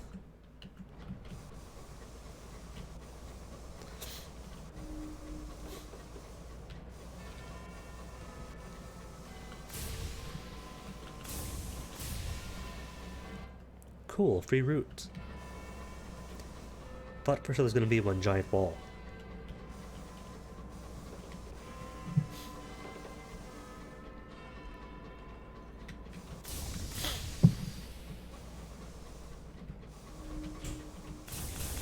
The corruptor's hoarder will not come out of the walls in a low, hungry, chittering, metal-slurpy pipe. What's he doing in the walls? He's too big for them.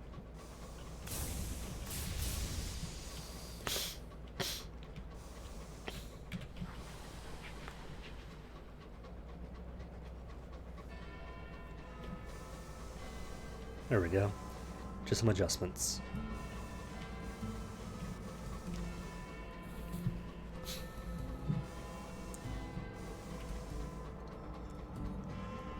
No sky beast, no nothing.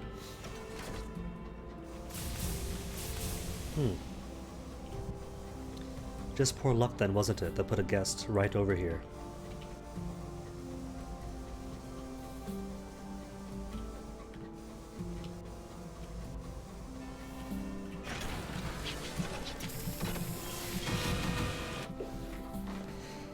Canine perpetual protest, and now that Auntie's here, she'll make sure I'm set right.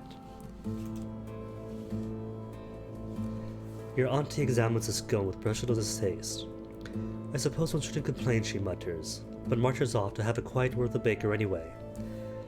You eat the slightly stale scone, complete with a lashing of jam and clotted cream. Cool. Perpetual protest, which does what again? Joining the protest is what, Sky Stories? And ignoring just gives terror? Perfect. Got it right.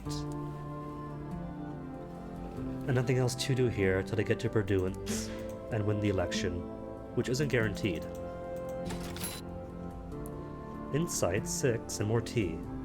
I got the space, I'm taking the tea.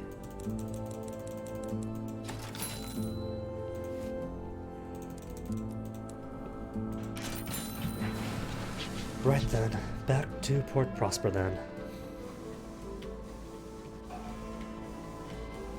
Then a guest jumps out. Touched it. Boofed it.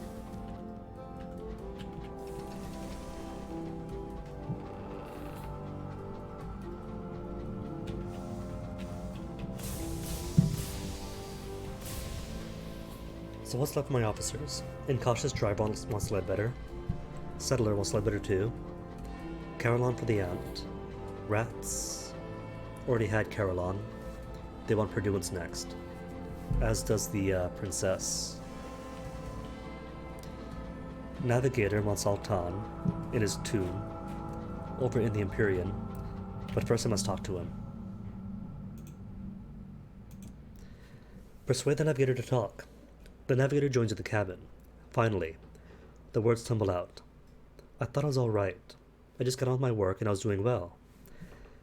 He reaches beneath his bunk to pull out the book the matriarch gave him. Altan read this all the time. He'd act it out, do the voices. It's the Epic King Gassar. Altan knew the true me. He shared his clothes. He helped me bind my chest the first time. Got me to my first fist fight. The navigator sits up proudly. He was my best friend. When we were children, I made him a promise to him. The navigator stares blindly at the book. And that promise is... What did he promise? And why does it prey on him? When we were growing up, we would go exploring together. We'd go on great quests. We'd do mighty things, to do mighty things. Then I would take several breaths before continuing. We'd be heroes. People would write stories about us. I'm exploring the skies and... The navigator turns his face away. He didn't even get to leave home. He wipes his eyes on his sleeves and stands, resolute. I'm not going to break my promise. I will give it adventures worthy of King Gassar. Please, Captain, I want to go to the Eagle's Empyrean. I'm breaking him out of his tomb, but I need your help. You've already got a visa, so you better come with me. Okay, so you want to Lutheria. You're Ackley's, you're Lutheria too. You want... What's he want again? Right. He wants 6 port reports. You want port reports? You're done. And the clay conductor is a whole mess of things I'm not going to bother with yet. Clay conductors for later. That's one way to put it. Another way is that the navigator's always been a man. Only now, his 4 more matches who he's always been.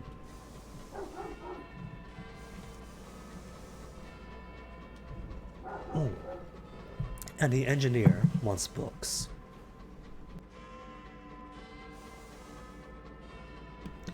But the books I have to wait on, since previous time I finished her off was with the normal ministry approved literature, but I haven't seen what she does with the listed literature.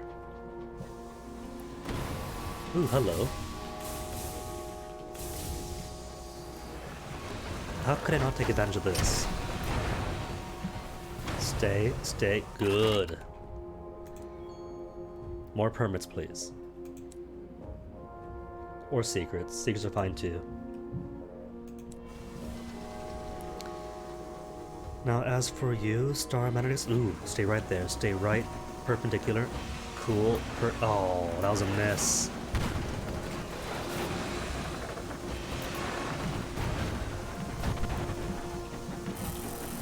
Oh. And that's an even worse miss. Come on, come closer.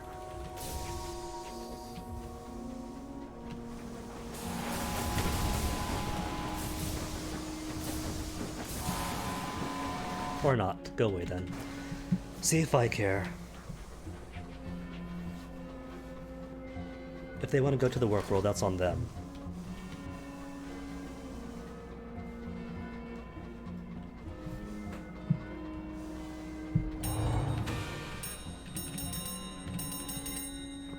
Now back to civilization. Right, Hybris, not Hybris.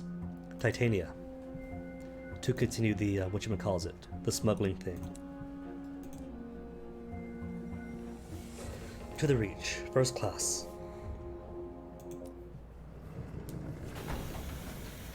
So should stop by Winchester first, just to see what the prospects are. Gotta make money en route after all. It's half the game. Half the game is making money, other half is spending it.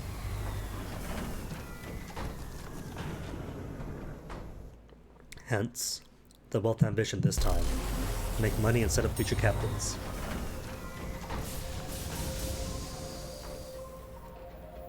And I still say it'd be nice if you could actually use your, the mansions that you did buy. Which I could understand why they wouldn't want to. Because you buy the mansion once, and if you bequeath it, like you could in Sunless Seas, then that's one major expense you cannot do for future wealth ambitions, isn't it?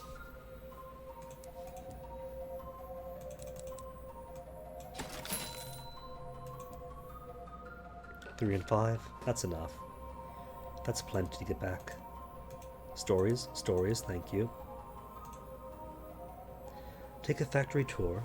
Today, the factories of Port Prosper are open to the public. Oh, it's horrific. If you speak with the workers. The factories of Port Prosper's east end, but of Port Prosper's each end, belch out smoke. Inside, ours mined for the Mother Mountains are refined.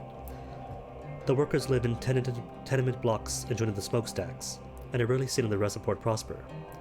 Today, the owner of the Windward Refinery is allowing visitors to tour its factories. Lurk. To always increase eastward rotation, or in my other factory. Why not? I've got no reputation with the West Enders. The chimneys belch out sulfur. The workers sound the hammers at the time of the striking the bell. Ours come in unrefined and leave refined.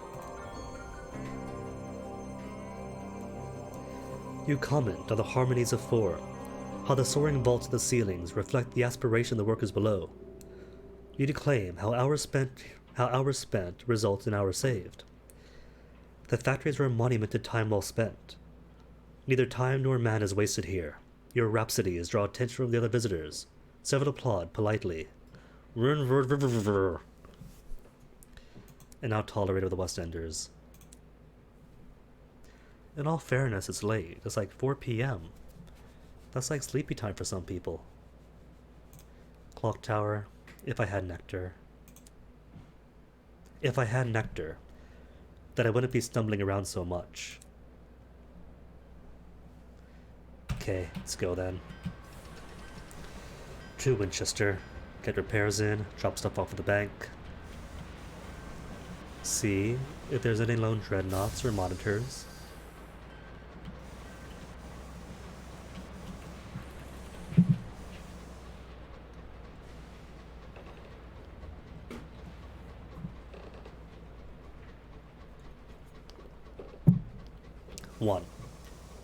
One monitor who doesn't know how to fly.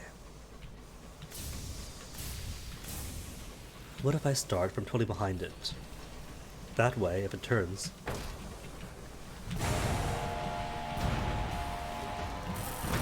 then it'll still be an easy enough hit. Cool. Perfect. All about the approach, isn't it? Gossip? Just gossip? Okay then. Haven't been getting many marauders, so need all the gossip I can get.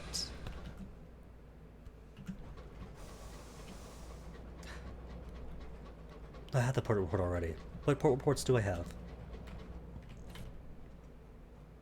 Peculiarities? No. Possessions? Reach. Port reports? Garbage, garbage, garbage. Oh well. I'll just grab everything, make a circuit around, and eventually be a 6. There's what? Prosper, Leadbetters, Titania, Carillon, Lustrum, then Circus will do. Or Magdalene's. Avon too, Port Avon, right. Cool then. In that case, that's the loop. Winchester, then Avon, Leadbetters, Titania, Carillon, Lustrum. Then that is everything for the reach. At least everything I need.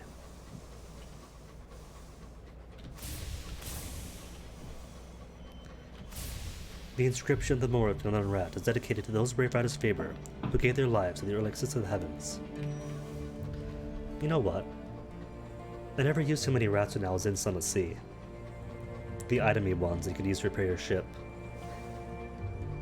Never really had a need to, but apparently it's useful if you want to go down to the Outer Continent. Via the river to the south. Go in, come back with one hull, then rats.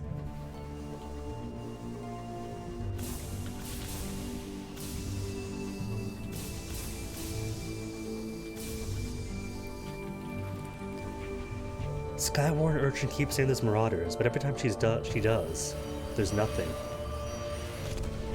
I say, and then fight. Alright, this time there is a marauder.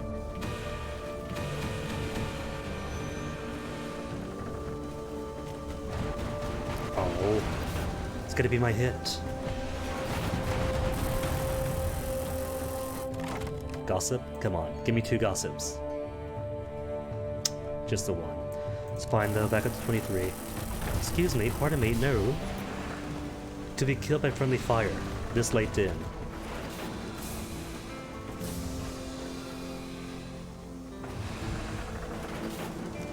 The gratitude for helping him out. He's just jealous because I got the loot first.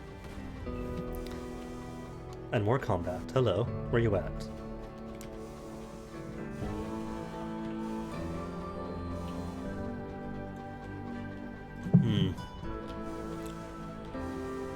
There was a shot, but it's all quiet now. Oh well, no bother.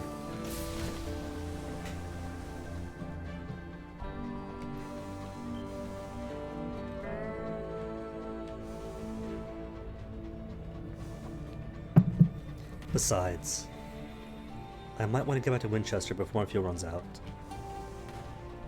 See, there's a shot again. Somebody is fighting, just not when I'm around. It's a party that I'm not invited to. Apparently, it's cool kids only, no mumbling.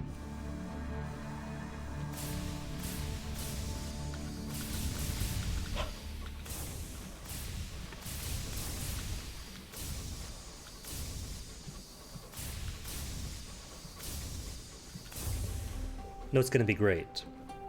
Is if I'm gonna become a teacher, if I keep on these mumbling habits. Those poor students, having to settle and try to interpret. But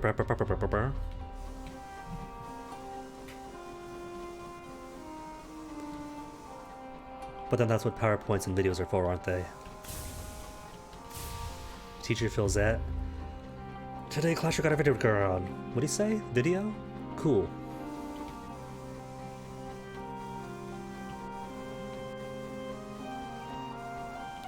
It turns out, one of the more valuable lessons I learned observing classes this year is that students still enjoy holes.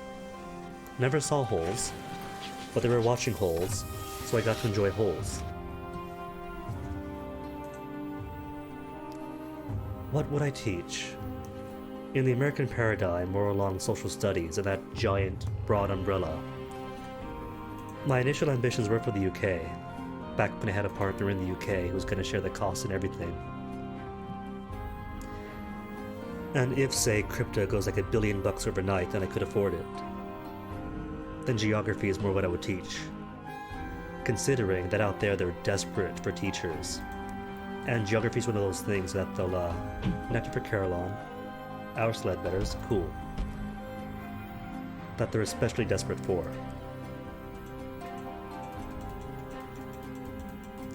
And no jack needed. How many hours? How many nectars? 5 hours and 5 nectar. Cool, cool.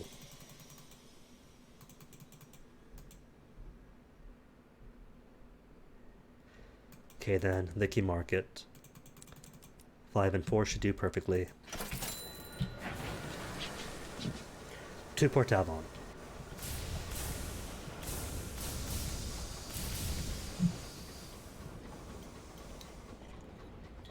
But stateside, right? How exactly social studies breaks down is extremely broad.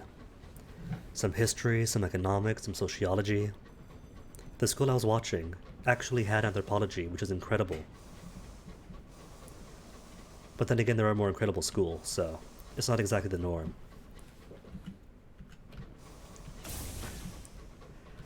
But it's a wide net, but an important net.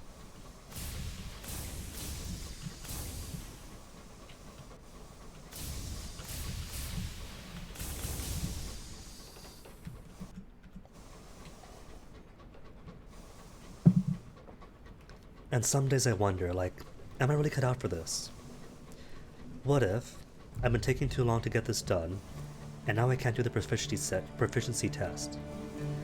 And then I remember that some of my classmates in the prerequisite courses had to be explained what a Venn diagram is. What are those circles? It's a Venn diagram. How does it work? And if that's the standard, then I got nothing to worry about.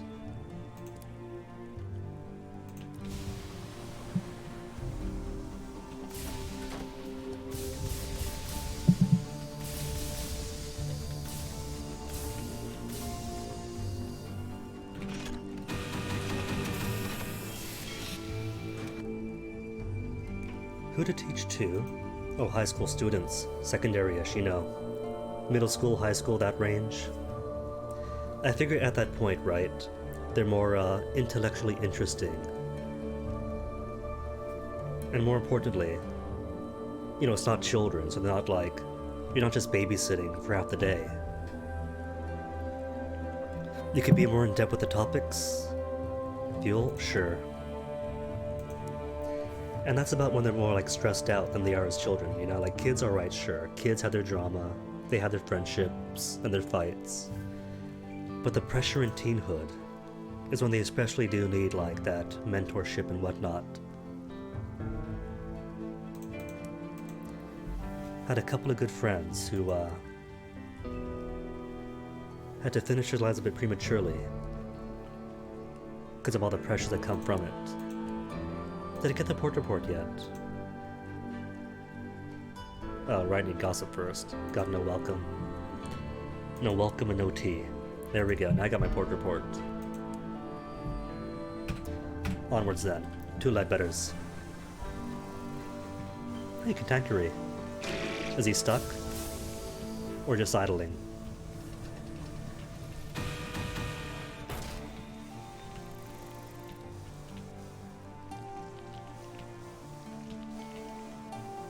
Is he stuck? Oh well. Nah, just meandering. Specimens or crew? 99? Then I take the 1% chance of failure. No. 1 times uncanny specimen.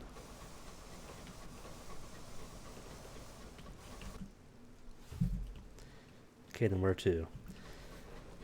Carry on the next turn after. And the way I see it, right, it's like spiritual fulfillment. There's many occupations in which you might do several bits of good for people, but given a single year, right, a single high school year, with how many classes they're in, and how many students per class, that is a lot of lives affected. A bit of kindness to give, make things easier on people, set them up for good life, and from them, more people still that they could help on.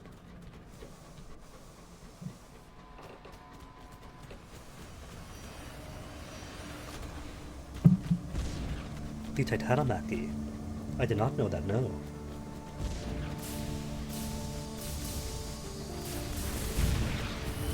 Oh no, not good, not good. Get away from the Liberator. Love these things, but hazardous if you near them.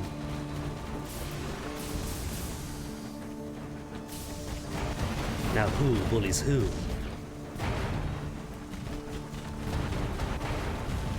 And these two, it's a party in here. Just gotta say hello to the bees. Oh, didn't hit them. Barely even splash damage. Are they fighting each other now? Anywho, charter permit, what is it? Permit, perfect. Exactly what I wanted.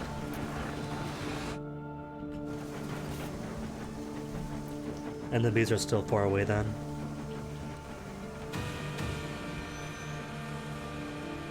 Oh well.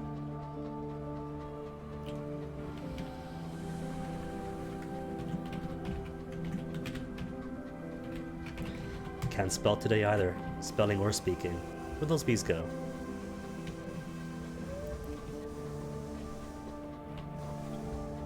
Oh well, there'll be plenty more bees around Titania. Speaking of Titania,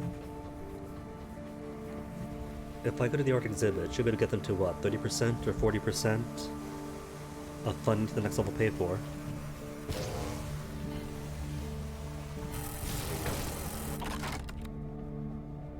$87 still, huh? Nah, just XP then.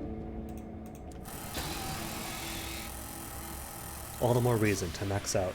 You know what, speaking of maxing things out, if you can plan it really well, done it once, but it's possible to get more than 74 skills in 2 stats.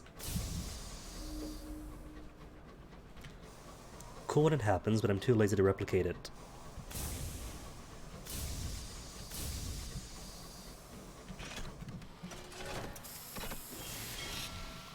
Because let's see you get, right, 74 in hearts, or 75 in hearts, and in mirrors. That's your Wrath of Heaven, for 1. And a butt ton of skill checks, easily passed. Settler, welcome home. They have arrived, months and months later, at their destination. Encourage them to disembark. Things might have changed when in transit. But still. Just 100 sovereigns. Bah, the skittish fellow. The settler has to be ushered off your vessel by your crew. He won't shake your hand for fear of revealing the circles of nervous perspiration under his arms. He pays you for your faring resolve. He's so nervous about settling here in beautiful Ledbetters, and yet tried to stay on my engine as a safer place. Sapling knots, where to next? To Port Prosper. And the impounded goods. A researcher fetches a crowbar to open the crate. Finally, he extracts one of several bottles of mushroom wine. Do you have any idea what it's like being sober in this damn place? 200 sovereigns for that crate. Cool. Bo, really? Toxic from Bo. I had no idea. Well, that does make sense at least if you take it back to the myths. That's really cool. That makes sense.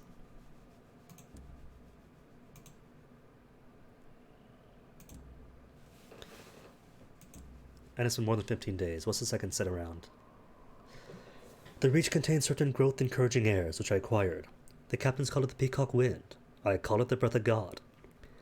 The thematic researcher strikes a table with his cane. And this is what we've accomplished. A fertilizer so potent it'll grow whatever you seed into it. It costs a fortune to make, but it's still a tremendous step forward. Okay, that was the next list. Traitor's Wind Mandrake, Old Tom's Well Ice, Ligaments of a Guest, and the Pen of a Scribe Spinster. I don't have to finish this quest line. Mostly it's for the money. And money we have. I wouldn't call it worthless.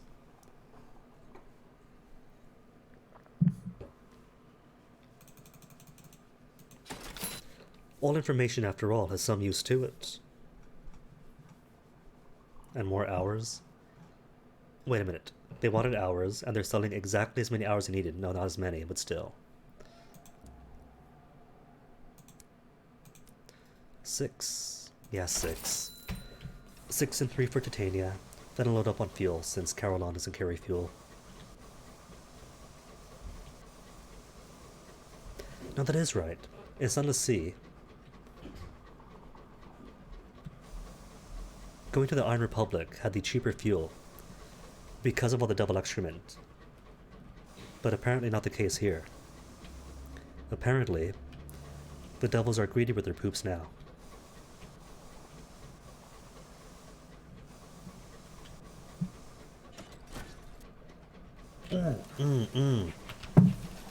Dumb, I keep forgetting. Incautious driver wants to go to the Ledbetter State Route Edge Reserve for the sake of his verdants, and I keep forgetting, getting everything else done instead. Sales, cool. Settler, cool. Driver, keep on neglecting them. Well, have a good night.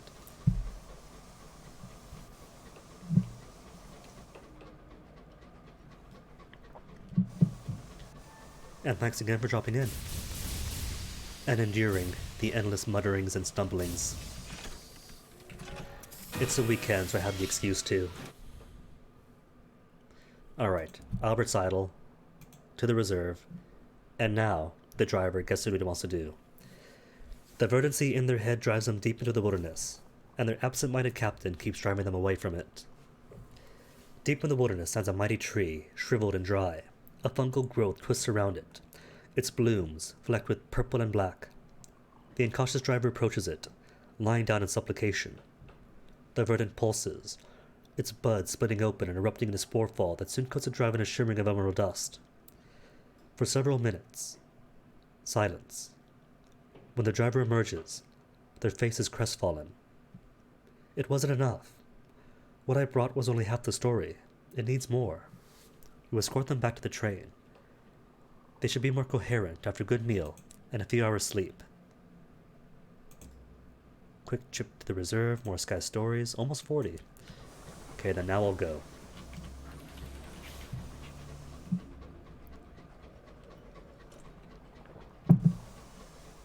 Now Titania, and visit the Cavies.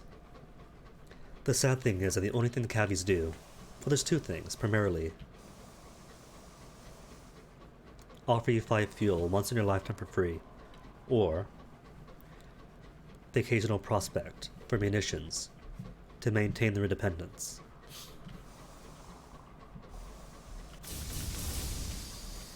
But we can at least say hi to them.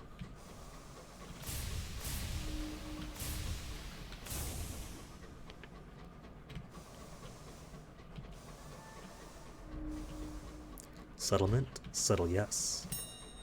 Cannibals or no? An abandoned homestead yet again, roof sagged, windows empty of glass. What happens if I leave? Perhaps you'd rather not risk hostile encounters with strangers. Perhaps you want to avoid small talk. Terror fallen? No one who lives in the wilds is likely to welcome strangers. And not a very big terror drop, just minor. Might have been bigger if we came in and dined, assuming they were open. And I hear bees fighting something. Marauders, maybe?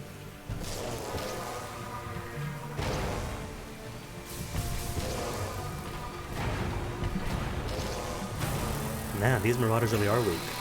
Same exact gun. They have a Marauder Mangonel. I have Marauder Mangonel. You know, as far as I can tell, there's difficulty to make the game easier. Say, consume less fuel and food, arc your weapons towards the enemies, have them have more same. But you can't do the opposite, can you? Make enemies hit harder or anything like that.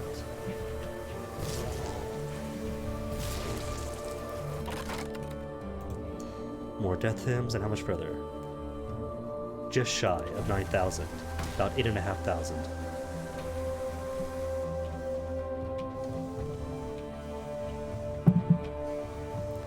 Then the next level, and with that...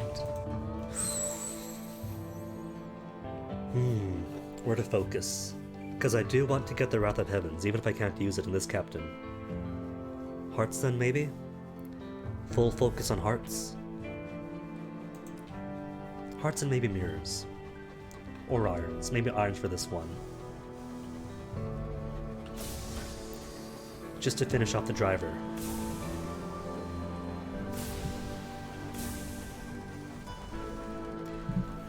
Coarsely carcasses strike the hull.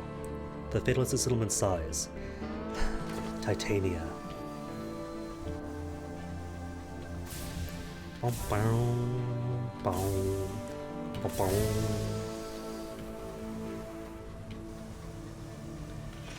Oh, missed out on bees. That's okay. I'll get the bees on the way out. 3 bees all around here. Is it the bee-apocalypse again? Judgment Day? Again already? The sirens sound their warnings, and the Titanians deal themselves into the apocalypse of bees. Confessions are made at the streets, along with kisses that may be the participants' last. Rally to the defense. There is no defeating the hive, but you can limit— oh no, that'll push me way below my safe crew minimum.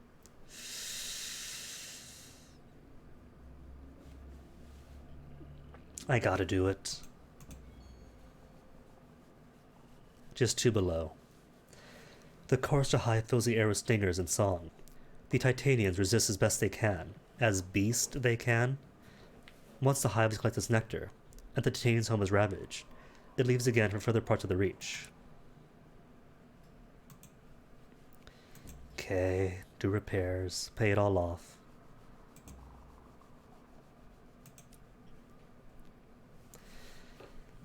Port report. And right, the Midnight Rose. Forget about that one. The Midnight Rose, who trade in red honey, had their base here.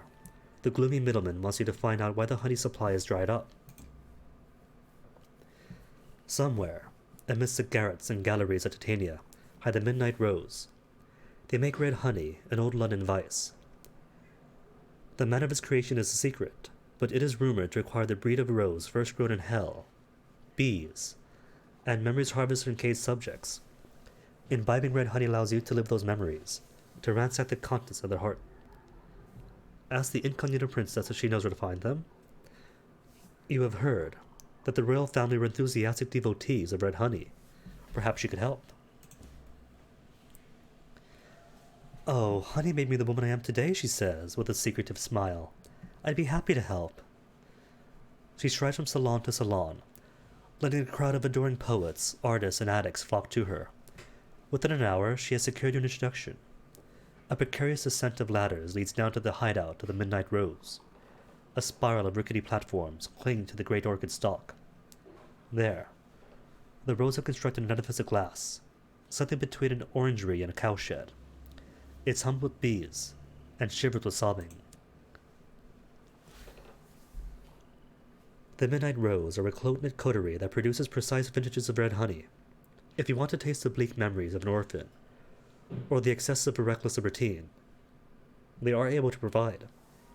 Their leader is an ethereal apiarist, whose lace gowns are stained at the hem with grass and soil. Bees crawl lazily in her wild hair. An unlicensed charge to assist the Midnight Rose, or siphon some funds towards creating a front for the contraband.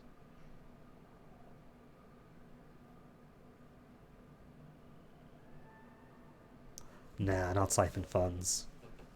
Accompany her as she works in the glass house. She is disarmingly frank. The red honey tray seems to be something of an open secret to Titania. The other side of the port's coin. Rose bushes heap against glass and climb in thorny angles of the greenhouse. Among them are tall cages, each occupied by a prisoner. Bees buzz into and out of the ears, and sip from the corner of their eyes. The prisoners cry out and sob and plead. Look closer, the apiarist says. Around each of their necks hangs a key on the chain. They can free themselves any time, but choose not to. They are artists, you see. They believe they must suffer if they are to one day make great art. That's bollocks, isn't it? Art no more relies on misery than plumbing relies on ennui. Or say nothing, keep thoughts to yourself.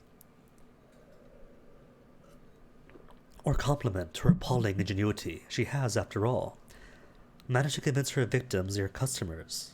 No, it's bollocks, isn't it? She has a dignity to look awkward. Well, yes, they are romantics.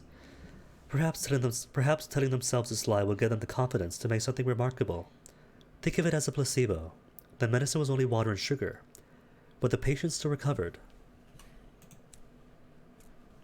Okay then, hand over the chart.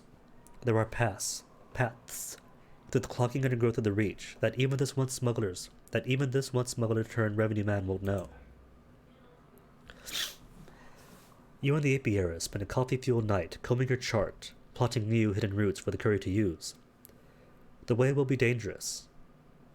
You have had to favor circuitous, little-used paths plagued by the candle wind, but a dreadnought will never be able to traverse them.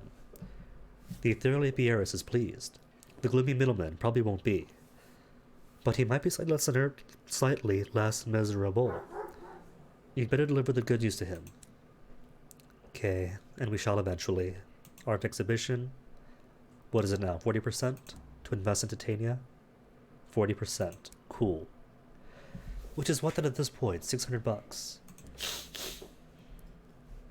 Next stage is 600. Dare I? Nah, maybe tomorrow. For now, got an itinerary to meet. Nature Reserve, House of Cabby, say hello, cool. And what do we sell? Just guns. Okay. Gonna need more anyway.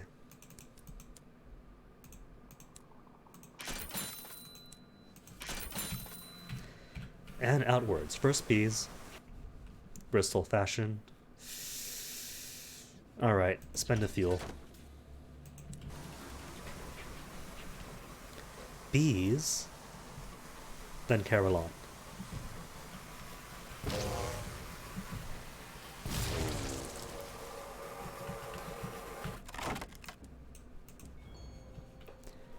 Almost misclicked and lost more crew. 2 under is precarious enough. Don't want to lose any further.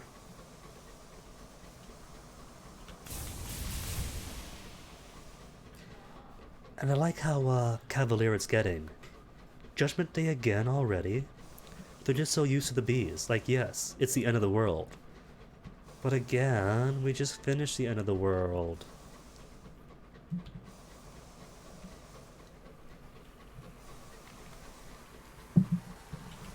Bees, hold on.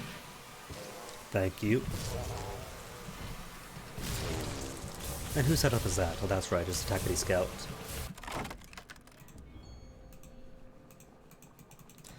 Onwards then. To parts unknown. Well, not too many more, we've been everywhere. And I hear bees. Is that just? Nope, it's not the dead ones. Come back here, bees. And eels. Give me a second, eels. Cool, they're hostile. Not the eels, the bees.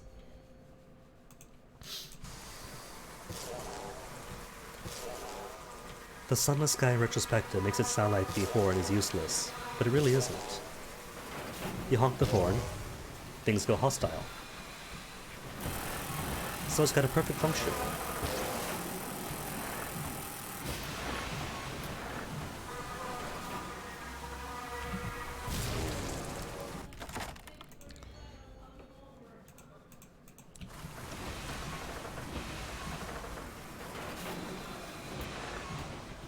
Just about over halfway there. Cool. And the XP's in quick this time too. This is a short day. Started at what, noontime, and now it's 4:43? And yet, already, this high up. 15 levels in. Good amount of good stats. Middling, but good.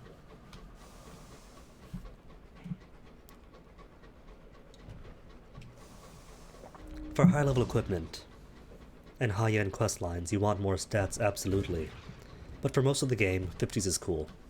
It gets you most gear. It does most skill checks.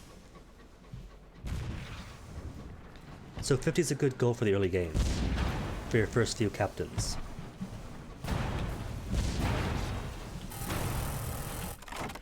Or if you don't know what direction to take yourself. And you just want good enough to survive the skies, then 50's perfect. You could probably do 50, 50, 60 easily.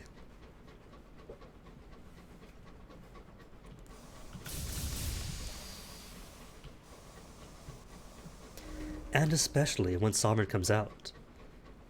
They do tease more facets, and more facets mean more diversity in what stats you can get.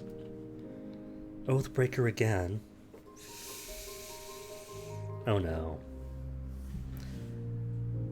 And who has authority over Oath in the sky but the Burrower below? Who I just got finished getting off my back. An argument breaks out between two crewmen. One owes the other money but cannot repay it. Unfortunately, the debt was sworn on the name of the Burrower below, a roving god of the deep skies and a keeper of compacts. The Burrower has a low opinion of Oathbreakers. Your crew mutter darkly. They fear this will bring them bad luck. So, if I banish him, that's one crew less. But then I placate the Burrower below. Or if I take on and pay the debt myself. Skyfarers have invented 1,000 ways to placate the Burrower, for she is liberal with her displeasure. Yes, she is. One allows a new person to take on the promise another made. And it's just for these sovereigns. One of your crew, tattooed with dragons, acts as an occasional mediator with the Burrower. She conducts a simple midnight ceremony, in which you recite the promise that was made, and immediately pay the amount owed. Your purse is lighter, but the debtor, the dettee, and the mediator seem happy. Outside, the sky's fogs are thick as soup.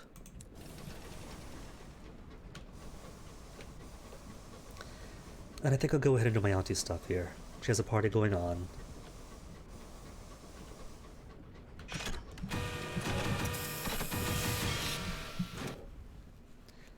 No flaws, right?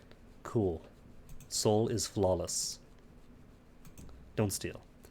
Just take the terror drop. More like terrier drop. And seeds. Nah. Need the space for all the fat cash I'm gonna make in Lustrum. Port report. Alright, clocks too. Investigate clocks. The clock is running fast. One of the clients spots you looking at and grabs your arm.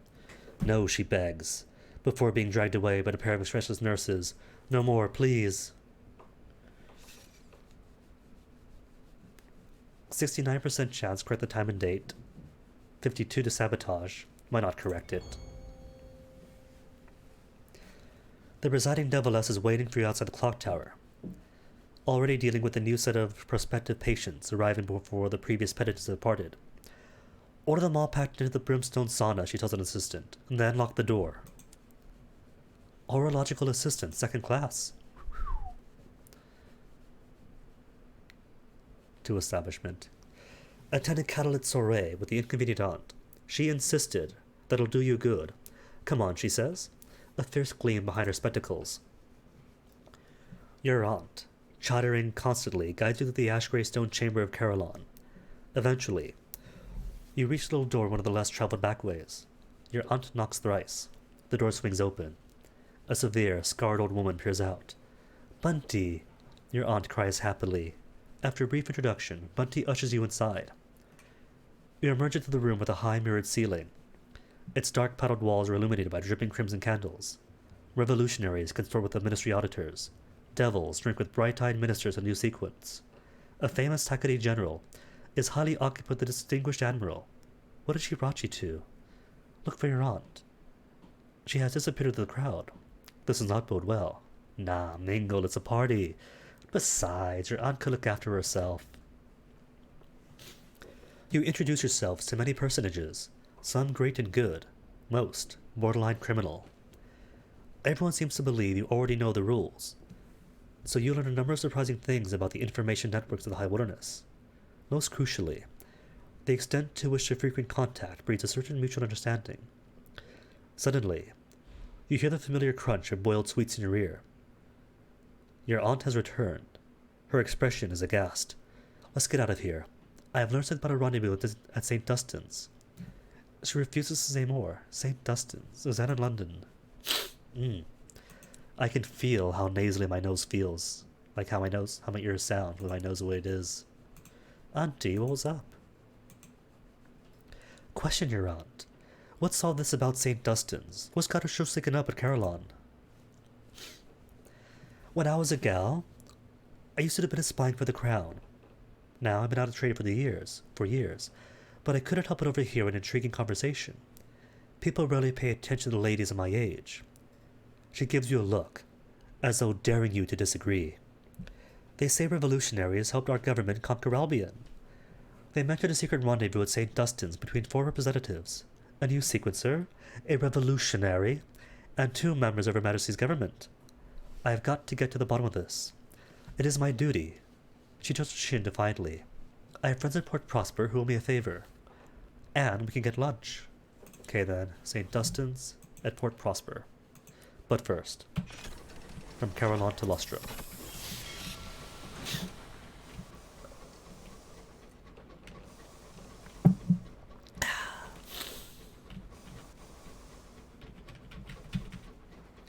Oh no, only 3 food. 3 food. And 2 below my crew capacity, safe minimum capacity. Whatever shall I do?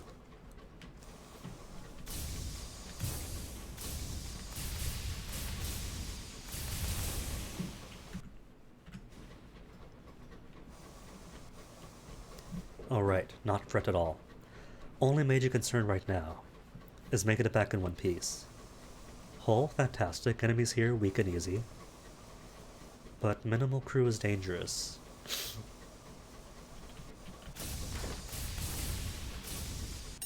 Although, read Ledger. Get my Sky Stories and Visions of Heaven. Just Sky Stories, cool. Although, I am going to take 1 more egg. And since the, whatchamacalls'em, the curators are easier, I think that's what I'll do. Bully a curator, get to Lustrum, then endgame there and stream, and come back to it on one day. Sniped. Partial success, that's okay, that's just sovereigns gained.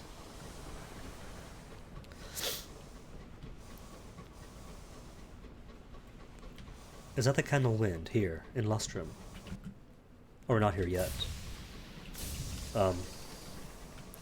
It didn't pause. An unfortunate occurrence. Check the hold. Lost another egg. They can't work in this state.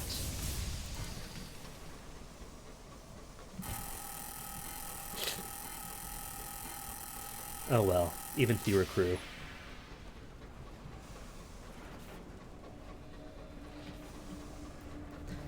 And what did I do to get that to happen?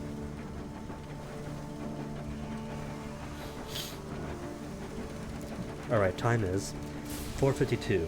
Plenty of time then. No, it's not plenty of time. I'm gonna have to call it here then. Get to Lustrum, get the game saved. Then that'll be it for the week. Then pop back in on Monday.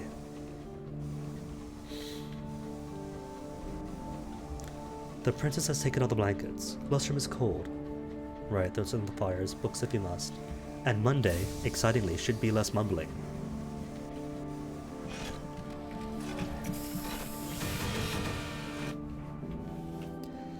Until then, though. Until then, that has to be it for today. Shorter stream, but that's how it goes.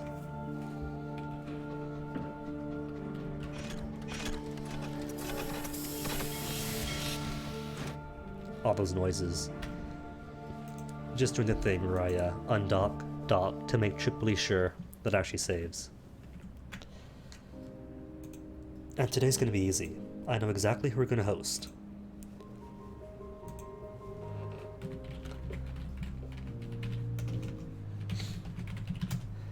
Because JC just popped on.